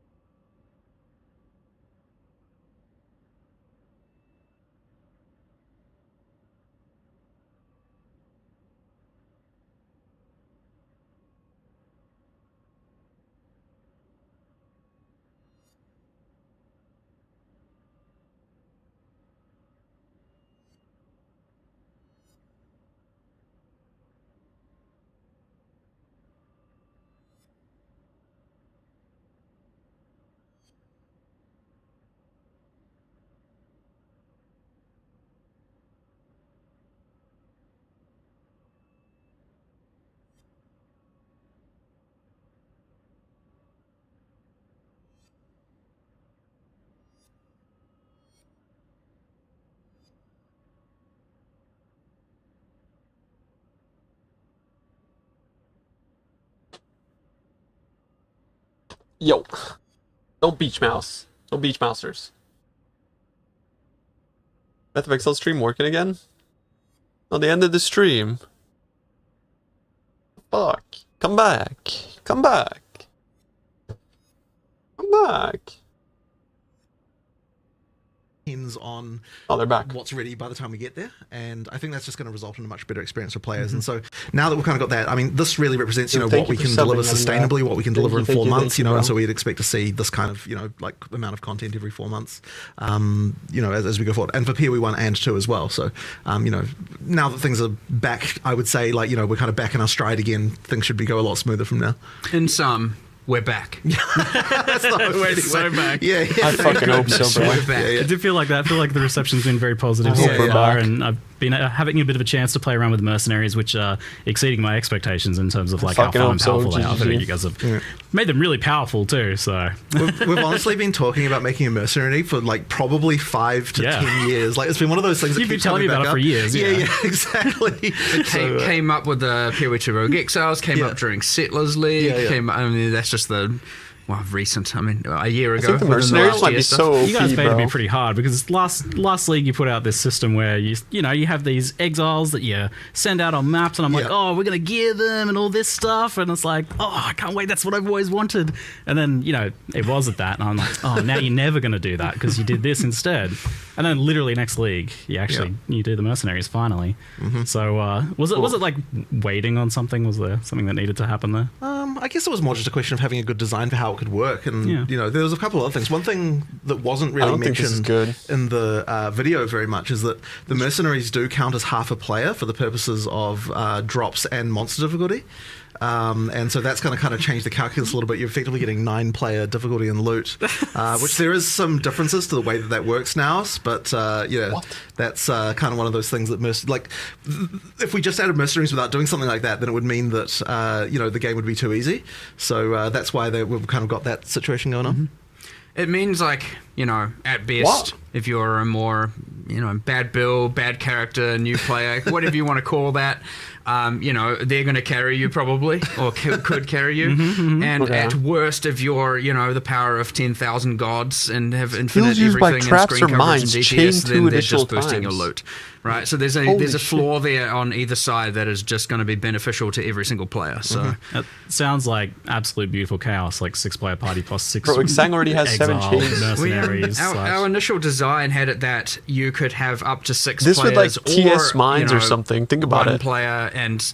Well, I guess 3 players and 3 mercenaries. It was like a mercenary takes a player slot is what we initially had. That was the initial way to think about it. So I think it wouldn't have been nearly as good because you want the mercenary to be part of your build to kind of feel like it's actually because it comes with like auras and things like that. Like effectively that all becomes part of your build at that point. So it's kind of important that you don't have to sacrifice that when you're playing in a party with other people. Didn't want to have the thing of like, okay, you join your 3 friends and then whose mercenary gets used. Yeah, like, exactly. do I not get to the have problem my is guy like now? how easily does the mercenary die? So, we ended up getting away from that and just going everyone bring the merc, and which is it results going to be in annoying chaos. as fuck like golems? But it's fun. And I mean, you can also have an animate guardian, and you did tell me that there's changes for that as well. Yes, of course you can have. In fact, I expect a lot of people to now have. You have your 6-player party with your 6 mercenaries and everyone with them animate guardian, because I mean, how can you add mercenaries and then have a point to say that they don't drop loot when they die, and also not make the same change to animate guardian? However. If they do die in the instance, you can't bring them back. So at least there is still that penalty to having them be weak. So if they just die at the start, they're gone. Yeah. Until you play another. It's going to result in a lot more people using Animate Guardian in their build. But now you have to gear up your character, 1 Animate Guardian and 1 mercenary. So we'll multiple mercenaries technically. So we'll see how the itemization and trade economy goes in that regard. And I mean that's kind of cool. Pretty though, good. Like having all that extra demand for gear and. It's I was certainly like 3 to 5 is really low damage. Some of this gear aside for like the that's really low damage mercenary I was trying to find and things like that. But this is really low damage. To that. But I did want to before we get stuck into some of the new content, just kind of like help ease people who maybe are a little bit worried about the future of Path of Exile just a little bit more. So this is what you hope to be able to deliver every 4 months, and you've got a much more strict kind of like approach to that now. Where you were saying to me like, well, if this thing that you're talking about is not ready, then it's not going in that. Yeah, exactly. Whereas before you would push the date, I felt. This is like not good damage, is it? We've been in the kind of push the date mindset, I would say, for like a couple of years now. Yeah. And in the past, we were never like that. We were way more strict with it, and I think it was definitely beneficial to do that. The issue was it was so hard to develop PoE 2 at the same time when we had all that stuff. So now that we're kind of like in the mode where we can support both with the release frequently, it means we can kind of go back to that model. And as I said, I think it'll just be way better. I just want to make sure we are always going to be that whole like plus or minus 1 week flexibility because you have things like there might holidays, be like exactly. conventions, clashes with things and all that. So obviously you get that just before we get held to the strict to the day 4 month thing. But you know, yes, it is the goal. 100% you go back to that. I think there is it is very, very important that you have, you know, as a player and a long-term player of a game, of which many of our players are. That looks so much better than the support packs. You have that consistency and you know what to expect and you can be like, that looks so good. You know, I've played for my month, I've played for my 2 months, I know I can just, you know, stop for 2 or swap to the other game, do that, cool. And then I can know it's going to be coming again in 2 months instead of that just like... there for me again when I need it.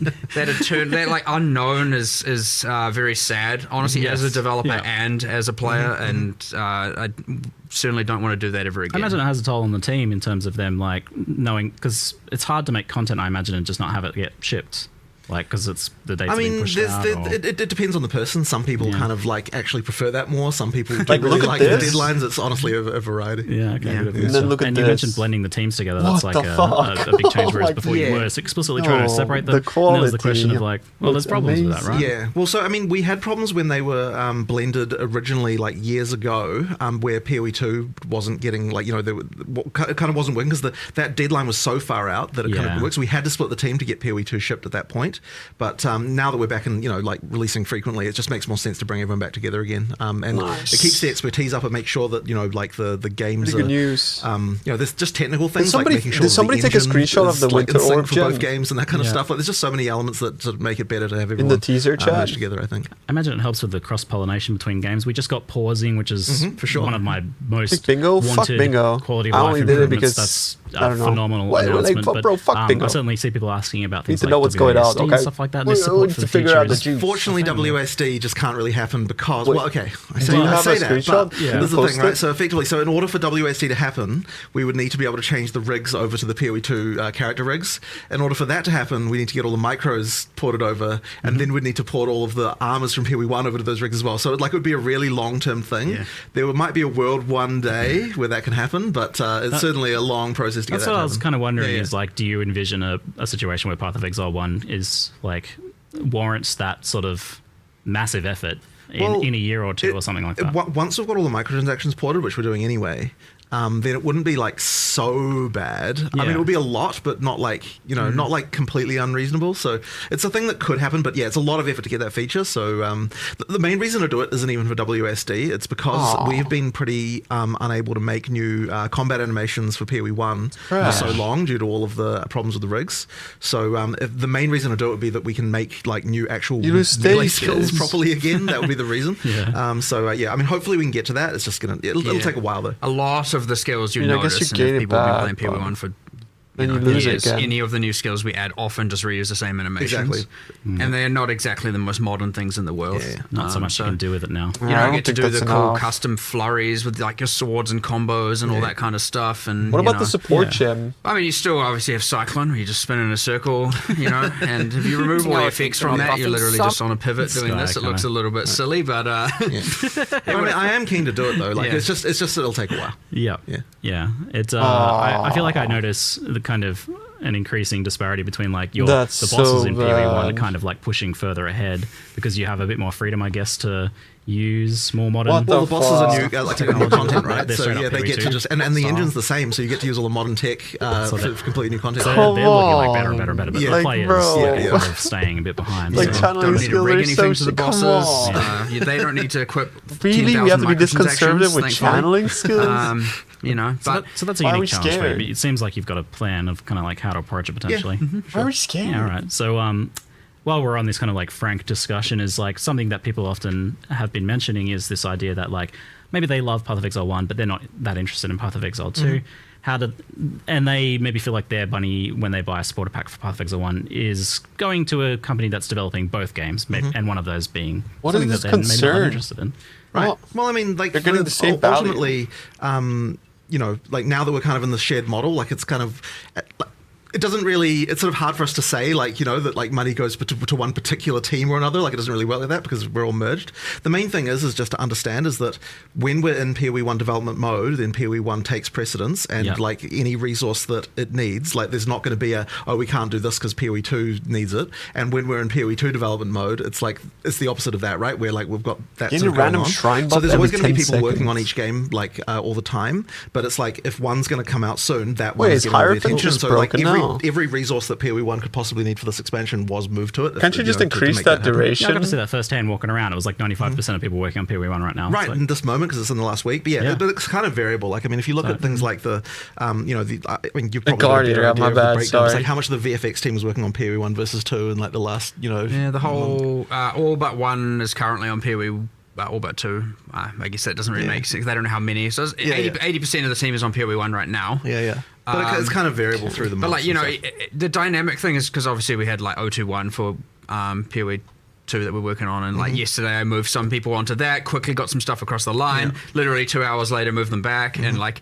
it's like pretty hyperactive, right? Like, but there's honestly, a lot of new that's nodes kinda here, how man. our leadership style is. We kind of just we're a little bit crazy. But I also think that developing what's that? 0 to 1 at the same time is kind of proof that it's possible, you know, like to make sure that we can actually support both games at the same time. I mean, with the releasing level of something- support we need. I mean, you know, there's those videos even that were made by the, you know, like we're getting more people. It's like we can kind of manage it. So, you know. I do feel like this is a positive upswing in that regard. Like, it was definitely a bit of wavering there for a while, but I went from a 1-game studio to a 2-game studio. One thing to note, and this is you say about the bosses going up and the characters, you know, saying this, like that is also because we are, you know, it is very, 5% very, more very base useful damage in the per same sense that blade, certain vortex game features get taken from one blade. game to another. Like we see a lot of the quality of life stuff come to PoE 1.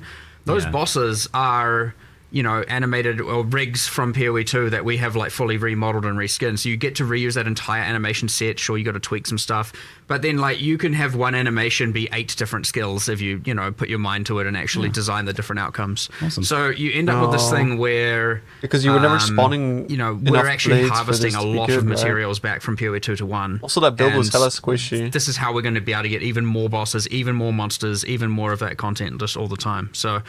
It's in ways where players can't tell though. Like it's really quite invisible. You wouldn't. Some people might be able to see. Like, wait, I feel like I've seen that before, maybe, but you'd have to look real close and be real into it. And so obviously, I know me saying it removes the allure of it, but like.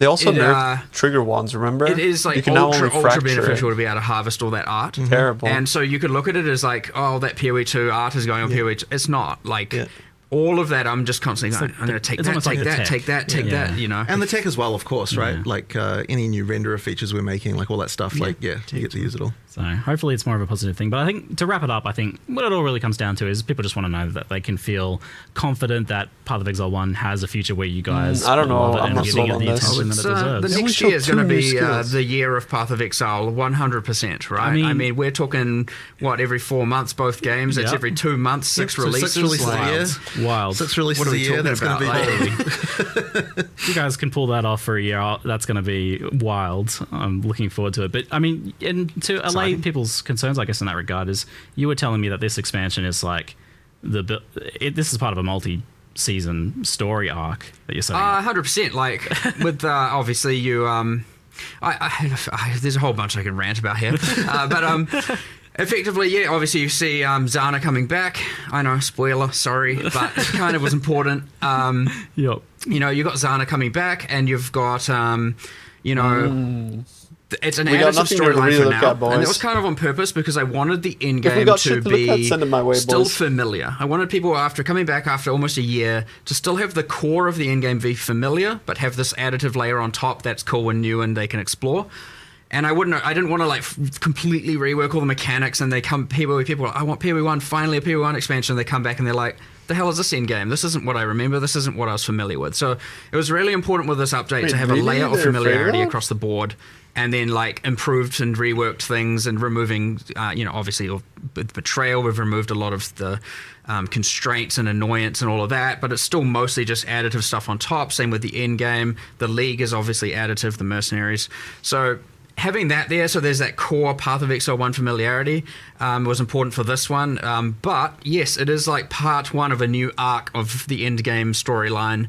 Zana's back. We've got a whole new thing to explore. I'm not going to spoil too much of what exactly happens, but there's some cool shit in there. But effectively, it's like a way to think about it is we're now kind of we're going to, over obviously a relatively long time, have the era of the primordials kind of phase out and have the era of this new endgame phase in. And so, yeah, it's kind of set up for, right now it's an additive one. Maybe the next endgame one would be a bit more transformative, and then we'll go from there and just explore through this new storyline. So that'd be fun. I can tell you're excited for like the future of PoE 1, which is, this is a good shift, I think. And you were saying you've even got like a good idea that for 326 that you really want to... Increased Arcane Surge. Their 200 mana spend recently up to 50%. So like another thing with like this expansion, right, is like it's quite content heavy. When you do an in-game expansion in a league, it's a lot of content. Yep. So like, you have some things have to take priority, other things have to take less priority, and so like the character stuff where we've done a decent chunk of character balance and the new systems interact with all of that. There's clearly ones like, I know Settlers had like just the giga melee rebalance and rework, and it changed like 1,000 systems in drastic ways and all of that. But again, I wanted this time more familiarity, and then 327 we're going to go just ballistic on the characters and do as much as we possibly can to like, amp that up, and I don't know, maybe fully revamp wand builds and create a whole new thing there. And now we have to because I said that. But that kind of stuff. So yeah, obviously you have ones that are more content centric, ones that are more character balance centric, and different focuses like that. So this one, content, end game.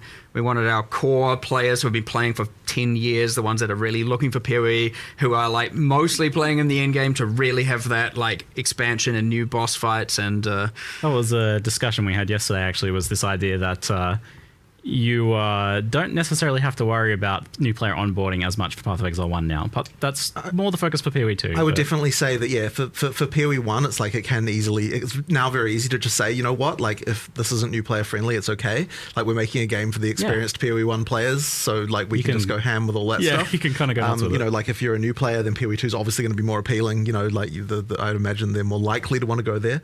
But of course, PoE 1's still, like it's still like we're not going to throw that away completely, but it's like certainly in terms of the focus of the content, like a lot more sort of end-game stuff, the pinnacles obviously and things like that. Like this is stuff that appeals to someone who actually is able to get to that content. So of course you still got the leagues, the mercenaries. I think you initially, when we first told you about it, you seemed a little bit like, oh yeah, I don't know how big that's going to be, but then when you actually played it, it's like it's quite a thing. Yes, it was beyond what I expected playing it, because I brought up a concern after watching the reveals that I felt like there was a bit of a gap, some disparity in kind of what you revealed once I got the sense of like what was Secrets about Atlas versus Mercenaries of Trathus. I had some concerns. I was like, okay, so the Mercenaries thing seems like really awesome, and that kind of is like, by the time you get to endgame, you've kind of started to explore a lot of that.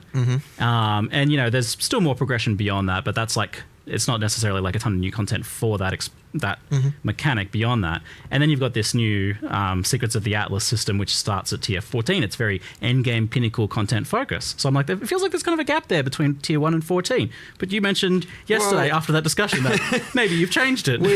I initially was like, people are coming back after a long time. They're going to come back, and some people have been playing, but like the majority of people haven't, and they're going to come back into that end game and be like, all right, let's get my footing back, refigure things out. Obviously, Settlers is there, but I understand a lot of people have experienced that in the last year, so that's not going to feel too new, but there's a little bit going on there. You've experienced it a bit too You've obviously much. got Betrayal, and then, yes, we have our whole, like, certain scarabs up, certain scarabs down kind of balance, which I will note, by the way, only a portion of which will be in the initial set of patch notes. We'll have more scarab changes coming soon. Patch note expansions to be announced. People, ideally, our PoE 1 players know by now, we get a little bit feral and we just go to the end. We go till Friday of the release date for our balance changes, so not everything is there, but a lot of it is. you know, there's all those Give it changes, to and me I thought, now. yeah, it's all good. What we'll do is aim for the people who Give really it to want me new now. pinnacle I need fights. patch notes, When we chat. added the tier 17s, they were a bridge between pinnacle and uber pinnacles. So they weren't even the kind of highest tier of difficulty in the game. And you could argue these aren't either because they're pinnacles, but they are a step above the existing pinnacles. They are a bit harder. That being said, of course, just to clarify, there is Are a there Uber quest variants? version of them where it is you get to tier nice. 14s and you will find them deterministically and get through That's three really of them, nice, all actually. three of them, just for the bosses, yeah. narrative. You get to explore all that. They're easier balance. And then you get into farm mode where you get the true rewards and the true, difficulty test. But as you pointed out, I thought that'd be alright, and then you did raise your but what about between tier 1 and 14? It's not going to feel very new, and it was like, Yeah, where's the content? yeah, fair enough. So we made some changes, of course, and as much as now in the live stream it says we're introducing it at high tier maps, that is where the story is introduced, so to speak. But we're now adding a bunch of trickled stuff beforehand, all the way from That's tier good. 3 maps. I mean, that's where you're good. now you're finding those memory influence maps, or the influenced by the originator, as it said. You're getting the memory strand items, which are very useful for actually finding that's good for item drops progression. and crafting as you're going through the in game, and so you're getting that all the way through. And then DTS once you get boss, to the higher bitch. tier maps is when you get into the actual pinnacle storyline with the new 3 pinnacle bosses. Look, straight up, it was just like progression is already easy. It's what we thought was good 14 oversight. plus, that's but hard, I think. this is always what happens. I think Or even 11 Jonathan plus. mentioned earlier is that often, when we have these podcasts and interviews, it's just like half the time we end up discussing stuff that we're then going to go and change the day after or the day of, and that's exactly what Yeah, I feel we like end something up always doing. comes out of the Q&A. You usually do some sort of live development during these, which I I love. mean, there's so much that to not and happening so rapidly and coming of together course. very much all together at the end. It's impossible to really have your eye on everything and not miss some things. Even we always often miss things, and then it goes live, and then we address it then as well and stuff like that. Right? It's just very very crazy, but again, that's I kind of think that's the magic to it, and what allows us to do so much in so little time. But it is also the thing as well that's going to result in the 6 expansions coming in the next year for the combined games. So So now, the state of it looks like veteran players are going to be exploring the mercenaries as they're leveling up. They're going to be going into the end game and kitting out, trying to find their ideal mercenaries, gearing them up, swapping them I really am around. worried about how starting to tanky they interact will be, with though. memory packs of enemies that drop memory influence maps, that If drop they just memory die and influence stuff, items it'll that they be can miserable. craft, which I'm excited about that as a progression. The crafting system with the boosted craft, and that was you mentioned a way of kind of getting the tiering system. I didn't into realize that stream Puffin was like One. that. the My bad. initial idea there was how can we get the tier 2, tier 3, tier 4, tier 5 item drops from PoE 2 system into PoE 1, and it was why don't we just do it in the new in-game system? And then we're like, well, we can have more granularity. It can go all the way from 1 to 100. There's not really much point not. And so you're finding better items. Every time you pick up these items, it could have a set of full tier 1 I modifiers. don't think everybody skips the mechanic early. So that but was yeah, the fair initial enough. goal. And then, it was like, well, may as well. The crafting orbs can just consume it as well. Now, it's worth getting into that specifically. The basic crafting orbs all consume it. And right now, we don't have fossils and harvest and stuff do it, but it is our intention to implement that. But it's a bit scary. There's some OP there for sure, but I really like all those systems interacting and interweaving. Please. Now, what we're finding right now is that you actually do that crafting first, then you consume the memory strands for the final exalts and final applications. And that is something that is happening internally, and you're getting some pretty insane outcomes there to guarantee a T1 mod on your final exalts and stuff like that. But But then if it's we a were to random do it mod. the other way around, you'd probably end up having it be very much using all those systems. So before we turn that on, obviously we're going to review every single thing and make sure we're definitely happy with everything, because it is a very complicated web of craziness. But Actually, that was a question I was wanting to ask. Was how do you even make new crafting systems for PoE 1 at this point? With all the various intricate, do you just kind of make it and You just cross have your to. fingers? You just have to effectively Send it. just take the chance Get on and it. just come up with what you can do. Because get on if you're kill. worried about literally everything, you'd never make anything. So you have to on some level. But it's the same with uniques. It's the same with new character systems. There's so many variables that you kind of just here's a thing. Let's see what. Let's Who see what cares if happens. it's broken if you have patches every 4 months? That's the whole point. Exactly. That's kind of broken. Great. It's fun though. It's just fun. It's fucked up when it's like 8 months long. You've got this progression system now, But if which it's 4 sounds months phenomenal. long- It sounds like a really nice improvement to just to like, while we're exploring the various changes you've done to things like the massive overhaul to Betrayal, for example, and like the new Scarabs, those new systems, the integration of like the previous content that's gone core. And then you get to tier 14, and then it's like new story kicks in with the Secrets of the Atlas, the memory system. And that uses the kind of like the idea of those memory threads. Yeah, we had what was memories before. Yeah.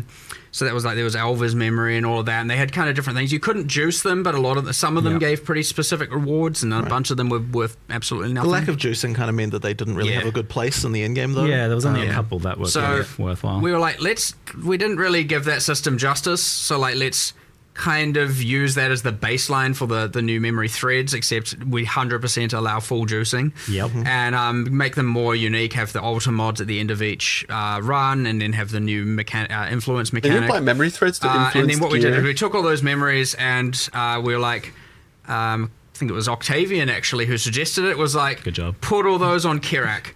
And so all the Kirak missions that can now be offered, since Kirak also couldn't be juiced, Kirak missions now can give you all of the things that appeared on those memories before, which gives him a unique thing that he didn't have before as well, and it can be more valued farming that. So 2 birds, 1 stone. Some love. That's good suggestion. Thanks, Octavian. And but yeah, effectively those, and then we're like, those memory strands, we don't want it to just be I'm doing normal mapping, then you find the memory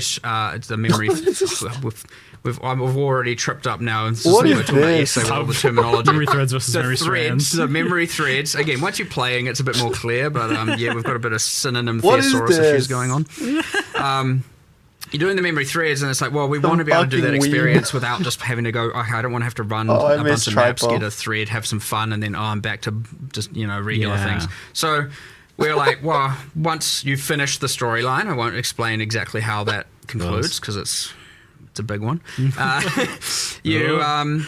What those maps that you can find on that thread now will start dropping but it's T16s and more frequency, and then but they will be rolling with tier 17 mod pool, and we're kind of calling those T16.5s because they are very close to T17s, and it's kind of honestly I would say in some cases if you get the right memory skills better than T17s, which I know has been a huge concern, and I agree with that, and I am finally hopefully we can not have just the age of T17s that can't self-sustain and you have to trade for, and a lot of frustration there. That's the hope. If it doesn't fully solve it, obviously it's still the intention to. So well, let's talk about the problem with tier 17s then. So like obviously there's a few issues going on there. It seems like that you had this like very varied endgame, tons of different maps and everything, and then kind of narrow that down to 4 maps instead. T17s, and obviously it was presenting problems for build diversity as well. It was also a clash because it was like those were meant to be the bossing way to get to the Ubers, and it ended up being the juicing, and so then you have a kind of economy clash between people who want to farm bosses and people who want to juice, and it was like, okay, well, they were intended to be the boss way, whoops, but yeah, they were still kind of fun for both axes. Then you added 300% increased scarabs to it. Little bits and pieces. Like obviously, we had to do some changes to the mods, how they generated. I did see that. FC. The first thing I thought was TS that one the first time around. I even said it. But it was. Then all of a sudden, now T16s are dead. Yeah. So the hope here, bring them back. You can farm the map you want. As I'm glad he with says the it. Originator influence on it, I believe, is what the text says. I'm glad he says it. What I call memory influence or Zana influence. All of these things, whatever. They're influenced with a bunch of red and blue stuff. I want Zana. You get the pedals, you get the skills, but you get the div card you want. You get to farm the layout you want. You get to do the boss you want, and you don't have to deal with. Can you say somewhat definitively if like juicing is going to be happening at tier 16s again, or is it still going to be tier 17s a bit? Not sure. I currently, as far as I can tell, it should be in the 16s, but I didn't want to make it that the 17s are just garbage. Yeah. So you haven't taken a hard stance on it. I think, especially with the right memory influence skills appearing, which you do have to take a bit of a gamble for, and sometimes you get really good ones, and sometimes you get okay ones. That's part of the fun when you get it, and you're like, oh yes, I got the epic one that revives monsters, and I get all the loot twice. And then when you get that kind of thing, it's going to be like, okay, this is just 100% better. Like, how is it not? Yeah. And then but of how course about when you multiply don't that get with it? all the all flames. What's the waiting like? Is it going to be frustrating? There's going to be some Did you balance madness that occurring. correctly? Not Did you Necropolis allow tier us to madness, actually have our but there choices will be influence madness. the We have outcome, learned or from is it that a just bit. fucking? Don't worry about that. woo? That was out of You know? control on a level unprecedented. Because if I have to do 7 but, maps to do my favorite map, still it's new starting tiers to of sound madness. a little bit like PoE 2. There's a question from chat about Atlas passive skill tree. And Did we with learn that expanding, lesson, like, or with are all we these just new things making being the added same to it? Is that fucking something mistakes? You consider as to like how many points you end up getting and those decisions like between things? I like the amount of points you get and the amount you can invest in a given tree loadout. I think that is correct. Still feels right. Like we do remove a What's little bit of up, nodes, Gov? and we How have we doing, bro? added Did you some. see But I the- wouldn't. did you like, see it? We've added new It's insane. ways to juice It looks via the crazy. influence. We've added new ways to add more things to the all flames and stuff like that. And there's new multiplicative things going on there. I wouldn't stop? also then want to just be like, here's another plus 20% on the tree as well. I was enjoying it, that though. choice matters. I like that choice matters. I'm not getting purples, and though. I think you should have to give up something to get something of the new thing, or have one of But your I'm loadouts consistent focus now, on that and two of the 285 others focus on consistent. something else. So Well, something else that sounds like it's going to help is you mentioned to me this idea that you might be getting more access to the content from the investment nodes that you're taking anyway. Yeah, the scarabs, I mean, right? it looks Scarab good. drops. It changes yeah, those. true. I mean, it was more of a SSF feature, but it will work for everyone. But both the Dude, it map looks device. Where you play like Breach League and a bunch of the thing. We're gonna get a Warcry bot tree for that are like, Volcanic chance Fisher. to have breaches in your map. First thing I do, Both control also that now Volcanic increase Fisher the in the chance of patch you getting notes. scarabs of that league's type, Please which don't is nerf kind of it. how I wanna play PoE it. 2 did it as well with their leagues, where Play the content to get the you get content. expedition Please to don't get more nerf it. expeditions. Great. It's the same thing here. We just wanted to push that a bit more, give a little bit more agency, and influence the scarabs you're getting. That way, you're getting more of the ones you Guys, want, don't- because there are a lot of scarabs, of course, and you can block a decent chunk of them, and you can invest in some others. And we're just like more agency is better here, like First straight control up. F, then read the may next. as well, and it just simply adds Rest. more value to the we'll map read device Blade craft, Vortex so as well. why not? All right. I know we're jumping around topics a lot here, but I wonder if they nerf Sancto, But, actually. on the mercenary topic, so you've You want to designed lead these the guys to spoilers be again? No, it's fine. so Let people good be that excited. everyone's going to want to Who use one, cares? right? And that's like the right way to design it objectively. But it does raise the question as to Spark? you I need played to make Spark sure a little that bit too they're, much. like, they're not abrasive to use. They're fun to use. That there's not necessarily problems where you feel like, oh, I have to use them. So how do you go about making sure that that's the case for these guys? Is he talking about boats? I mean, obviously, them increasing the difficulty, like, is a thing that says maybe you don't want to necessarily. Maybe they're not pulling their weight on a boss fight, Mercenaries, okay. and stuff like that, making it One actually thing harder. I'm really 'cause of the concerned about light. still is like You the know, if you don't have the FOMO right induced mercenary, by you don't have the right gear on them. King's March. These are factors. However, generally they should be fun to I have don't with like you. You King's should March. want to engage with it. That is the league. If you're not playing in the league, or you don't want to engage with the league as much, you still got the end game. You still got Betrayal. You still got the settlers. All that stuff is all still there. The character balance changes. Everything's still there. It's just ideally, you'd want to engage with the mercenaries. They are generally more beneficial than not. You would have to really over-level them and not be upgrading them for them to start being kind of useless. But the item and combat mechanic with them by itself is also like, even if you're not hiring a mercenary, there's still like, there's a source of It's item. cool, there. yeah, There's- you can there's yoink new their things item. like Yeah, mechanics yeah. that they've got going on with that. So I think it's cool. I think the even that mercenary part mechanic is like a thing in itself. It's Well, something especially I early. didn't It's going to be realize very, from watching very, it and then fucking even cool. playing for a while was that, and I think the UI is getting improved by launch for this, but the when they have like the currency pocket, when you don't actually pick a currency from that, they give you all the currency from that Right, window. okay. Yeah, it's like so. It was a bit juicier than I thought it was. Actually, it kind of caught me by surprise. Yeah, why not? But it was interesting creating a. There's not many leagues where you get one reward. Yeah. And obviously not the currency pouch, but I like that. Pick a Like a item. picking a specific single piece reward. of gear. Yep. And so we had to really think like, okay, I mean you can see it, so you already get a pick from Bro, all the like different picking the slots. gear early is going But to it was be very like, how good. do we Like, make surely sure they don't that put their completely gear garbage rares, is right? comparable to what a player would have, which is kind At of that level. you're identifying many and picking the best, and you're crafting a thing, and so it's always better Exactly. than average. And so Dude, we had that to really sounds think so about good what their for early gear should game. and what their item should look like. That sounds so good for to early be game. comparable to something you would actually want. You might or even have. use this in a campaign, So like unironically. yeah, it's rare to have a league where you actually only just get one item.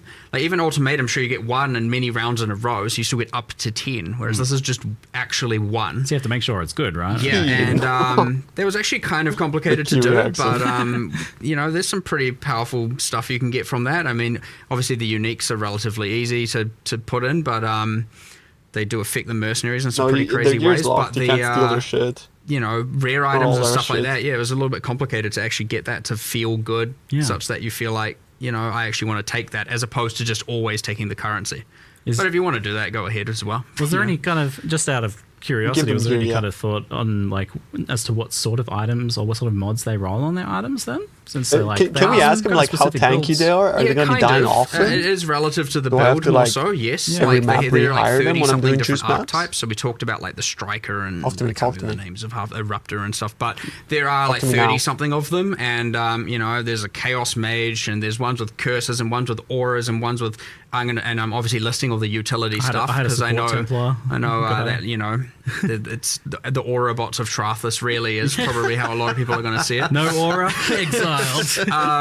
But actually, there's a lot of custom skills in there. They're not entirely player skills. Yeah, I know we touched on the Trathus skills, but we like on Every show, time I posted a there's, question, he never got to there's it. maybe between 16 around 16 of them. quit. Some of them And are you can cool. get those, right? They can just be in their little pouch.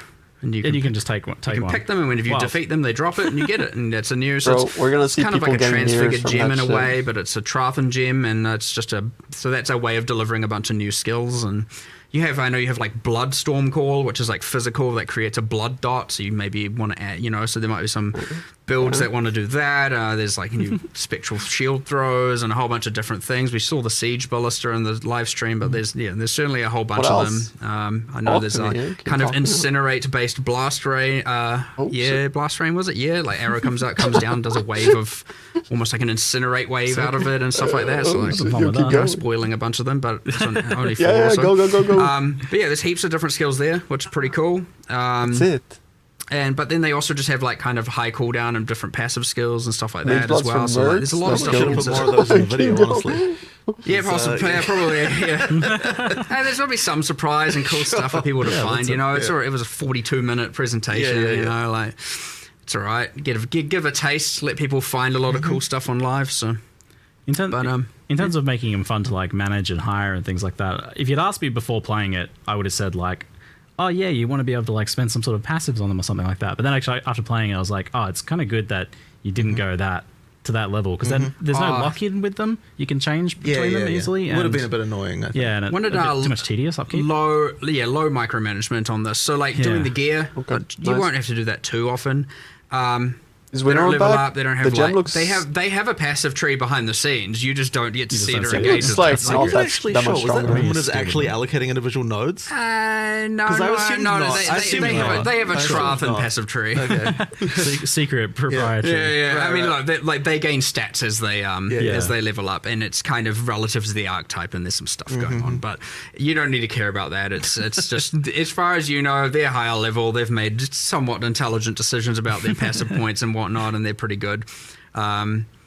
Of course, I mean, as long as they don't get some are better than others. Some will be good for your build. Much like you will have, here's the meta ascendancies for a league. Probably those, each meta ascendancy then has the meta mercenary for the league, and so on and so forth. Yeah, it'll be matched to your builds, Yeah, I it's imagine. going to be pretty crazy, I suspect, in the end. There's like, as much as it's pretty simple to just arrange them, there's going to be a lot of little Guys, I minor don't know if you understand complexities. just how broken I was going to say, Warcries like, they're going are to have to implement under some, self-cast. interesting. They're definitely going to be a part of your build, so it's going to go in there. Like, I don't think you They can guys do auras understand. and various other buffing skills. I had a Templar, I had like an aura, and he had the that does Smite with Warcries? the lightning aura. Your from it. meta build, then Warcries for us? that you need your 3 meta Bro. mercenaries, and then your meta animate gonna guardian, be and then like- you've got, oh my god, too many. It's like double the at power least, of my a lot more character. items will be getting put to use, so that's good. I'll be curious to see how the Animate Guardian feels, because, I don't know, like, that one has obviously the skill gem cost as well, potentially, like, supports and things Yeah, like of that. course, and of course. But, so that's obviously a bit more of a tax, whereas these guys are just a free add-on on top. You don't, they don't cost you anything except gold. I mean, gold. Yeah, gold. You know. Which was, you intentionally didn't go for an upkeep cost for them, which I noted. Yeah. I mean, you already earned there. You still got to pay them a little bit, but you defeated them. You don't need to pay them by the hour anymore. There's a gold cost if they die, which I found I had a couple die early on, but then they were mostly, especially if I picked good ones. They were you know what staying alive. actually might end up being a meta? I was ridiculously tanky, and then It's some like of them had, like, Harbor 4K life, Bridge and this for guy had, like, re-rolling Vitality and mercenaries Enduring or some Cry shit like that, and, bro, like, until you get the Fizzor right and Water one. Call and things like that. I'm like, oh yeah, these guys are kind of better than me. It's true. Yeah, often you might find yourself aspiring to become more like a mercenary.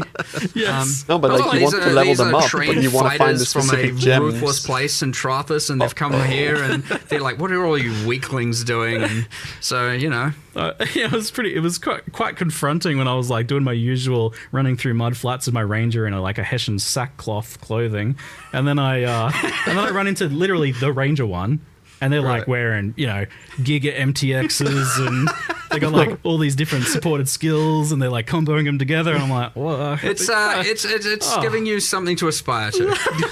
Yes. This is what I can become. Whoops. I felt really good when I fired them later. Yeah, look, remember, they came here of their own choice. They haven't been exiled here as a criminal. So they're just gonna carry your ass in early game. I have to say, Marauder Act 1 they looking kind of feel even like better, bro. suckers. So they've got this honor code system, right, that says that if a challenger comes and challenges them, they have to wager literally one of the pieces of clothing they're wearing, of the challenger's choosing, and the challenger doesn't have to put up anything. Like, you don't have to wager anything of yourself. Like, I feel like in a previous Path of Exile, we might have like be like, oh yeah, you have to gamble your item. But if you remove the game mechanic from the equation and you go, okay, let's say you and I have a duel, and I get to take your shoes, and my sacrifice is I have to die. I don't think that's a fair trade. Now, but this is in a world where you can revive. Yeah, but they don't know that. I mean, 10% XP. You know? And like, honestly, if I have to go like your shoes versus my 15% experience, I don't know if I'm gonna. Yeah, sure, but like, you know, that's part of my level I just lost. So like, you know, I don't know if I'll take that trade. Yeah, you got me there. That's a good point.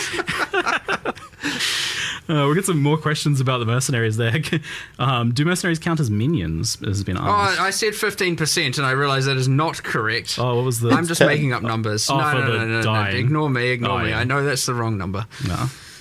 What have you done? That's going to be quoted. I just quickly glanced at chat, and I'm like, oh, geez, I just made something up on the spot in the heat of the moment. Don't worry about me. Why haven't they got the question chat? was, do mercenaries count as minions? Why haven't they got chat for the purpose of various minion-based things? Like they don't count as a semantic minion for, like, you know, minion damage and all of that. But I know, for for example, a little bit inadequate you know how there's there. bosses and they have The certain entire skills chat because was they're less like, what the- avoidable. They deal less damage to your minions. Oh, yeah. They also count as they also get that damage reduction from those things because like they're not like going, there's an AoE here, I'm getting out of it, and they're going to jump back in like you are. They're just going to soak the damage, and so we've made it so obviously that, you know, they don't take as much damage from.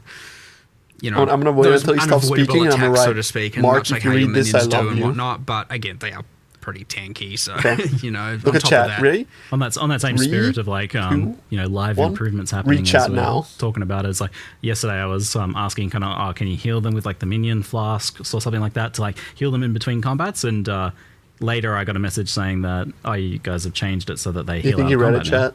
Yeah, it was taken from the it's something I actually really like that the minions do in PoE 2, where when there's some downtime they kind of regenerate back to full life. So yeah, that change was made yesterday actually, and yeah, so now the mercenary, you don't have that thing where you have to give it some life regen, and like, you know, explored a few different options, but it was just like, you know what? Just like if there's a little bit of downtime, or it's more if they haven't lost life in the last some amount of time, they just whoop back to full life. So love it. You know, it's just good quality of life. Yeah, you don't just have them sitting at 10% life, and you're like, what am I supposed to do here? So they can be brought into pinnacle content is one of the other questions I'm saying. Yeah. Anyway, what's fucked up about that emote? Restrictions on that. Yep. When I see it in chat, it looks like this, but when I mouse over it, people seemingly from you the can't question, see the based on the questions parasocial don't believe thread. that you can It's have like like a actually 6-person too party real. and have 6 mercenaries. That you wouldn't allow that. That's too crazy. I mean, it is too crazy, but you do allow that, right? We do. Yeah, we do.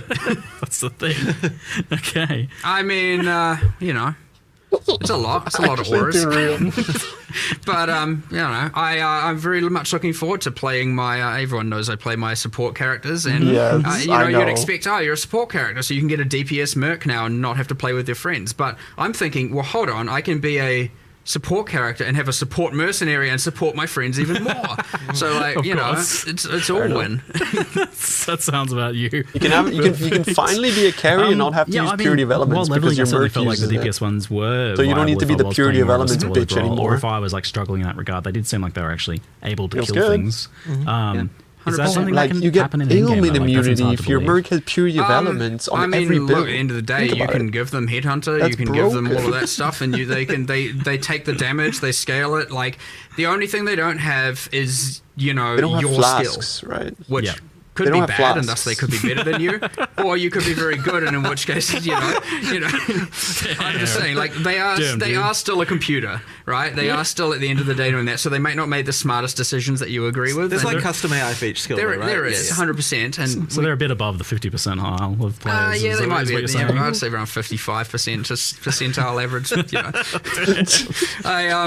know, Better than half you. Brother, these guys are buying supporter packs. What do you have mercy? But at the end of the day, you know, when you're like, They just you know, bought supporter packs and you giga-zooming go and do them like obliterating that. everything before it can even appear on your fucking screen normies catching entirely. strays. You know, there's a question of how much use can they really be, and that's where I come in and say, look, the floor is G'day. still they're half a party member worth of loot increase. And Uh, they overall, are, chat, this you know, is- whatever this auras is and good all of that. stuff, So you isn't might it? pivot from We're more. happy again, aren't we? You definitely want, like, DPS ones PoE are real players good experience all the way through, dopamine but for once the you first again time in become 8 the power of months. 1,000 gods, like, Yeah, there's a certain point where you know, it's there's just only so natural. much you Yeah. can do. Now, that being said, Well, if this you is do what it want was to play a like. more passive character and you want them to just go wild, like, they're pretty strong. There is, of course, the thing where if you miscalculate that, you go into your pinnacle relying on them to kill it. My and legs you miss are the mark and they shaking. die. Bro's It's not like like you're bringing them back in that area. They only have So one floor. now you're like, oh, damn it. That's the I'm not next sure what to do now, and stage. you've got She's to do like it the hard way. So, orgasming. What the fuck? but yes, much like the new Jesus. change to Animate Guardian, if they die, Ew. they don't come back into that area. Sounds like a good way of only doing it, sequential yeah. instances, yeah. Much better than the losing gear and all that, Yeah, all that we drama. went through all that. I even had the like, maybe in Ruthless they should lose an eye. Oh, Or maybe, you chill. know, I was like, is that a thing? I was like, oh, no, look, it's either right or wrong. Let's just go with what we know is right, what people will like, Yeah. and what is not going to just cause a bunch of unnecessary. PTO inbound, yeah. Oh my god, now I got to do this again. Yo, chat, Something call your unpredictable employer, tell happens, them or some you got monster the skill is COVID, bro. like It's the particularly serious case of imbalanced. And it's COVID. like, oh my But tell them god, you got it I on just lost so Friday. much currency. Yeah, and Just call them right now and be like, So, boss, oh, good. on Sounds Friday I'm great. gonna have COVID. Awesome. So Listen. Settlers Town went core. We don't have to I rebuild it. scheduled Phenomenal, thank COVID you. for the weekend. Gold goes core, which obviously as an experiment feels like a success then. Jonathan, I think you feel like you can speak to that. I mean, sure. Gold was I a mean, core feature of the game. Yeah, I mean, I'm definitely happy with where God, like, you know, with how God improves things. I mean, you know, we don't originally like did gold. it as a way to reduce the number of things that monsters can drop while still having it so that they feel like If they you're drop in the US, things. you could say you have like measles. culling the- Yeah, but I mean, I Yeah. honestly, like, I think it's been a straight up improvement, and obviously, it's don't really like good to be gold. able to Why? work with the, you know, the new the trade, the currency market and stuff like that. Like, I At think a that festival stuff, the whole like, week, you know, I touching don't know that there'd be grass. another way to do that as successfully as the way that works. Okay, I mean, enjoy the festival, bro. So yeah, like I think that's worked well, and it's funny because you know, like. On the surface, you're like, oh, every game's got gold. But the funny thing about it is that in most games, gold is The comedy rate. a lot of games have like bound items, I haven't and seen then that gold even is in a the, while. is It's the so only thing you can flashy. trade. What In the our fuck? game, you've got unbound items, and gold is the only thing you can't trade, and that's why it sort of works as that kind of trading kind of thing. So I think the way we've done it, like it works well, and I definitely want to keep it. Like it's got a definite place for sure. And stop doing like, that. we It's may be actually, able like, to so expand its bright. use as well more in the future potentially. Like right now, it's not used for. Like shops or anything like that. Like, you know, it's used for gambling, but it's Yeah, not used for the gambling, regular yeah. shops. Yeah. And like, there were some issues around that, but we might change that one day. Sort of hard to say, but you know, yeah, I think it's definitely it's good. Yeah, okay. And that means obviously currency exchange is staying core and things like that. It looks like shipments were staying core, and that's one that I see is like mixed opinions on. Some people love it. You know, No, it's I passive fucking- income. fucking hate it. And that's the but it's problem also with like it. an Passive income. obligation. You know, it's a It's thing you got to FOMO. check in on. It's Yes. busy work to an extent. We did some changes Yes. here, so we did slow down. You know, we made them take longer, so and proportionally, in some cases, increase the rewards. Talk to me. The intention there being, of course, that way you have to deal with it less. Yeah. I mean, it's not the focus of the league anymore. Yeah, Did you yeah, nerf it's some not- of we're the not wars? To be overtaking Come what on. you're doing all the time. Yeah. And look, I Barra, expect barra. these things to be a bit divisive, 100%. Some people love it, some people don't. And that's great. That's everything in PoE, and that's everything we had. And you can choose to do it, you can choose not to do it. If I were Ziggy right here, maybe I you would choose plant to my just fucking do the foot down and be crops like, and do the no. shipments and not worry about all the other That is not stuff how to do PoE with works, it. because usually you have to Maybe invest you just time use the into map doing runners something. and put all of your gold investment into that. You know, there will be... other ways to spend gold in the future. Maybe because you don't want to deal with them, you build up an excess, and then all of a sudden we add the gambling strongbox from PoE 2 or something like that. I don't like heists, so I don't do heists. But the opportunity cost is that I can do maps instead. It's a fun strongbox. But with this mechanic, you do it in tandem with everything else. So. But there'll be ways to do it. But we'll feel it out and see how much gold people are getting relative to losing as well a bit, and then see. But the intention here is that if it is feeling annoying and how much you have to deal with it, then we've missed the mark, and we'll probably even adjust things a bit further as well. Bro, gold is but free. Again, like everything, it's up to you, your agency, your choice. Everybody that actually plays Path of Exile has like spare millions of gold. Wasn't optional because it was there and it was free stuff. So why wouldn't you do it? But now you're actually, both in terms of gold, but also your passive application. Like, are you actually even investing in having those ores appear random versus something else? So lotteries, it's not necessarily dailies. just like a free thing on top that you're obligated to do. It's now a more conscious decision. I could see it feeling mandatory, and if it does feel mandatory, then we miss the mark a little bit for sure. You want to avoid that. I can tell you already you missed the mark. Mandatory, but that being said, I also wouldn't want it to feel so terrible that you never want to engage with it. So there's always a fine line to hit. And there's stuff you can only get from there, so there's always going to be that. Yeah, for sure. If you want to get the tattoos and rune grafts, Jonathan, reality checking a lot of them are like pretty crazy off-build stuff, and there's a good set of like chase ones in there, and there's some pretty crazy stuff in there to get, but I think it's a better system. I like the idea that now Settlers is giving 2 different passive tree mechanics that can coexist as the rewards, aside from obviously recombinating and map running and stuff. But as opposed to like just the freaking insane enchants that you were getting on your weapons so before. The enchants are gone, then this replaces that. Yeah, which I think most people expected. They were a little bit much on the power creep axis. It's kind of just a bit crazy, but I wouldn't say that we won't see some sort of weapon enchant system back in the future. Yeah, and they did have the base damage on it at level 20. Because there's room for that. There's design space for that, but we never know what form. But I like that Settlers is where you go to get your alternate passive tree stuff. I think for changing masteries and changing nodes, I like that as the the reward from it. It was a pretty funny reveal of the live reveal of the recombination changes, because everyone was like, "Oh no, you did it! You got rid of the old one and replaced it with this." But then obviously, we're here seeing all of the elves, and then I'm like, "Don't worry, they'll come back. They'll come back. It's all right." It was very entertaining from our perspective. So that's all right. And then all of a sudden, www, saved. I love it. I very thoroughly enjoy watching chat. Yeah. So you kept the old version of recombination. Is that changed or nerfed in any way, or is that just as it was? The old way, I can't speak to that with an absolute certainty, and I would have to talk to, one of the main designers dealing with important. that. But I say like we should pretty much keep it the same, and if there is a change, it needs to be like very much justified. It's not like yeah. People like it for a reason. Like keeping it alongside the other one and then gutting it is obviously not the play. You may as well have not kept it at that point. So it was certainly the intention that we keep it. It's still a favorite. Like if anything, I would be okay with making things more expensive. So it's a little bit harder to use at the top end when you're doing like the very. I think that is maybe the thing we concluded when you're interacting with a lot of the really special modifiers that you normally can't get on items. We're making it a bit more expensive. But I don't think that was a huge constraint anyway, unless you were for the people doing it usually. Sure. So I would prefer to do something like that instead of nerfing the power of it at this point. And I'm like 99% sure we didn't nerf the actual functionality of it.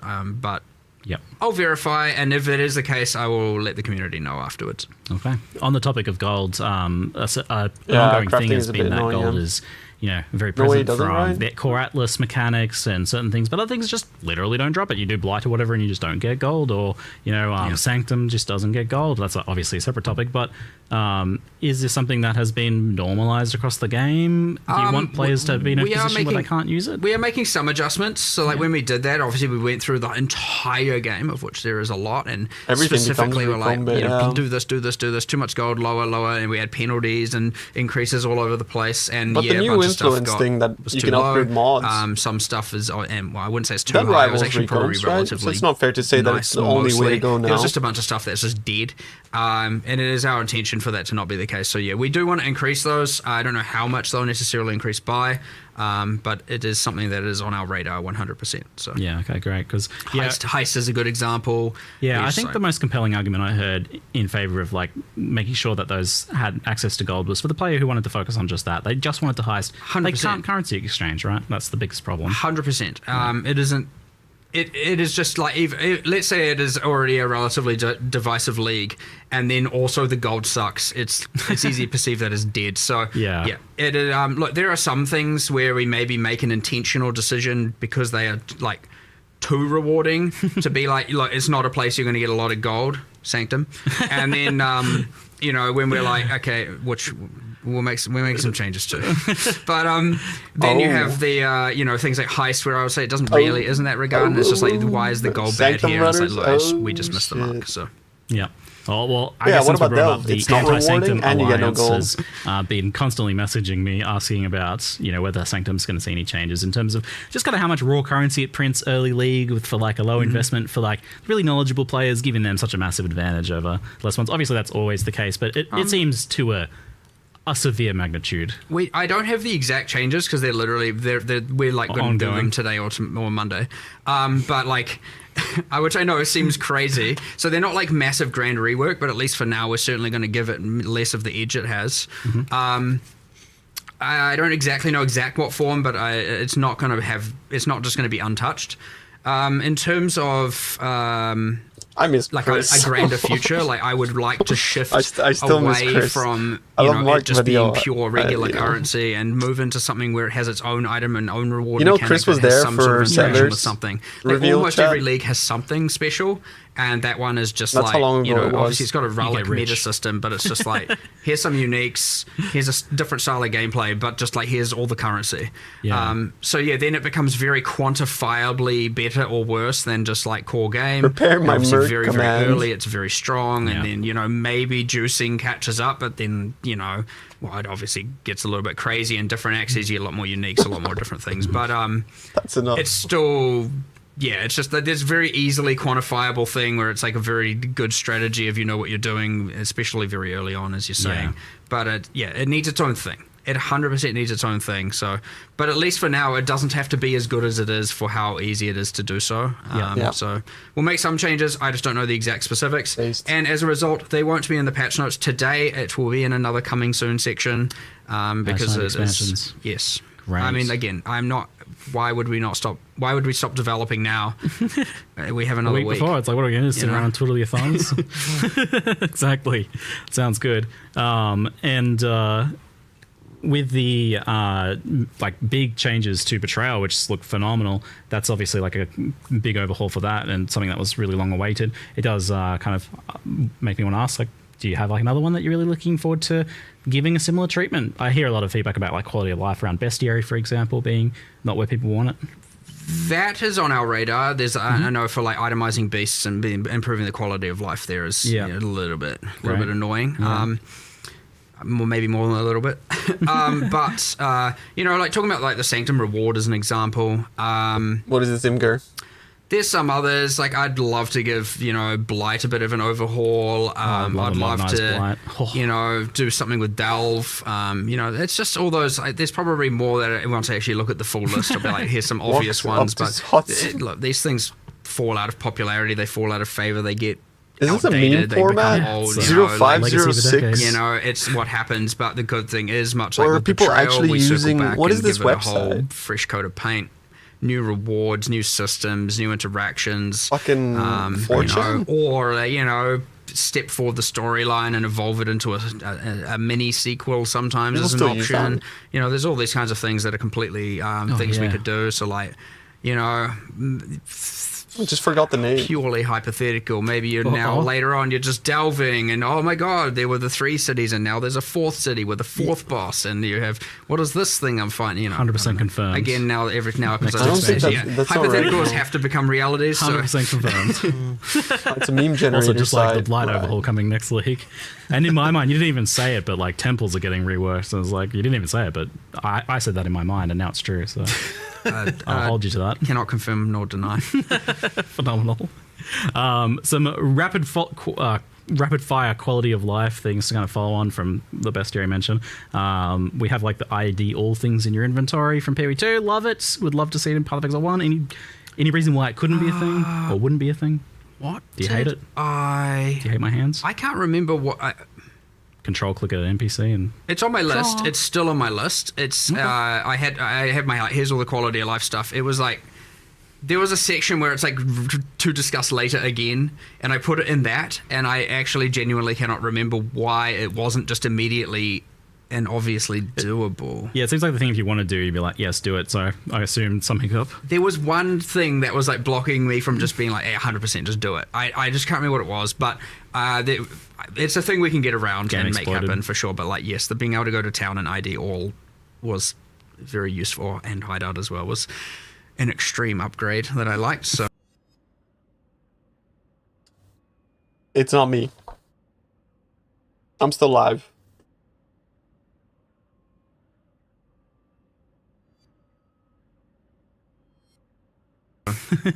Well, tell me who whatever Dev is working on, then I'll go make them lunch or something so they can focus.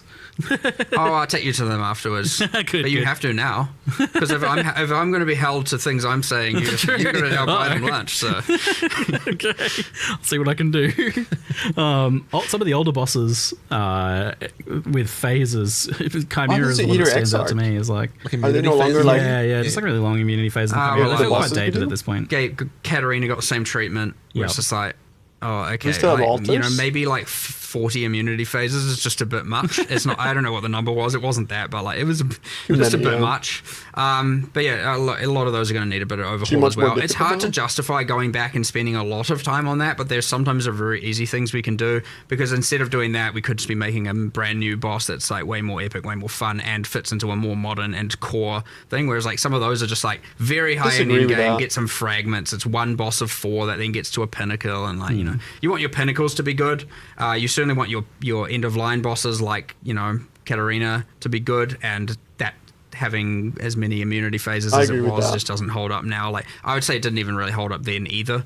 It just, again, it takes you to really back out of the new stuff and go back and look at the thing to go, what is actually wrong with this, and look through everything and go, yeah, there's actually more bad here than I thought.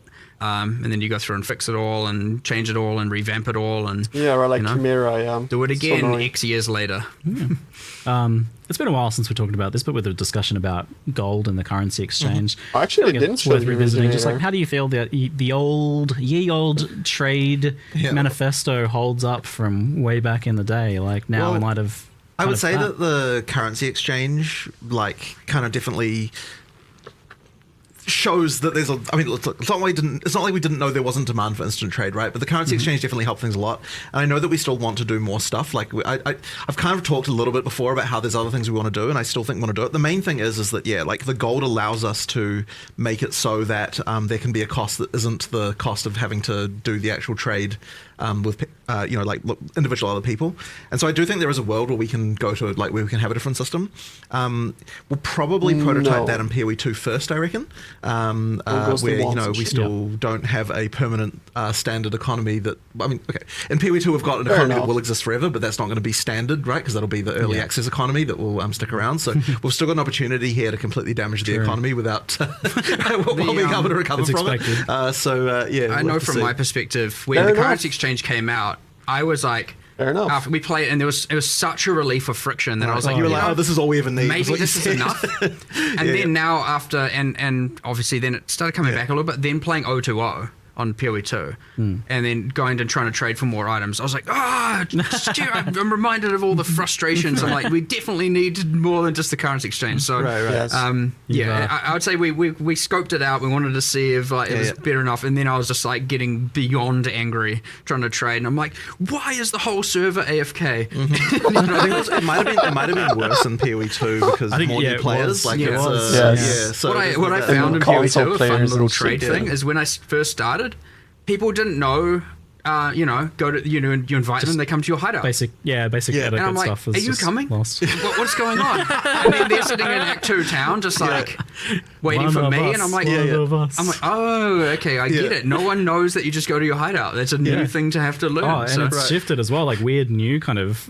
I can see Mark sitting there like, are you fucking retarded? Grown What out the of that, fuck are just you like doing? kind of independently like a new from different player. like new He's there, PoE like, on his versus console, like, pre-existing PoE players, and it's become a strange little. It's thing. real fun to watch, eh? It's an interesting little social experiment thing going on, isn't there?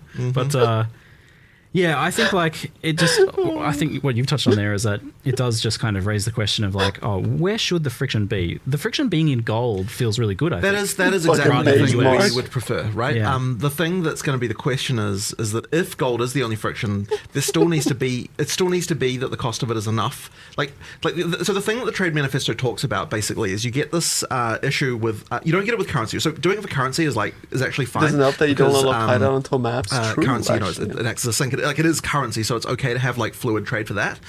When you start getting into items, then you start to have that issue where the stuff at the top is worth like astronomical amounts, and the stuff at the bottom is worth nothing. And like any trade will cause that, but the easier trade is, the more you get that. So you've kind of got this like if trade like was very hard, you get like a flat line. You can turn into more of an exponential growth curve as you as trade becomes easier and easier.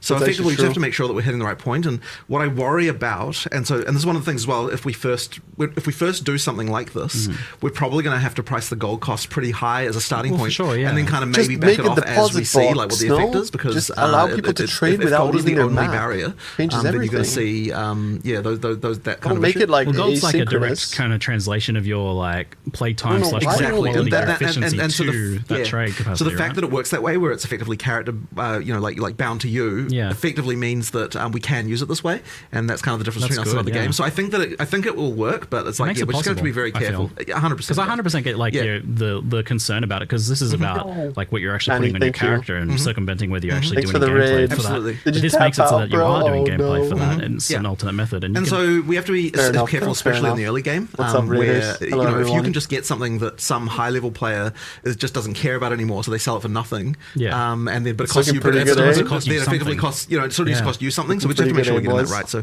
when we do it, we're going to have to be very careful around that stuff for sure. Yeah, and I mean, even if it was just kind of like, play, bro. You can only really like I won't be able to realistically sleep do a couple items a day. That's not your bulk trading kind of method. Can be, it exists alongside the existing one or something like that. That could be a prototype for it. So it seems like that's the it play feels for me possible too, now, whereas it before it was like a no way, never. Maybe That's that's crazy. the play. Read patch notes tomorrow. It's just, I'm excited to see what you do to experiment with that. No, Mark's I next game. want to retweet some things.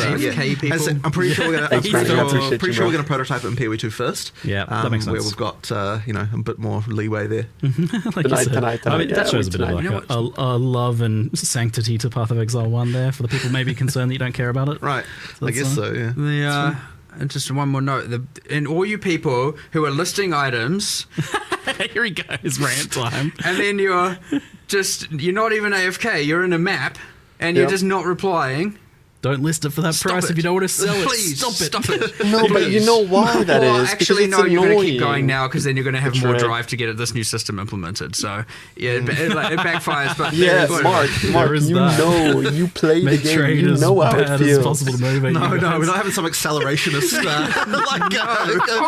concept here. That's terrible. You heard it here. If Mark whispers you for an item, ignore him. Q&A on today. Thank you very much. And we get the feature in first. Hanging out with us, and thank you, Jonathan and Mark, for answering our questions today. I look forward to playing more of Secrets of the Atlas. If Mark whispers you, say sorry, soul, thank you, and increase the price. And we're back. Yeah, we're so back. We're so back. So back. See you later, guys. See you later. Okay. Patch notes. Where are they, bro? They actually did wait for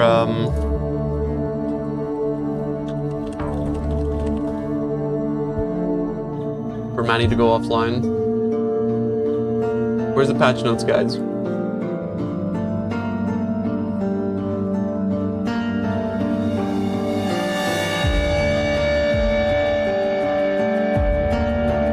Where's the Path of Exile 1 shit?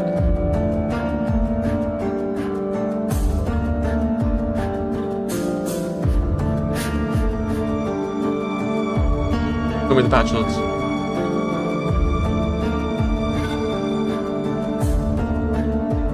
Is that it?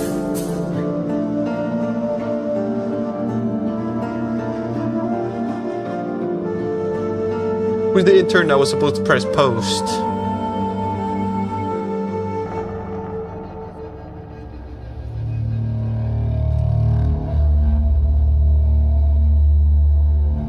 Oh, that's a very nice sound.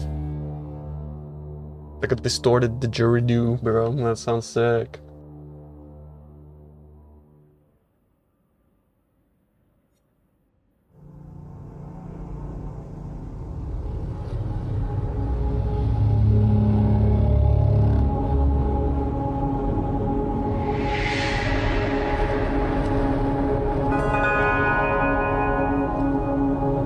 Oh, it's a great track.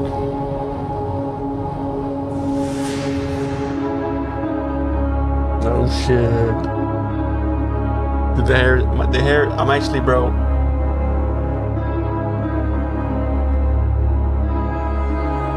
I'm actually goosebumping.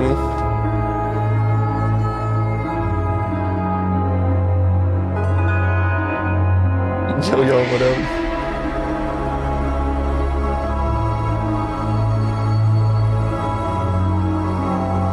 BV buff. Yeah, we control F Blade Vortex, we control F Volcanic Fissure after. Can we just get the Twitch channel to be up all the time? That way we can just listen to bangers all day? Dude, I forgot about the press kit. Look at the press kit. Oh man, it's over. Okay. I want to continue PoE soundtrack, bro. I want more PoE soundtrack.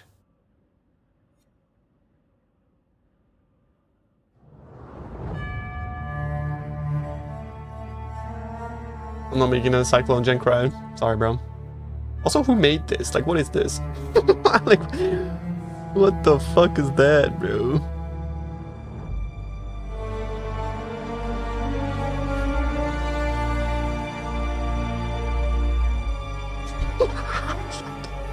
Fucking steel mage at the bottom, bro.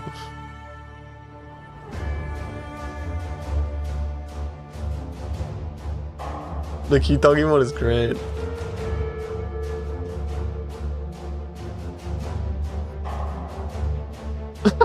Tripolar bear. Tripolar bear.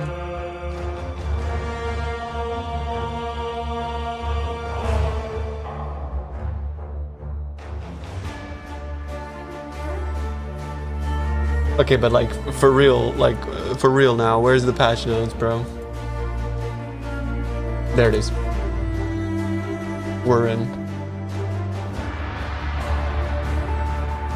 Control F. Volcanic Fissure. War Cry. The no War Cry. Overexert. We're in, boys. We're in.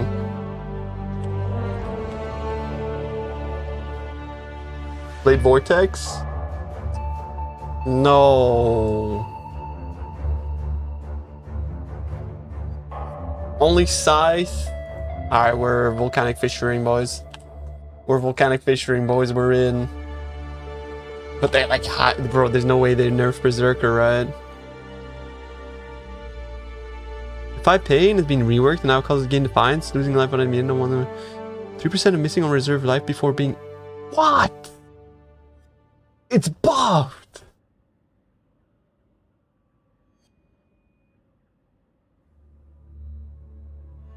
Wait, Flawless Savagery. Which one is Flawless Savagery? Oh.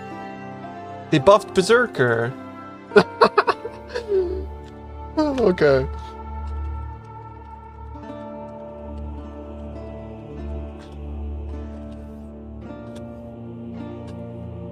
They buffed Berserker, boys.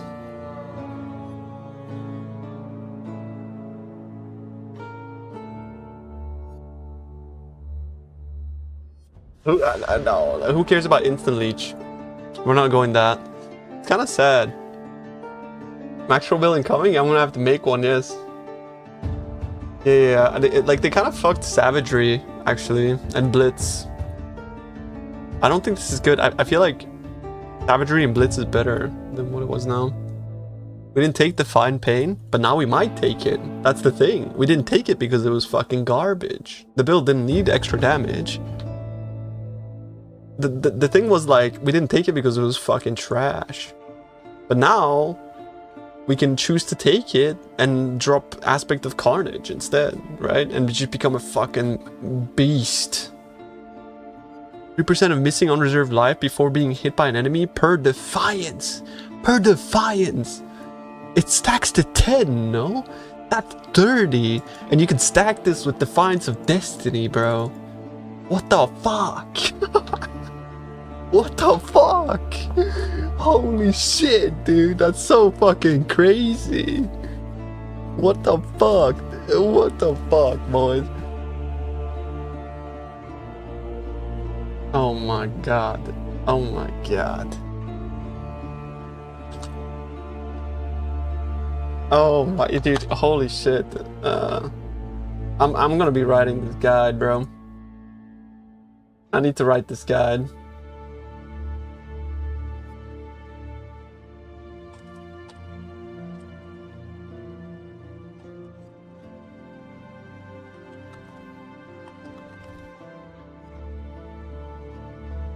Bro. Dude, my build is so buffed. It's so buffed. Hell yeah. What happened to Lightning Strike, actually? Lightning Strike projectiles now deal 50% less damage. What? Arcing is so dead. Why would you do that to Arcing as well, bro? Arcing is already... Oh man, I'm fucking Arcing, bro. What the fuck, man? Is there any fucking spells that look insane?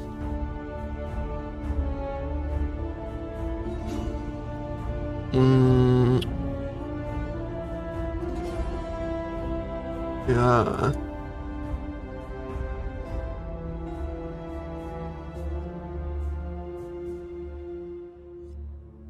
They buffed Exile. Wait, why? Why would they buff Exile farming? 7 additional Rogue Exiles instead of...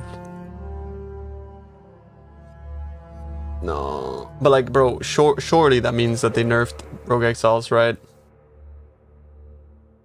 100% they nerfed Rogue Exiles.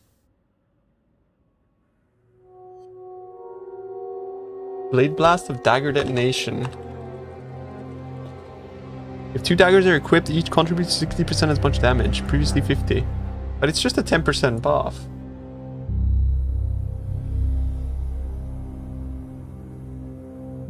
They probably deleted the Scarab. Gigantification is not there. Maybe they deleted the Scarab.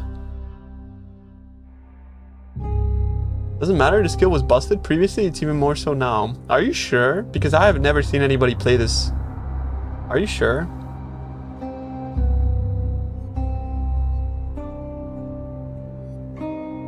That's 20%. I mean, it's 10% per dagger. Yeah, fair.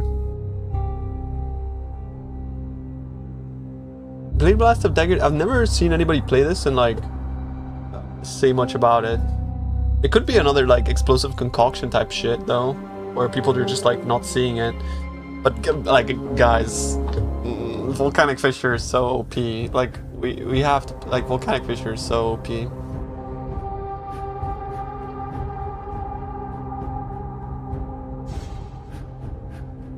I mean, guys. A Warcry bot, Volcanic Fissure, with the new ring, overcap your fire resistance by like 10 million? Oh my god, dude. Oh my fucking god, bro.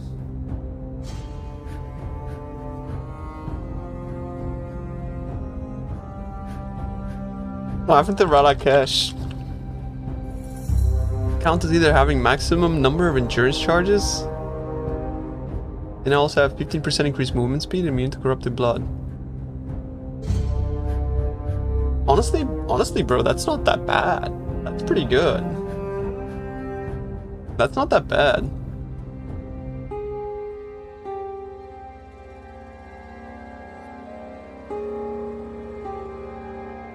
Like, that's not that bad. Like, that's still insane. You guys saying it's bad. Like, this is really bad.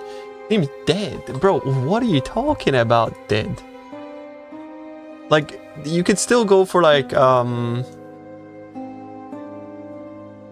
Slayer and get maximum endurances without, like, needing to end the belt. Like, what are you talking about, dead? Like, generating frenzies is not a problem. Generating endurances and then swapping them over with the belt. That's the OP part, bro. The OP part is you get to use the the belt.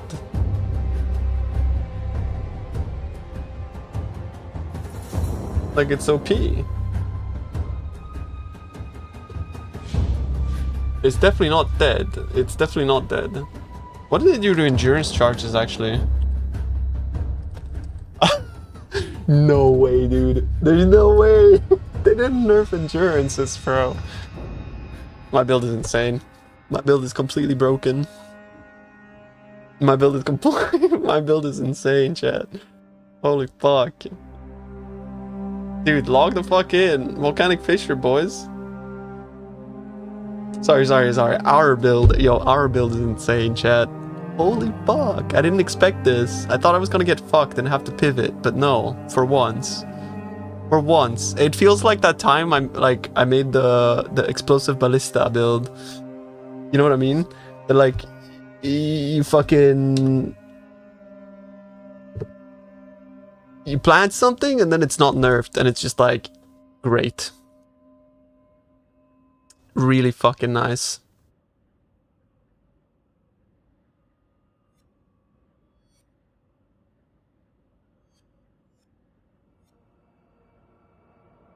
Hell yeah, bro. Wait, that South got buffed? That North Aura now deals... Bro, it's still trash. It's still trash. It's still trash. 25%, bro.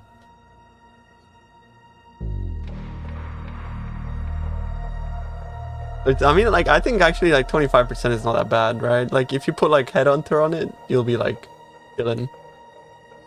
Wait, Splitting Steel is Giga dead, really? Splitting Steel projectiles can no longer return to you. Ah, that's trash, actually. That's trash, because the only thing that made them OP was Nimbus.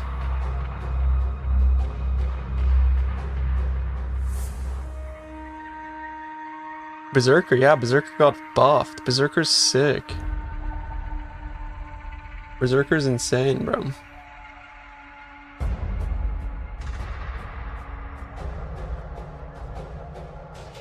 Oh, bro, this is exciting. Holy fuck.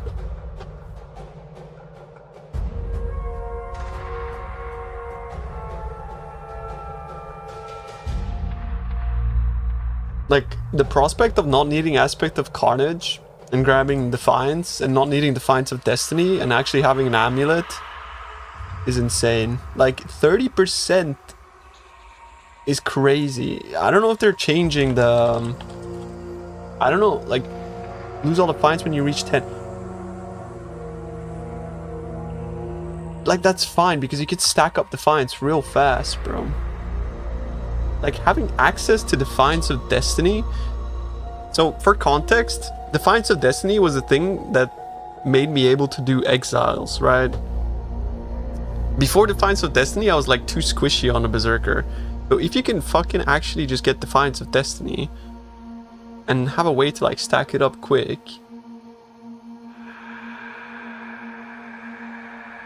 it's OP.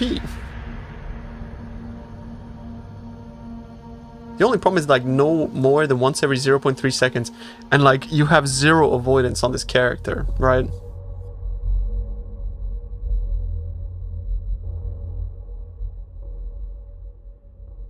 That's gonna improve early everything. Bro, like the build is buffed, Bractor. It's like, our build is OP now.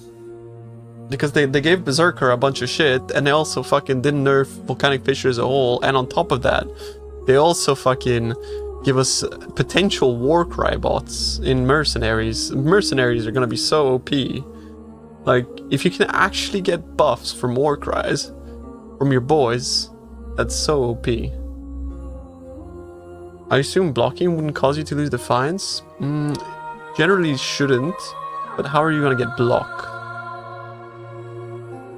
I'm not making a fucking reaction video, bro. What are you talking about? The reaction video is the stream. Like, what? What are you talking about, bro? Oh boy, oh boy. Yeah, go watch the VOD then. go watch the VOD. It's on YouTube as well. This changes everything.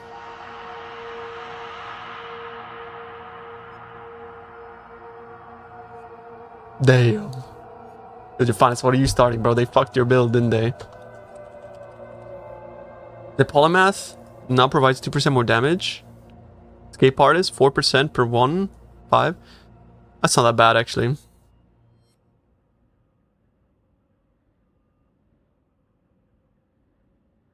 It's not that bad. Escape Artist is still good.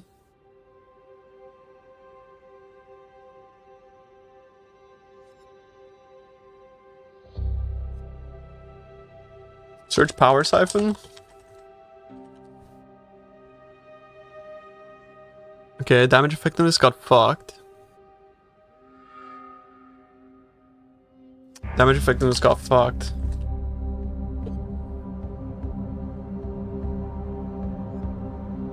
Percent previously 20%. Yeah, I got like a 30% nerf. Yeah, Ephemeral Edge got kind of fucked.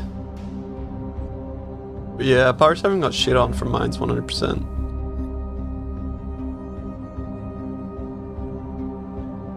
I mean, like, you say like gem buffs Monka, but like there's like, they listed gems here, bro.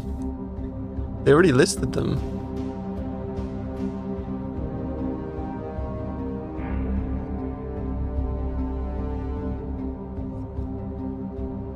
Also, Strike of Zenith. Projectiles deal 60% less damage, previously 50. Every 5th attack now deals 600% more, previously 800. Whatever. Wait, they nerfed actual normal Molten Strike as well. What? It's insane how like this meme is not actually even a fucking meme, bro.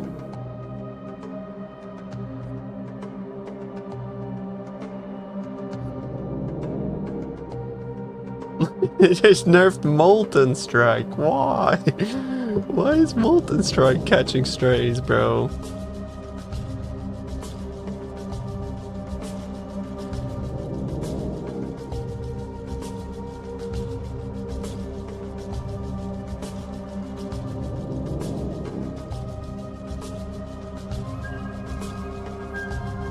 Okay, Reap got like kind of buffed. Is there any Spellslinger stuff? Spellslinger.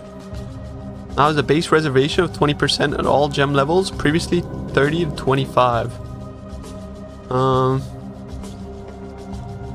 That doesn't change. That's not enough, bro. That's not enough. No Warcry, no nothing nerfs, bro. I'm fucking logging in, dude. Volcanic Fissure League Start is on. It is on, dude.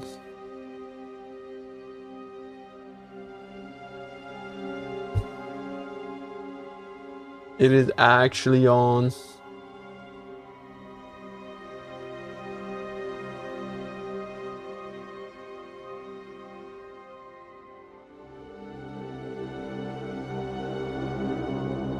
Did all the steals? I don't know about all of them.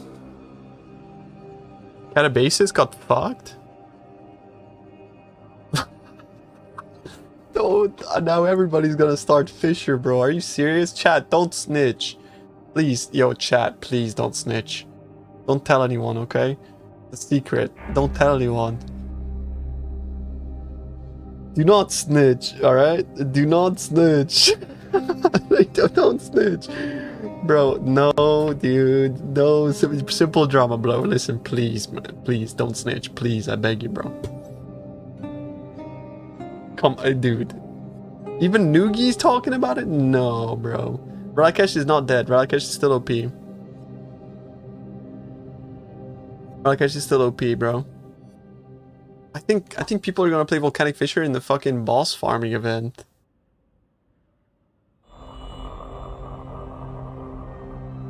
Nova Dumpster 2. Is Ben actually playing Volcanic Fissure?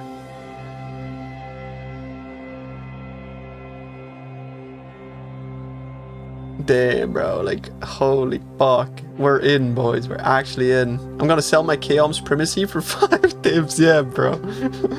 It's gonna be 5 dips. Holy. Okay. Alright, is there... But, like, I need to, like, scope for if there's anything exciting here, bro.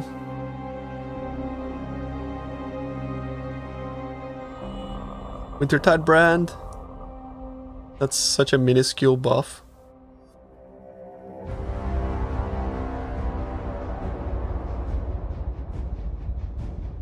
Resistance? Resistance modifiers can no longer roll or be crafted on weapons? What?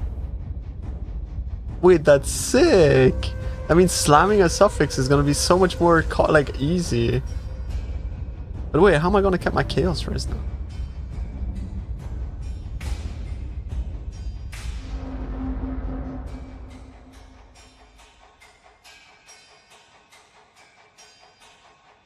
I'm trying to like read through some of this shit, but it looks like they're all just like alt quality dog shit.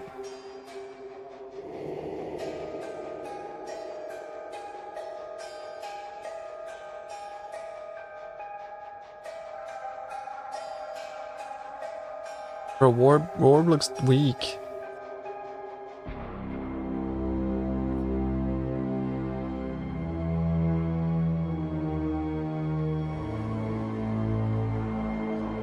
Harvest Beasts are into the base game already since last league. Donkey. They're just spawned randomly now. Since 1 year now.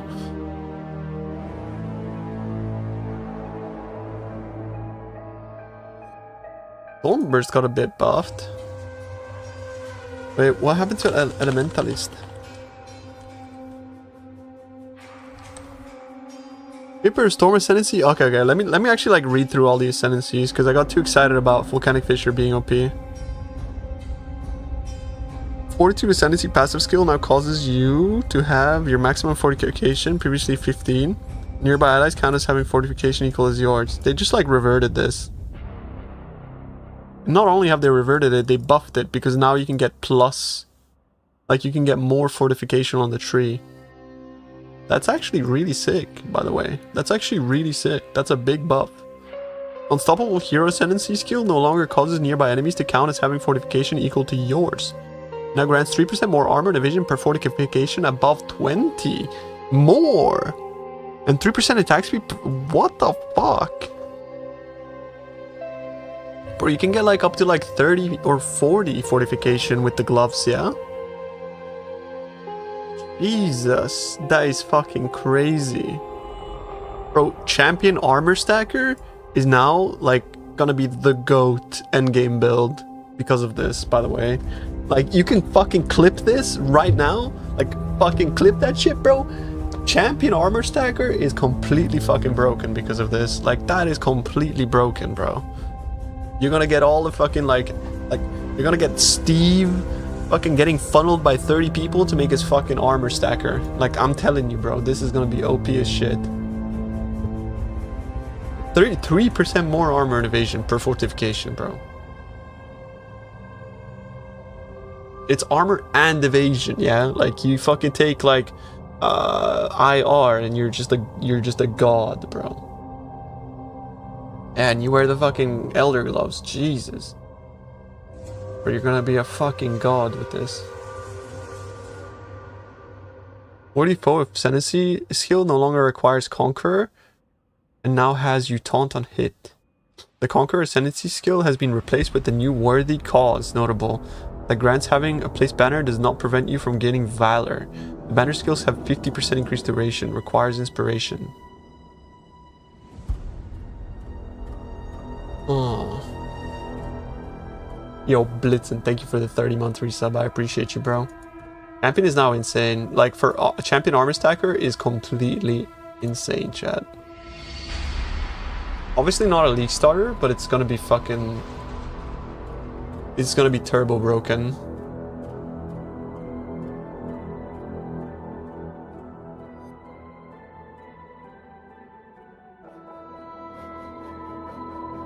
Guardian. Harmony and Purpose Ascendancy has been removed and now causes you to gain a random shrine buff every 10 seconds. If you gain a random shrine buff and then you increase its duration, does it, like, do they stack? Because this was the same thing in Freesia, right? But I didn't play that in Freesia. Do they stack, chat?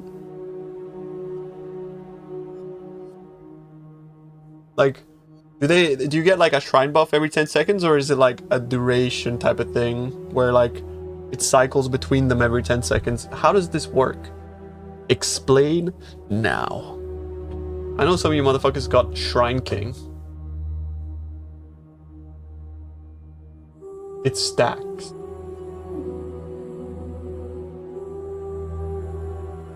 That's fucking crazy, by the way, if it stacks. Because if it stacks, early league, you just get this and you get like shrine duration on the passive skill tree and all of a sudden you're a god. It's gonna be a great league starter, by the way. You don't even need Blunderbore, you just go Gull, right? On its own. Just Gull, 50% duration, so you get this to 15 seconds, and then you can get more duration on the tree too. That's really good. Like, this is genuinely really good. Unwavering Faith has been removed. It now grants 50% increased reservation efficiency of skills. I mean, that's fine. I don't really care. Auras are trash. Orc Cries are in. Auras are trash. Auras? Auras? Bro, you go into a little fucking aura map with like 100% reduced aura effect. Nice fucking auras, little bro. Meanwhile, Chad Berserker crying all over the place, just going... Like, he doesn't give a fuck, bro. I use 0 auras in my build, bro. 0 auras. I just cry and I fucking pop off, bro. Who needs fucking auras, bro? Just go, just cry, bro. It's all about the, you know. Did you guys hear that? I bumped my elbow on the table. I'm trying to act like a man and like I'm not hurt, but in reality I'm in like absolute pain right now. Okay.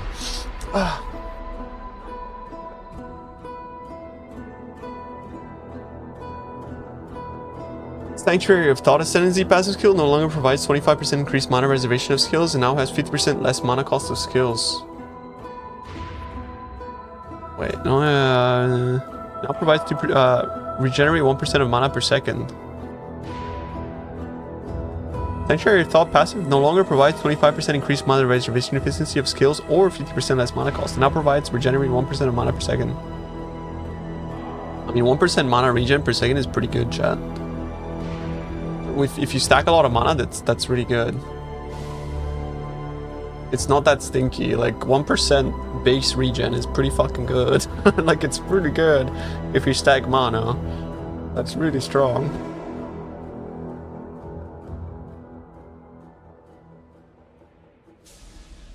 That is very fucking good, bro. When will we know what to play? Right now, bro. You know what to play right now. It's Volcanic Fissure of Snaking Berserker.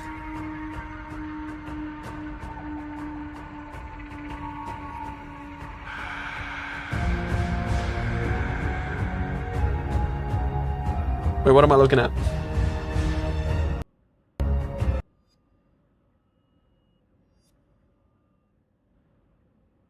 I mean, Captain, you know this as well, right? Like, it looks...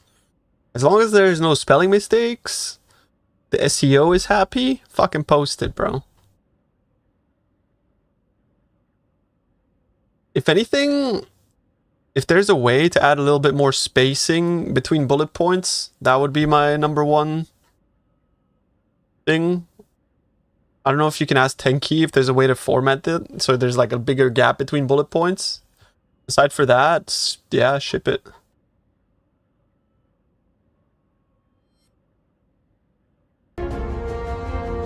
He's asking max roll related stuff. If there isn't a way to make that, then who cares? It's fine.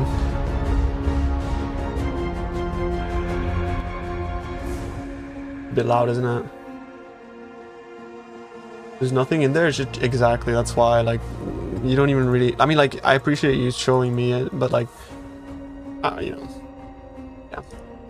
Just make like the gaps in between the bullets a bit, because it's like it's just text, you know. It's like kind of hard to look at. The only feedback I have.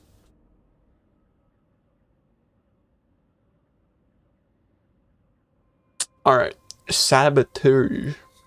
You guys say saboteur or saboteur? I hear people say saboteur, and I think like it doesn't say CH. It says it's a T. It's saboteur. It's the saboteur.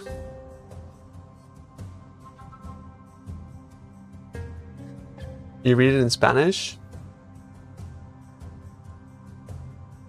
What's it like in Spanish? Saboteur. Me gusta saboteur. Me gusta playing miner saboteur. Is that how you say it? Really? Shit. Calma. Added a new shrapnel specialist ascendancy passive skill, which now causes projectiles to have 50% chance to return to you and projectiles to be fired in random directions. That's pretty good. Explosive expert ascendancy passive skill has been replaced with a new notable, calculated risk, which causes your critical strike chance to be lucky and damage with hits to be unlucky. Wait, what? Damage with hits to be unlucky.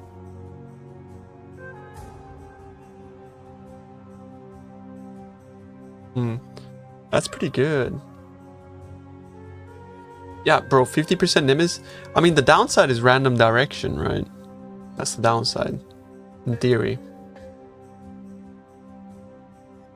Yeah, you can play fire, you can play cold, just don't play lightning type of thing. They're both really good. They're both insane. Yeah, both good. So far, every change, very good. By the way. EK with that.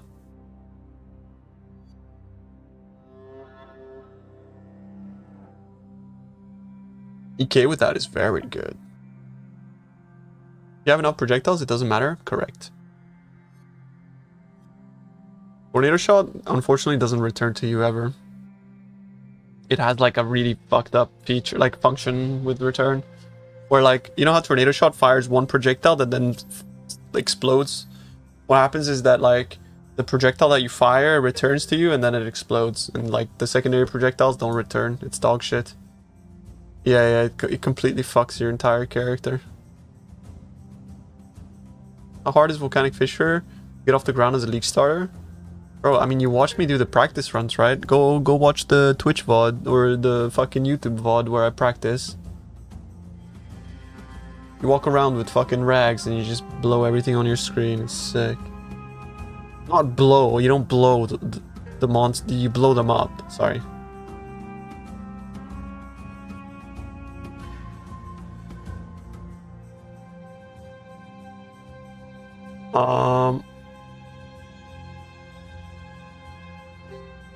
Okay, Trickster. Polymath Ascendancy passive skill now provides 2% more damage for each different type of mastery you have, previously 3. Is Trickster so far the only nerf, and Escape Artist got like a 30% nerf as well.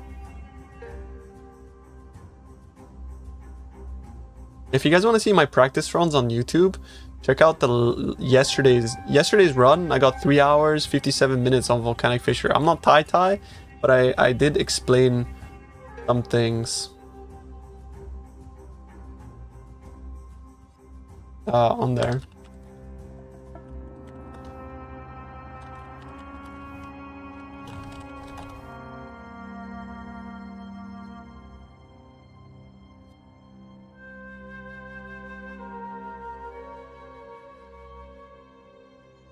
Fuck rolling magma.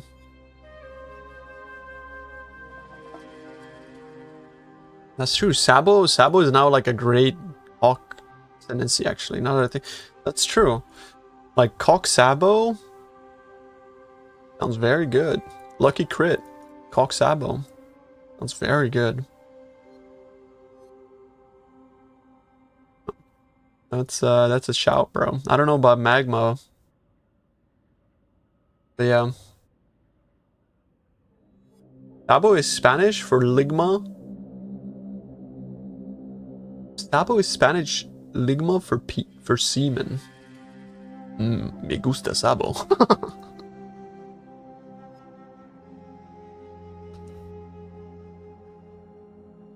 I'm gonna be playing Me gusta Sabo cock. Cock Sabo.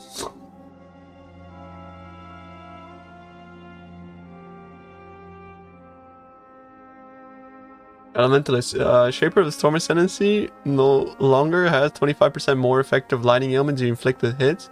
The highest damage type is lightning. It now has shocks from hits. Always increases damage taken by at least 25%. Isn't that kind of bad? Because the problem is 25% more effective lightning ailments. I mean, you lose the scalability with this, no?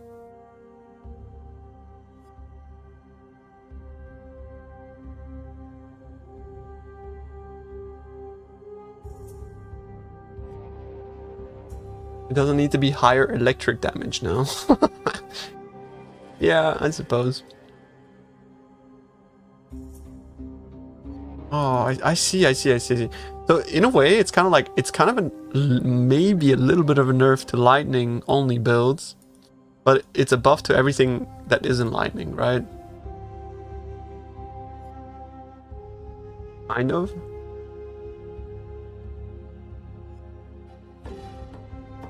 It's just more generic.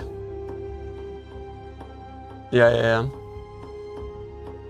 Easy to get 50%. That's true. It is really easy to get 50% shock regardless, because all you need is 100% increased effect of ailments, right? If it scales from 25, it's like free, literally, to get a 100% ailment effect is like boot mod plus a couple nodes, right, or whatever. But yeah. Shaper of Winter passive no longer has 50% effect of cold ailment if you're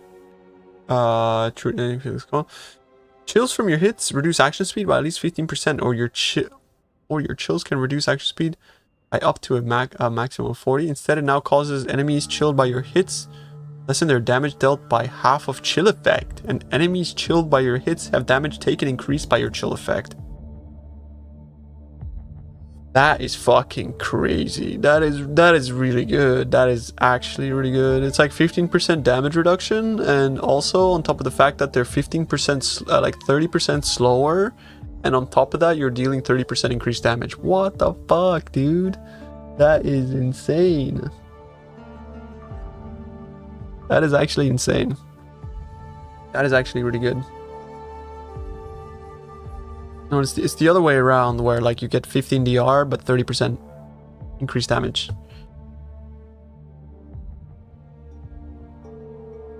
Shaper of Flame Ascendancy passive skill no longer has 25% more damage with ignites you inflict with hits, for which is the highest damage type is 5. Sorry, I don't know why I can't say that sentence.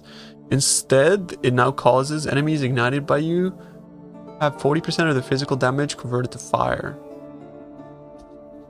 This is multiplicative with other modifiers, right? So like, I know it sounds really good, but hold on, because the problem with this is that like it's multiplicative. So if you have Cloak of Flame, you don't have 90%, right? That's not how it works. You will never get to 100% with this. The way that it works is that it will then it would look at like if you have modifiers as like, you know, 40% taken as or whatever, it's multiplied by 1.4 from this. So it's like nowhere as good as you think it is. However, on its own, it's really good. So I think what you will do is you're not going to use Cloak of Flame, you will just use this, right? That's it. Like stacking the R in Warframe? It's like stacking the R in PoE, bro. You don't have to like, call out Warframe, bro. It works like it does in fucking PoE. It's way too conditional. Bro, the condition is you ignite. How's that conditional? If you have Shaper of Flame, everything you fucking touch ignites.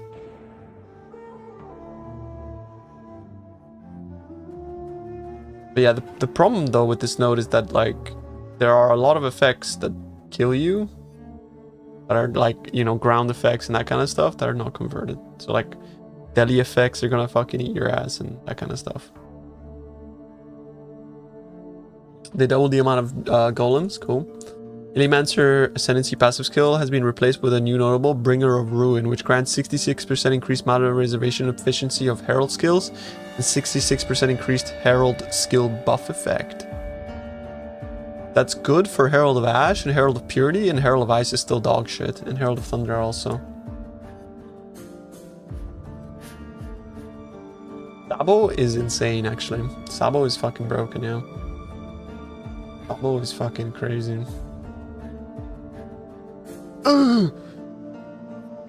Elemental Mastery that causes hits to have treat enemy monster resistances inverted is now 15% instead of 25%.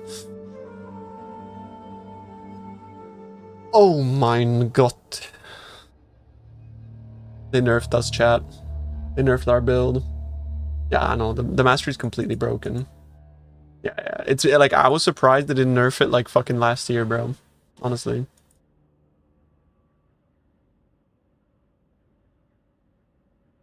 Yeah, it bro, for like an entire year we were like, what the fuck's that? Yeah, it's like, bro, it's like for the entire time this was existing was like, what the fuck? What the fuck are they smoking? It was so broken. The leech passive mastery, previously 10% insta leech is 5. That doesn't really matter. Yeah, of course you still take it. It's still broken. It's still like 20% damage, bro. Still turbo broken. Link passive masteries that grant elemental ailments are inflicted on you instead of linked targets has been replaced with a new mastery that causes enemies in your linked beams to be unable to apply elemental ailments. What the fuck? So are you supposed to like you and your buddy positioning like this and the monsters in the middle? What the fuck's that?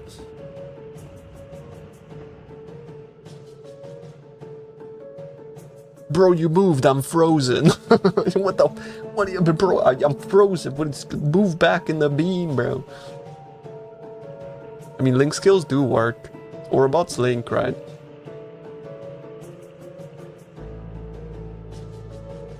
One passive mastery that grants unnerved enemies on hit with wands has been replaced with a new mastery that provides 25% increased mana reservation efficiency of skill supported by a spellslinger.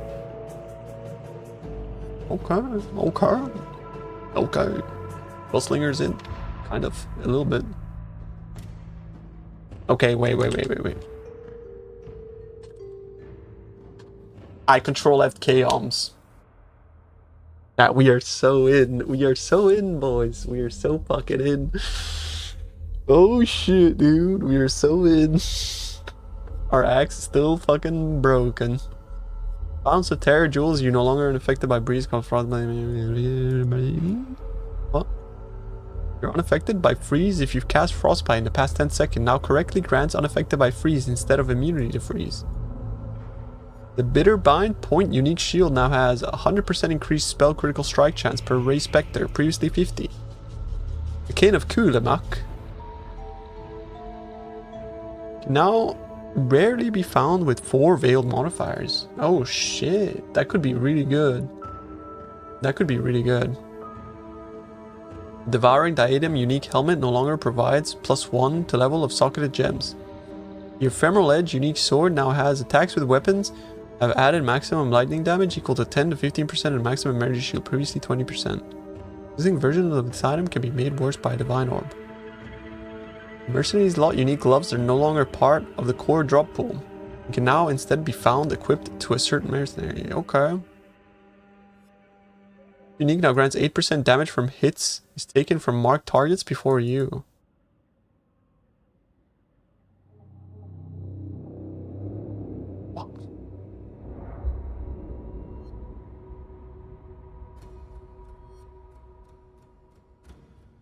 That's kind of cool.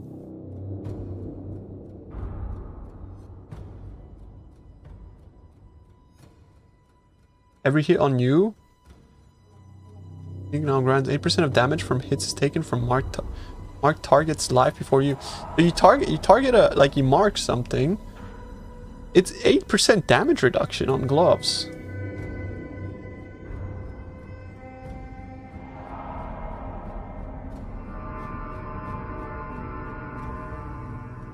What's the rest of the gloves though? What do they actually do?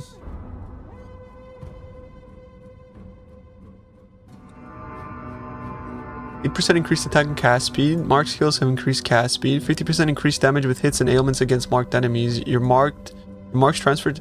These gloves are actually kind of good now. These gloves are actually kind of good now.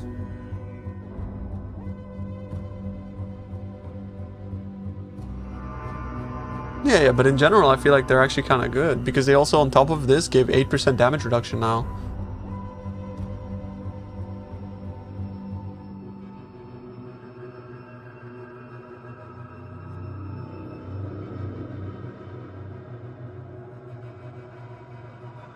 Am I misunderstanding something, or are you guys misunderstanding something? Give me a second.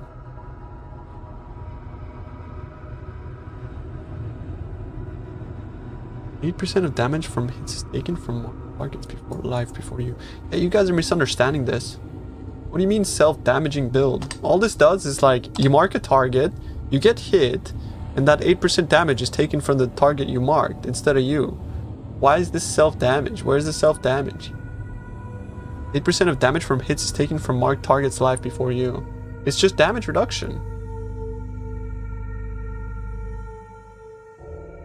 Yeah, like, why are you guys talking about self-damage and shit? It says damage from hits. Yeah? Everything in PoE says damage from hits. As long as it's not ailments. It's just to specify that dot damage is not fucking... transferred. It's 8% DR, that's all it is.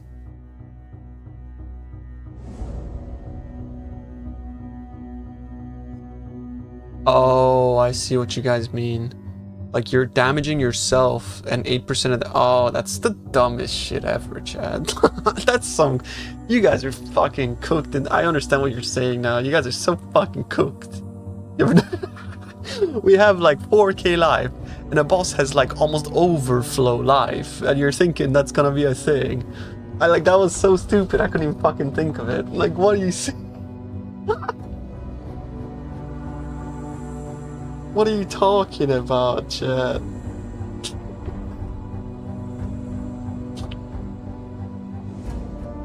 It's not even cooked, it's just beyond cooked. It's like we're dealing with, like, imagine like you steal $1,000 from Elon Musk and you're like, that'll teach him. That's like what you guys are saying right now. Like, bro, $8,000 from Elon Musk, he's not even gonna fucking, bro, like, he wouldn't even fucking bend down for $8,000. You know what I'm saying?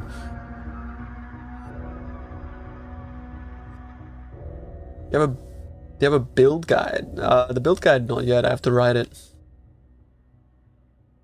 PoE stupid builds give rise to monster builds? No, bro. That's something you'd say if you have no idea how builds work. That's not how that works, bro.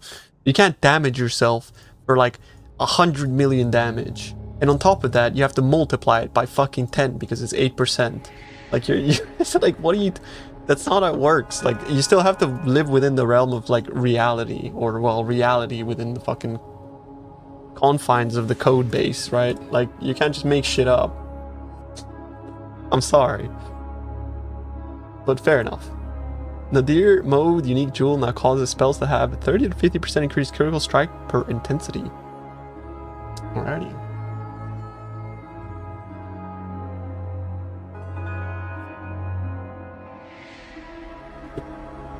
Okay.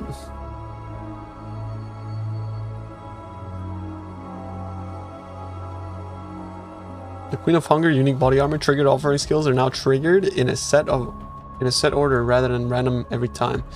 The unique no longer provides 5 to 10% increased cast speed. And you guys say Ralakesh is fucking dead, but like, guys, Ralakesh is still broken. Like, it is still broken. you never had a problem generating frenzies or power charges. You always had a problem generating endurance charges.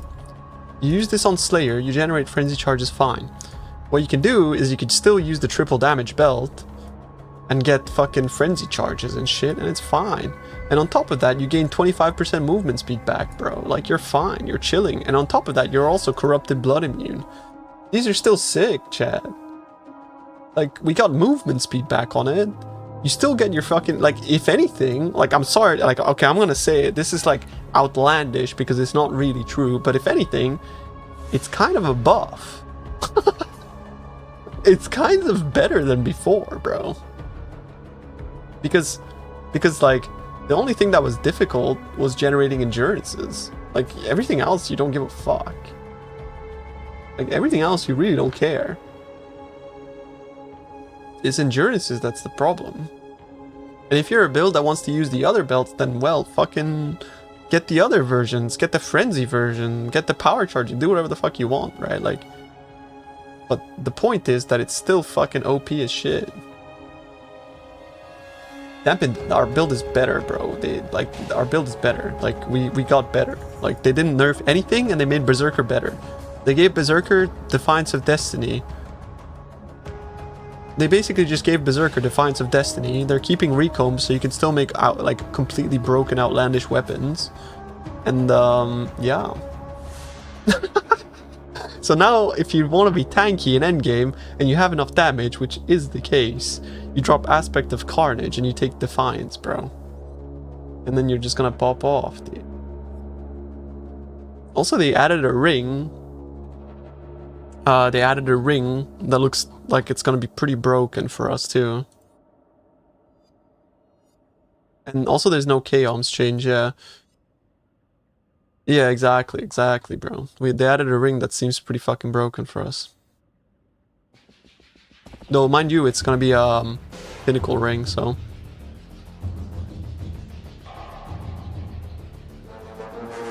Yeah, bro, like, the thing is, like,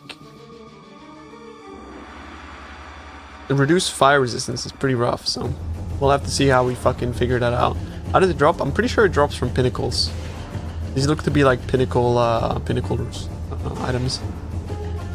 55% is reduced, but we don't know whether it rolls like less or more. Maybe it goes to like 50, maybe it goes to 40. I don't fucking know. Alright, listen. Could be good. It's still, like, if you think about it, this is still way better than Omni for us, right? For us, this is way better than Omni. Calma.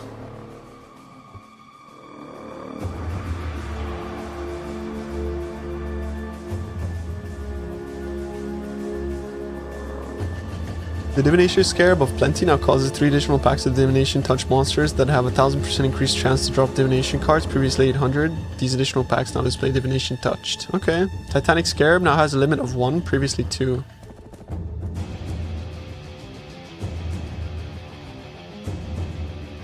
What? The only one more. Titanic Scarab of Legends now has a limit of 1, previously 2. The only 1 would be applied. Wait, so it was bugged this entire time? What the fuck? Song is going hard.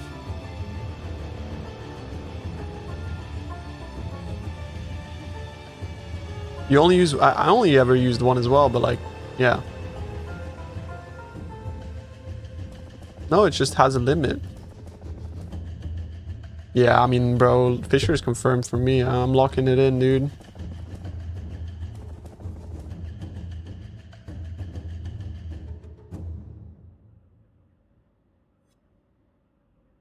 The drop chance of Orb of Regrets has been lowered. This chance has been distributed across all other currency items that can now... Okay, I see. Because of fastness and stuff, right? Volcanic Fissure, bro, of course. Snaking. Do a League Start pub? Yes. Of course.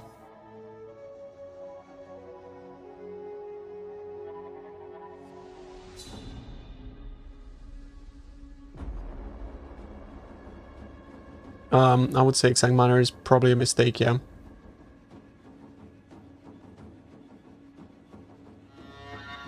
No, because now you can use fastest to respec at it in town, bro. It's good. It's really good. Weapons and armor with multiple attribute requirements now have a lower chance to roll attribute modifiers. That's sick. Life and mana leech modifiers on equipped items and jewels now roll as suffixes instead of prefixes. Oh! Wait, this makes crafting weapons so much better, bro. That means if you augment Fizz on a weapon, you can't get fucking Leech anymore, bro. If you augment Fizz on a weapon, you can't get Leech, bro. That is so fucking good.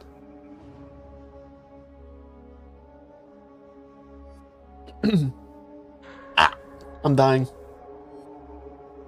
That's so sad though for suffixes. Donkey, it used to be able to roll as a prefix and a suffix. You're bugging. Scepters and stave and rune dagger and wands can now roll attack modifiers less often. Well, I mean, then wanders are fucked or what? What the fuck? How are you ever gonna play a wand build, like an attack wand build? What? Are they bringing a new base? Surely they are. Sure, bro, surely they're bringing a new base, no? Surely they're giving you war wands. That's what I call my dick. I'm just kidding.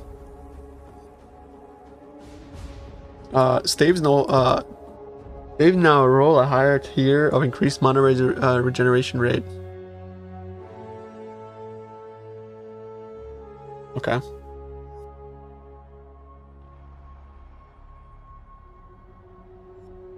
It says attack wands are not affected. No, it doesn't. Where does it say that? Why would you say that, bro? Like, what the fuck? Why am I getting gaslow? Like, where does it say that?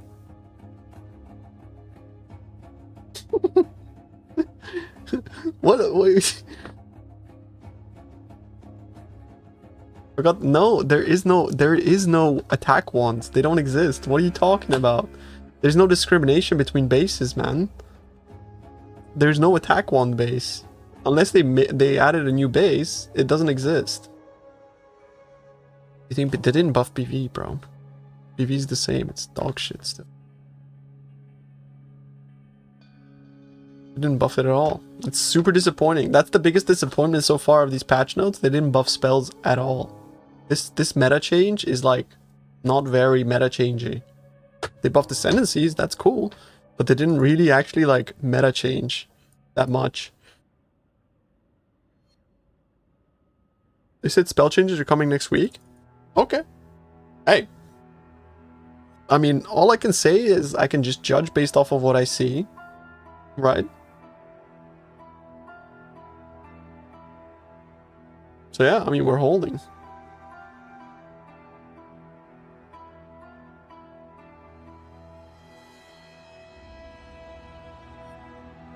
Oh, we're hyped as fuck, bro. Why would we be dooming? Why would we be dooming, bro? We're hyped as shit, bro. I hate the word hype, though.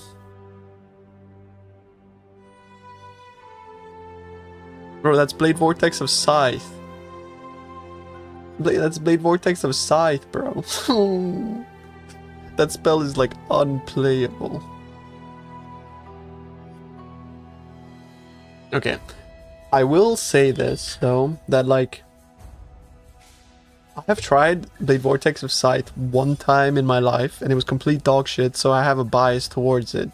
Who knows if someone smarter than me just, like, manages to make it work or something, right? Like, I don't want to discount that. But based off of my knowledge, it's trash. Yo, White Time, bro, thank you for the fucking 6 months. I appreciate you, homie. Thank you, man. I just realized I neglected YouTube chat. Maybe they want those 3 weapon bases for spellcasting? Yeah, but then that means that they're fucking with an entire archetype, right? If you think about it, like, attack wands has been a thing since the very beginning of Path of Exile's, like, conception, right? So saying now rolling your wands is harder is very sad.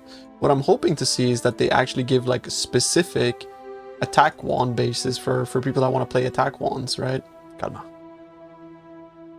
Volcanic Fisher is buffed, bro. Log the fuck in. Our build is insane. Mana regeneration. Resistance modifiers cannot no longer roll or be crafted on weapons. This is a big buff. Big buff. Big boo buff.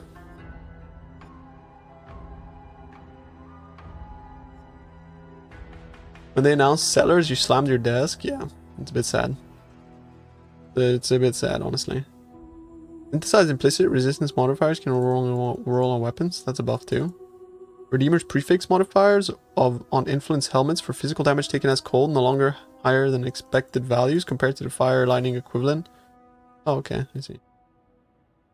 Veiled and crafting bench modifiers that granted area of effect and area damage, projectile speed and projectile damage, melee damage, and mighty strike damage can now roll on gloves instead of amulets. Oh, that's dope. Chat, that's really dope. It's gonna be harder to unveil, but that's really dope. Area of effect and area damage on gloves is gonna be fucking juice for Verfoss especially. That's really dope. And also projectile speed and projectile damage for bows. That's very good as well. No simplex beams? Honestly, bro. Honestly, fuck simplex. That item is disgusting. Bro, I think like, yeah, like Path of Exile doesn't need more ways to get your like 500 billion damage build to like 600 billion, right? Path of Exile needs more ways to make the gap between T10 maps and the point where you get 500 million damage. That's what it needs, right? There's a massive fucking void in the game right now, where like you just feel like absolute dog shit on like 90% of builds. So yeah, I think this is a great change. The build and crafting bench modifiers that granted area of effect and level of socket gems, projectile pierce, no longer roll on gloves. But they're still rollable on helmets. That's fine. I think that's fine.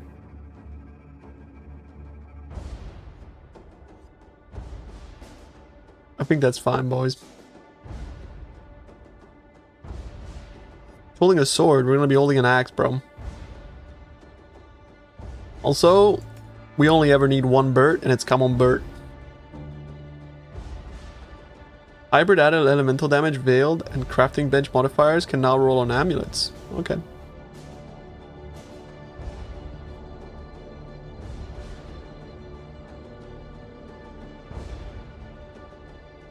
Alright, chat. Well, I mean, boys. I think I have to go offline and cook a bit, and then I need to make pubs for you guys, and I need to get ready and shit. So I feel like I'm not gonna lie to you guys, I feel like I'm kind of on a timer now with like putting Volcanic Fisher content out, because I think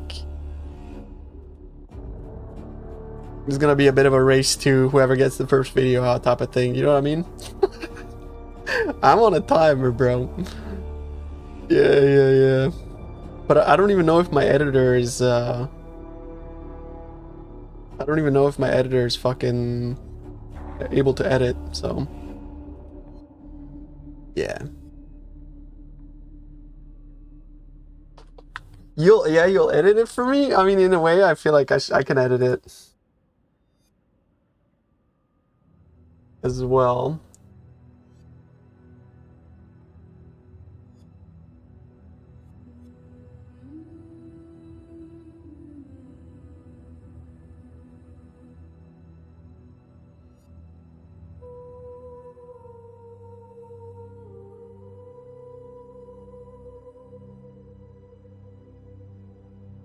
But it's fine. Anyways, chat. I will be back tomorrow. Thank you for watching, everybody. I appreciate you, chat.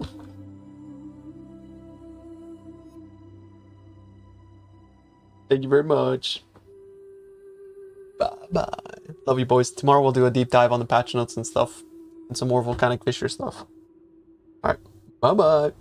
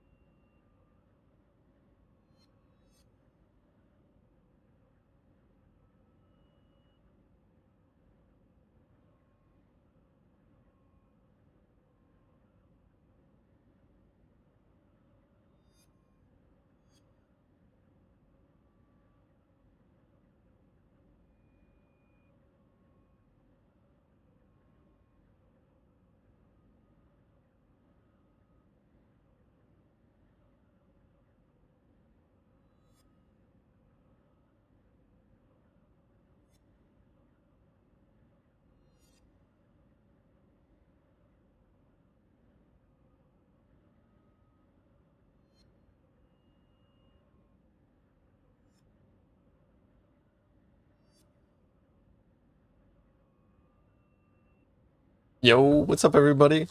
We're back.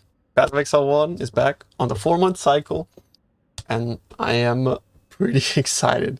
Honestly, I don't really know what to expect, whether they're going to be staying on the 4-month cycle or anything like that, but... Yo, what's up, everybody? Tuna here. Yo, welcome back, boys. Welcome back. We are actually back to the 4-month cycle for Path of Exile 1. And I haven't really been posting much content, as you probably see from the graveyard, which is my YouTube. But since we are back on the 4-month cycle, and hopefully PoE 2 is going to be improving, you know, I'll be coming back to make more content for you guys and stuff like that. Of course, I'm streaming every day, as I always am, so yeah. But that's about enough of, you know, giving you guys an update as to what's going on in my life and the channel and that sort of stuff. So I want to sort of tell you guys my plans for League Start.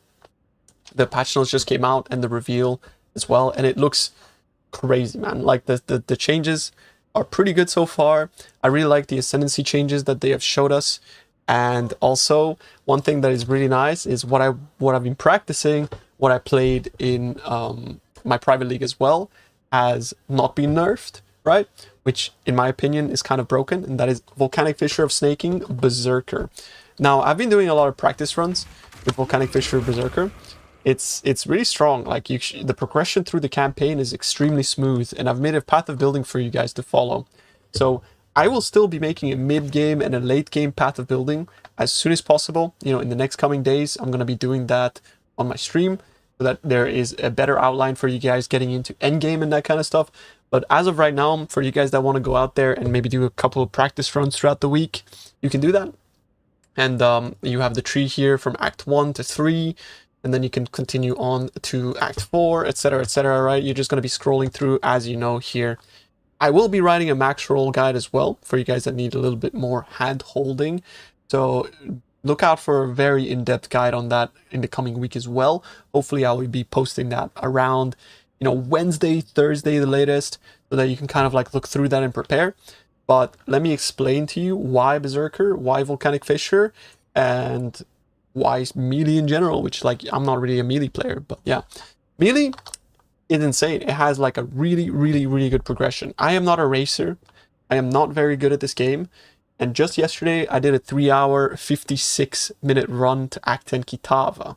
That's really good. And I got into maps, and that's this character here that you see. You know, the gear now, after a couple of maps, I've been like pretty good already in like a couple of maps. And I'm just like, I'm going crazy in these maps. I'll put a map in right now so you guys can kind of get an idea of what that looks like. And I will also make it so that my ultra wide doesn't look so bad. So let me just fix that real quick. I think the way that I do that is I can make it so I get the centered UI. Let me fix that real quick for you boys right there. Boom. It doesn't look so bad. Okay. You won't be able to see the inventory and that sort of stuff, but yeah, just so you guys get an idea of what that looks like just as you're entering maps. I found this axe in the campaign, and I just crafted physical damage on it, and you can see it's just a bit of damage.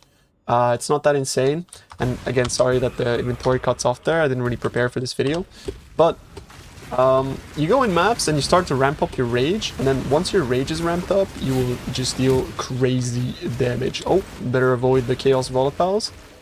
I still don't have any chaos resistance. Hopefully, I hope they nerf those fucking volatiles. They're so OP. They're so annoying to deal with. This build is actually pretty good. Like, usually when you think like slammers, you think you're pianoing a bunch of stuff, but in reality, what you're doing is you're only pressing 2 war cries. You are pressing Infernal Cry, and you're also pressing Enduring Cry. Enduring Cry so you can get your endurance charges to make you tankier, which, by the way, endurance charges are not nerfed in the patch notes. And Infernal Cry because of a bunch of mechanics that I will explain. So in early game, usually you have a big issue with mana sustain, and life leech. But one crazy thing that you could do with Infernal Cry is you can link Infernal Cry. Okay, that's it. I'm going to be fixing this. Let me pause for a second.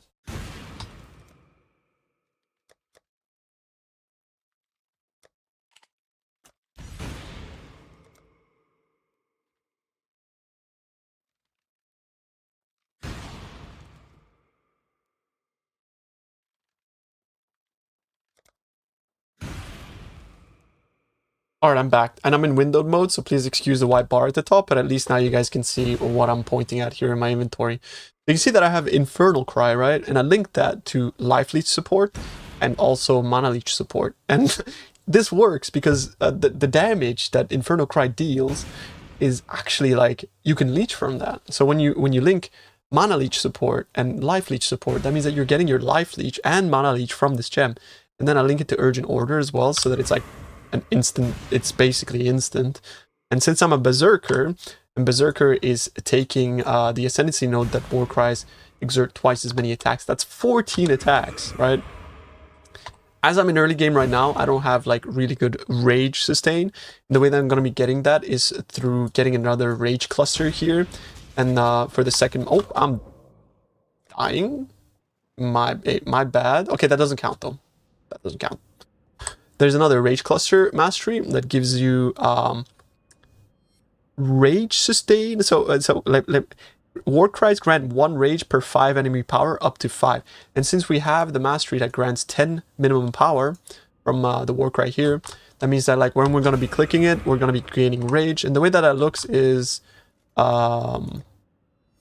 this video is so scuffed. I can't even regret it. But basically what's going to happen is, since you have auto exerts going off, and since you have your 2 War Cries that you're clicking, you're basically going to have full Rage all the time. So you don't have this weird ramping type of feeling that you have as you're going in maps, which in early game I do have to say is the thing that feels the most scuffed, because as you're getting into maps, yeah, you don't have that Rage, and Rage grants you like so much attack speed.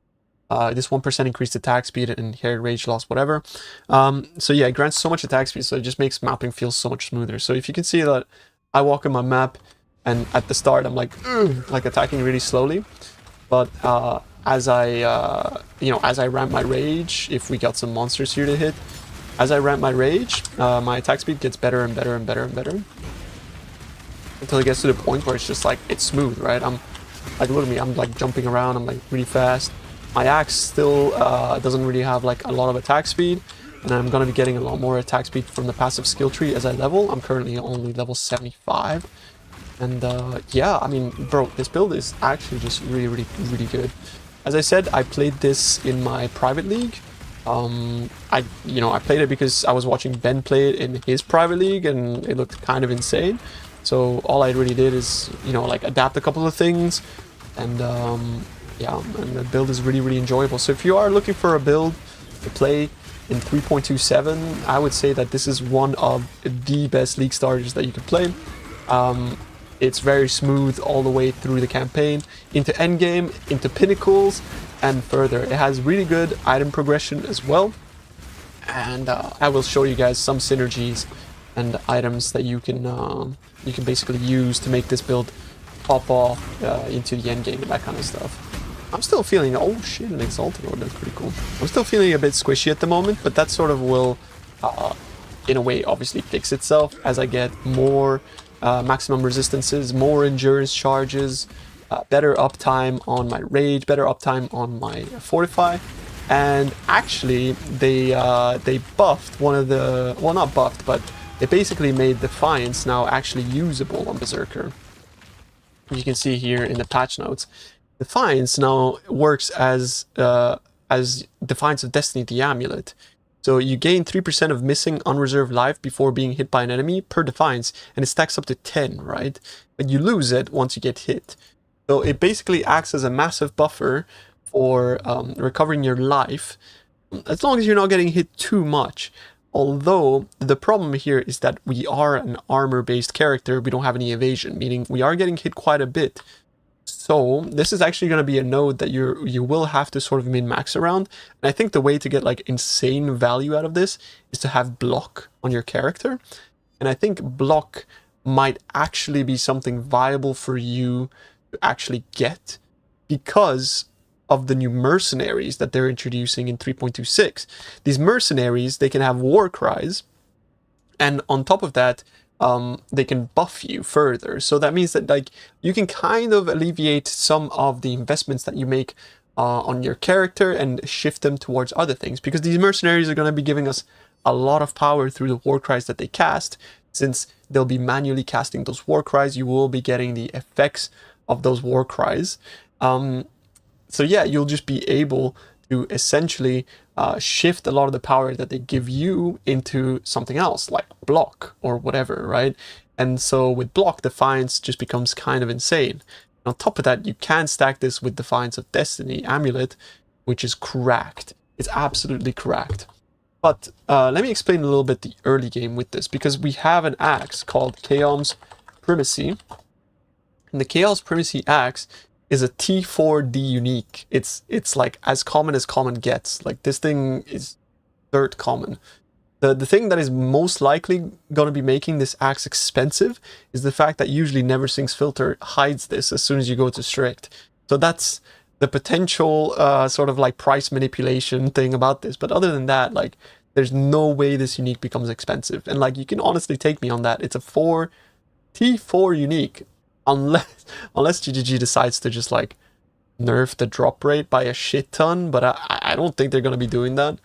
So yeah, a really strong unique, and let me explain why. So you get Culling Strike, so that's like in theory kind of 10% more damage. Rage on melee hits, so that's faster rage ramp. But most importantly, it has base damage, which is pretty decent base damage.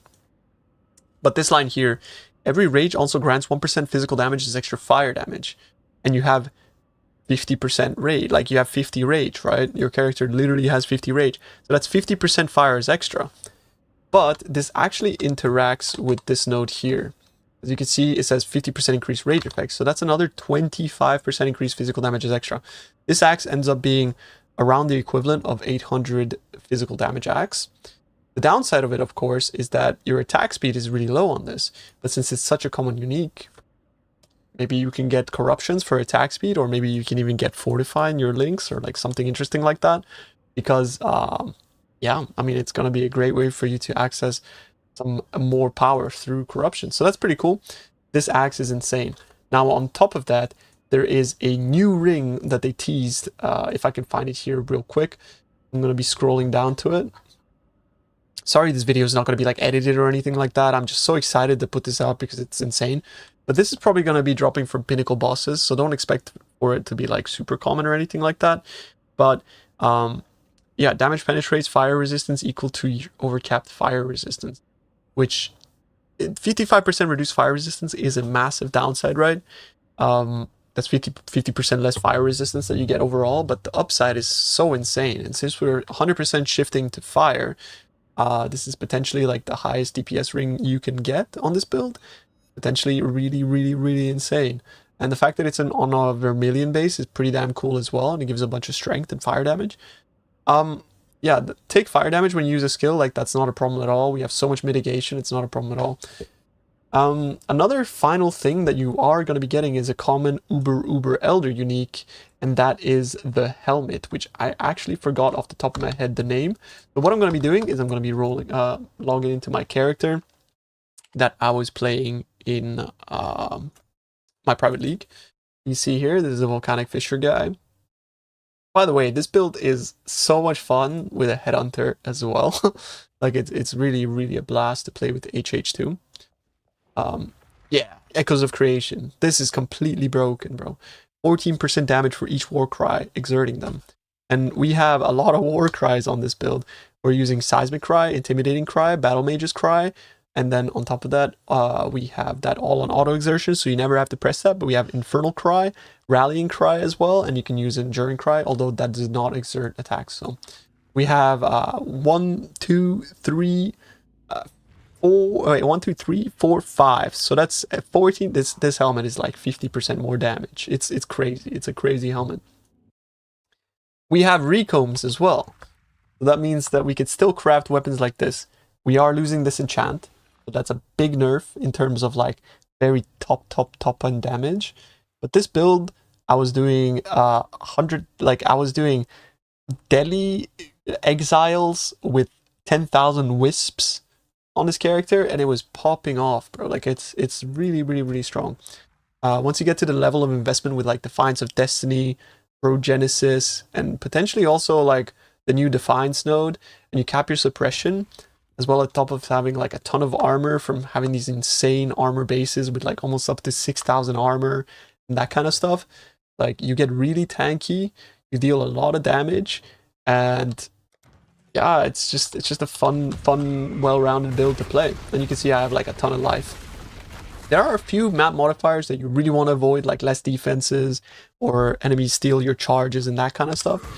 But outside of that, the build feels honestly like really smooth.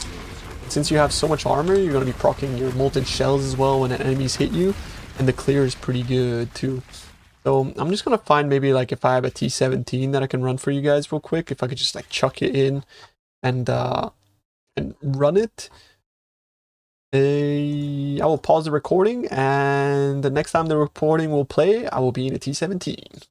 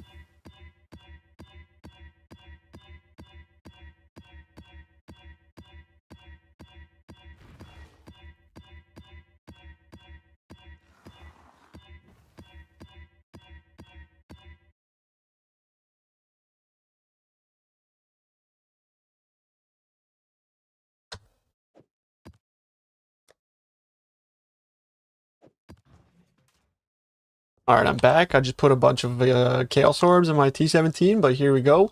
We have a completely disgusting map with buffs expire faster, which is not ideal at all, since our war cries are going to be falling over faster and marked enemies. Okay, this is a ziggurat map, so I will not be doing the boss, just FYI.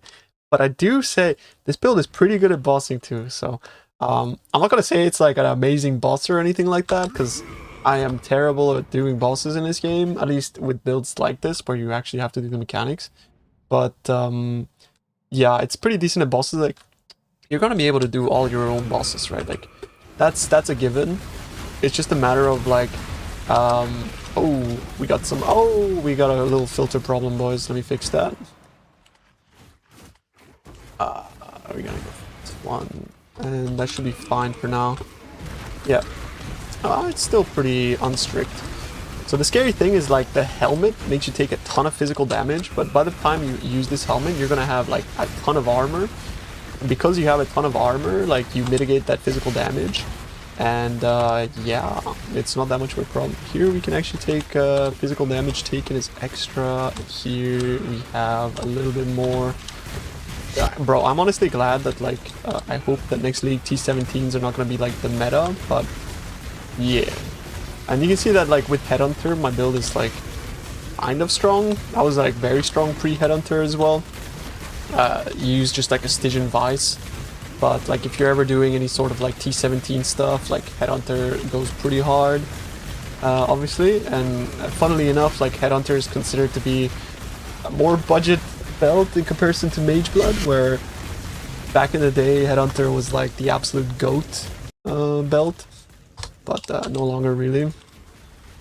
But yeah, like, it's just really strong. I'm gonna hide the loot because I don't really care much for standard loot, and I just wanted to show you guys what it looks like in a full juice T17. You see these monsters have like a bible of modifiers, and I'm running full effect Atlas, of course, with all of that stuff. And yeah, it's honestly doing pretty well. This build would be so much stronger with Mageblood.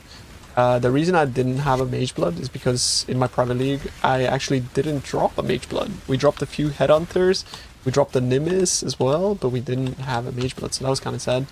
But yeah, I think the build does pretty damn well. And yeah, so I will be linking the leveling POB in the video description, and I will also be providing more content in that. You can check out the streams that I've been streaming here on YouTube as well as Twitch if you want to check out the VODs of what it looks like to level this build. And yeah, just yoink the PoB. And aside for that, if you're looking for more sort of well-structured as well as a better sort of like better guide and that kind of stuff, I will be working on that, and you will be getting updates as well as an update video throughout the week. Look forward to that. But right now, I just wanted to share my excitement for the build, my excitement for 3.26, and just in general, like a massive sigh of relief for the fact that we are getting content cadence again in Path of Exile. Because boys, I gotta be honest with you, it's been a rough year. I've considered, you know, my life decisions, what I've been doing, and that kind of stuff. So I'm really glad to hear that, like, the video game that I fell in love with, the reason why I decided to make content, is back, right? And the developers said it's back. GGG literally said we're back. So, you know, not gonna be buying a supporter pack until I see the next league in 4 months. But you know, when the next league releases in 4 months from now, and it pops off, you got me. You know, I'm back. So hope you guys enjoyed this little ramble video or whatever you want to call it. But yeah, we're back, boys.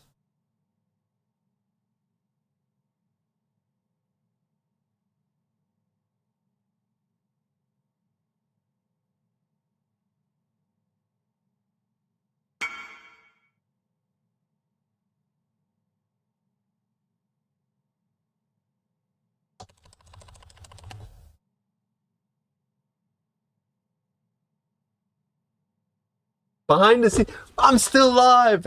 What the fuck? I'm sorry, yo. You guys get the video. What the fuck, bro? I forgot. I was about to pull up my dick and start jorking it. What the fuck? No, I'm just kidding. Dude, I'm so excited, man. What the fuck? That actually ended up working pretty well as well. So you guys get a little bit of a sneak peek. What did you think? What did you guys think about my one taker? Was that a good one taker? Did I do well, YouTube? Thanks for letting me know. Yo, thanks for letting me know. What the fuck? Holy shit, dude. The build got buffed, yes. We're buffed, dude. Alright, I'm going offline on YouTube.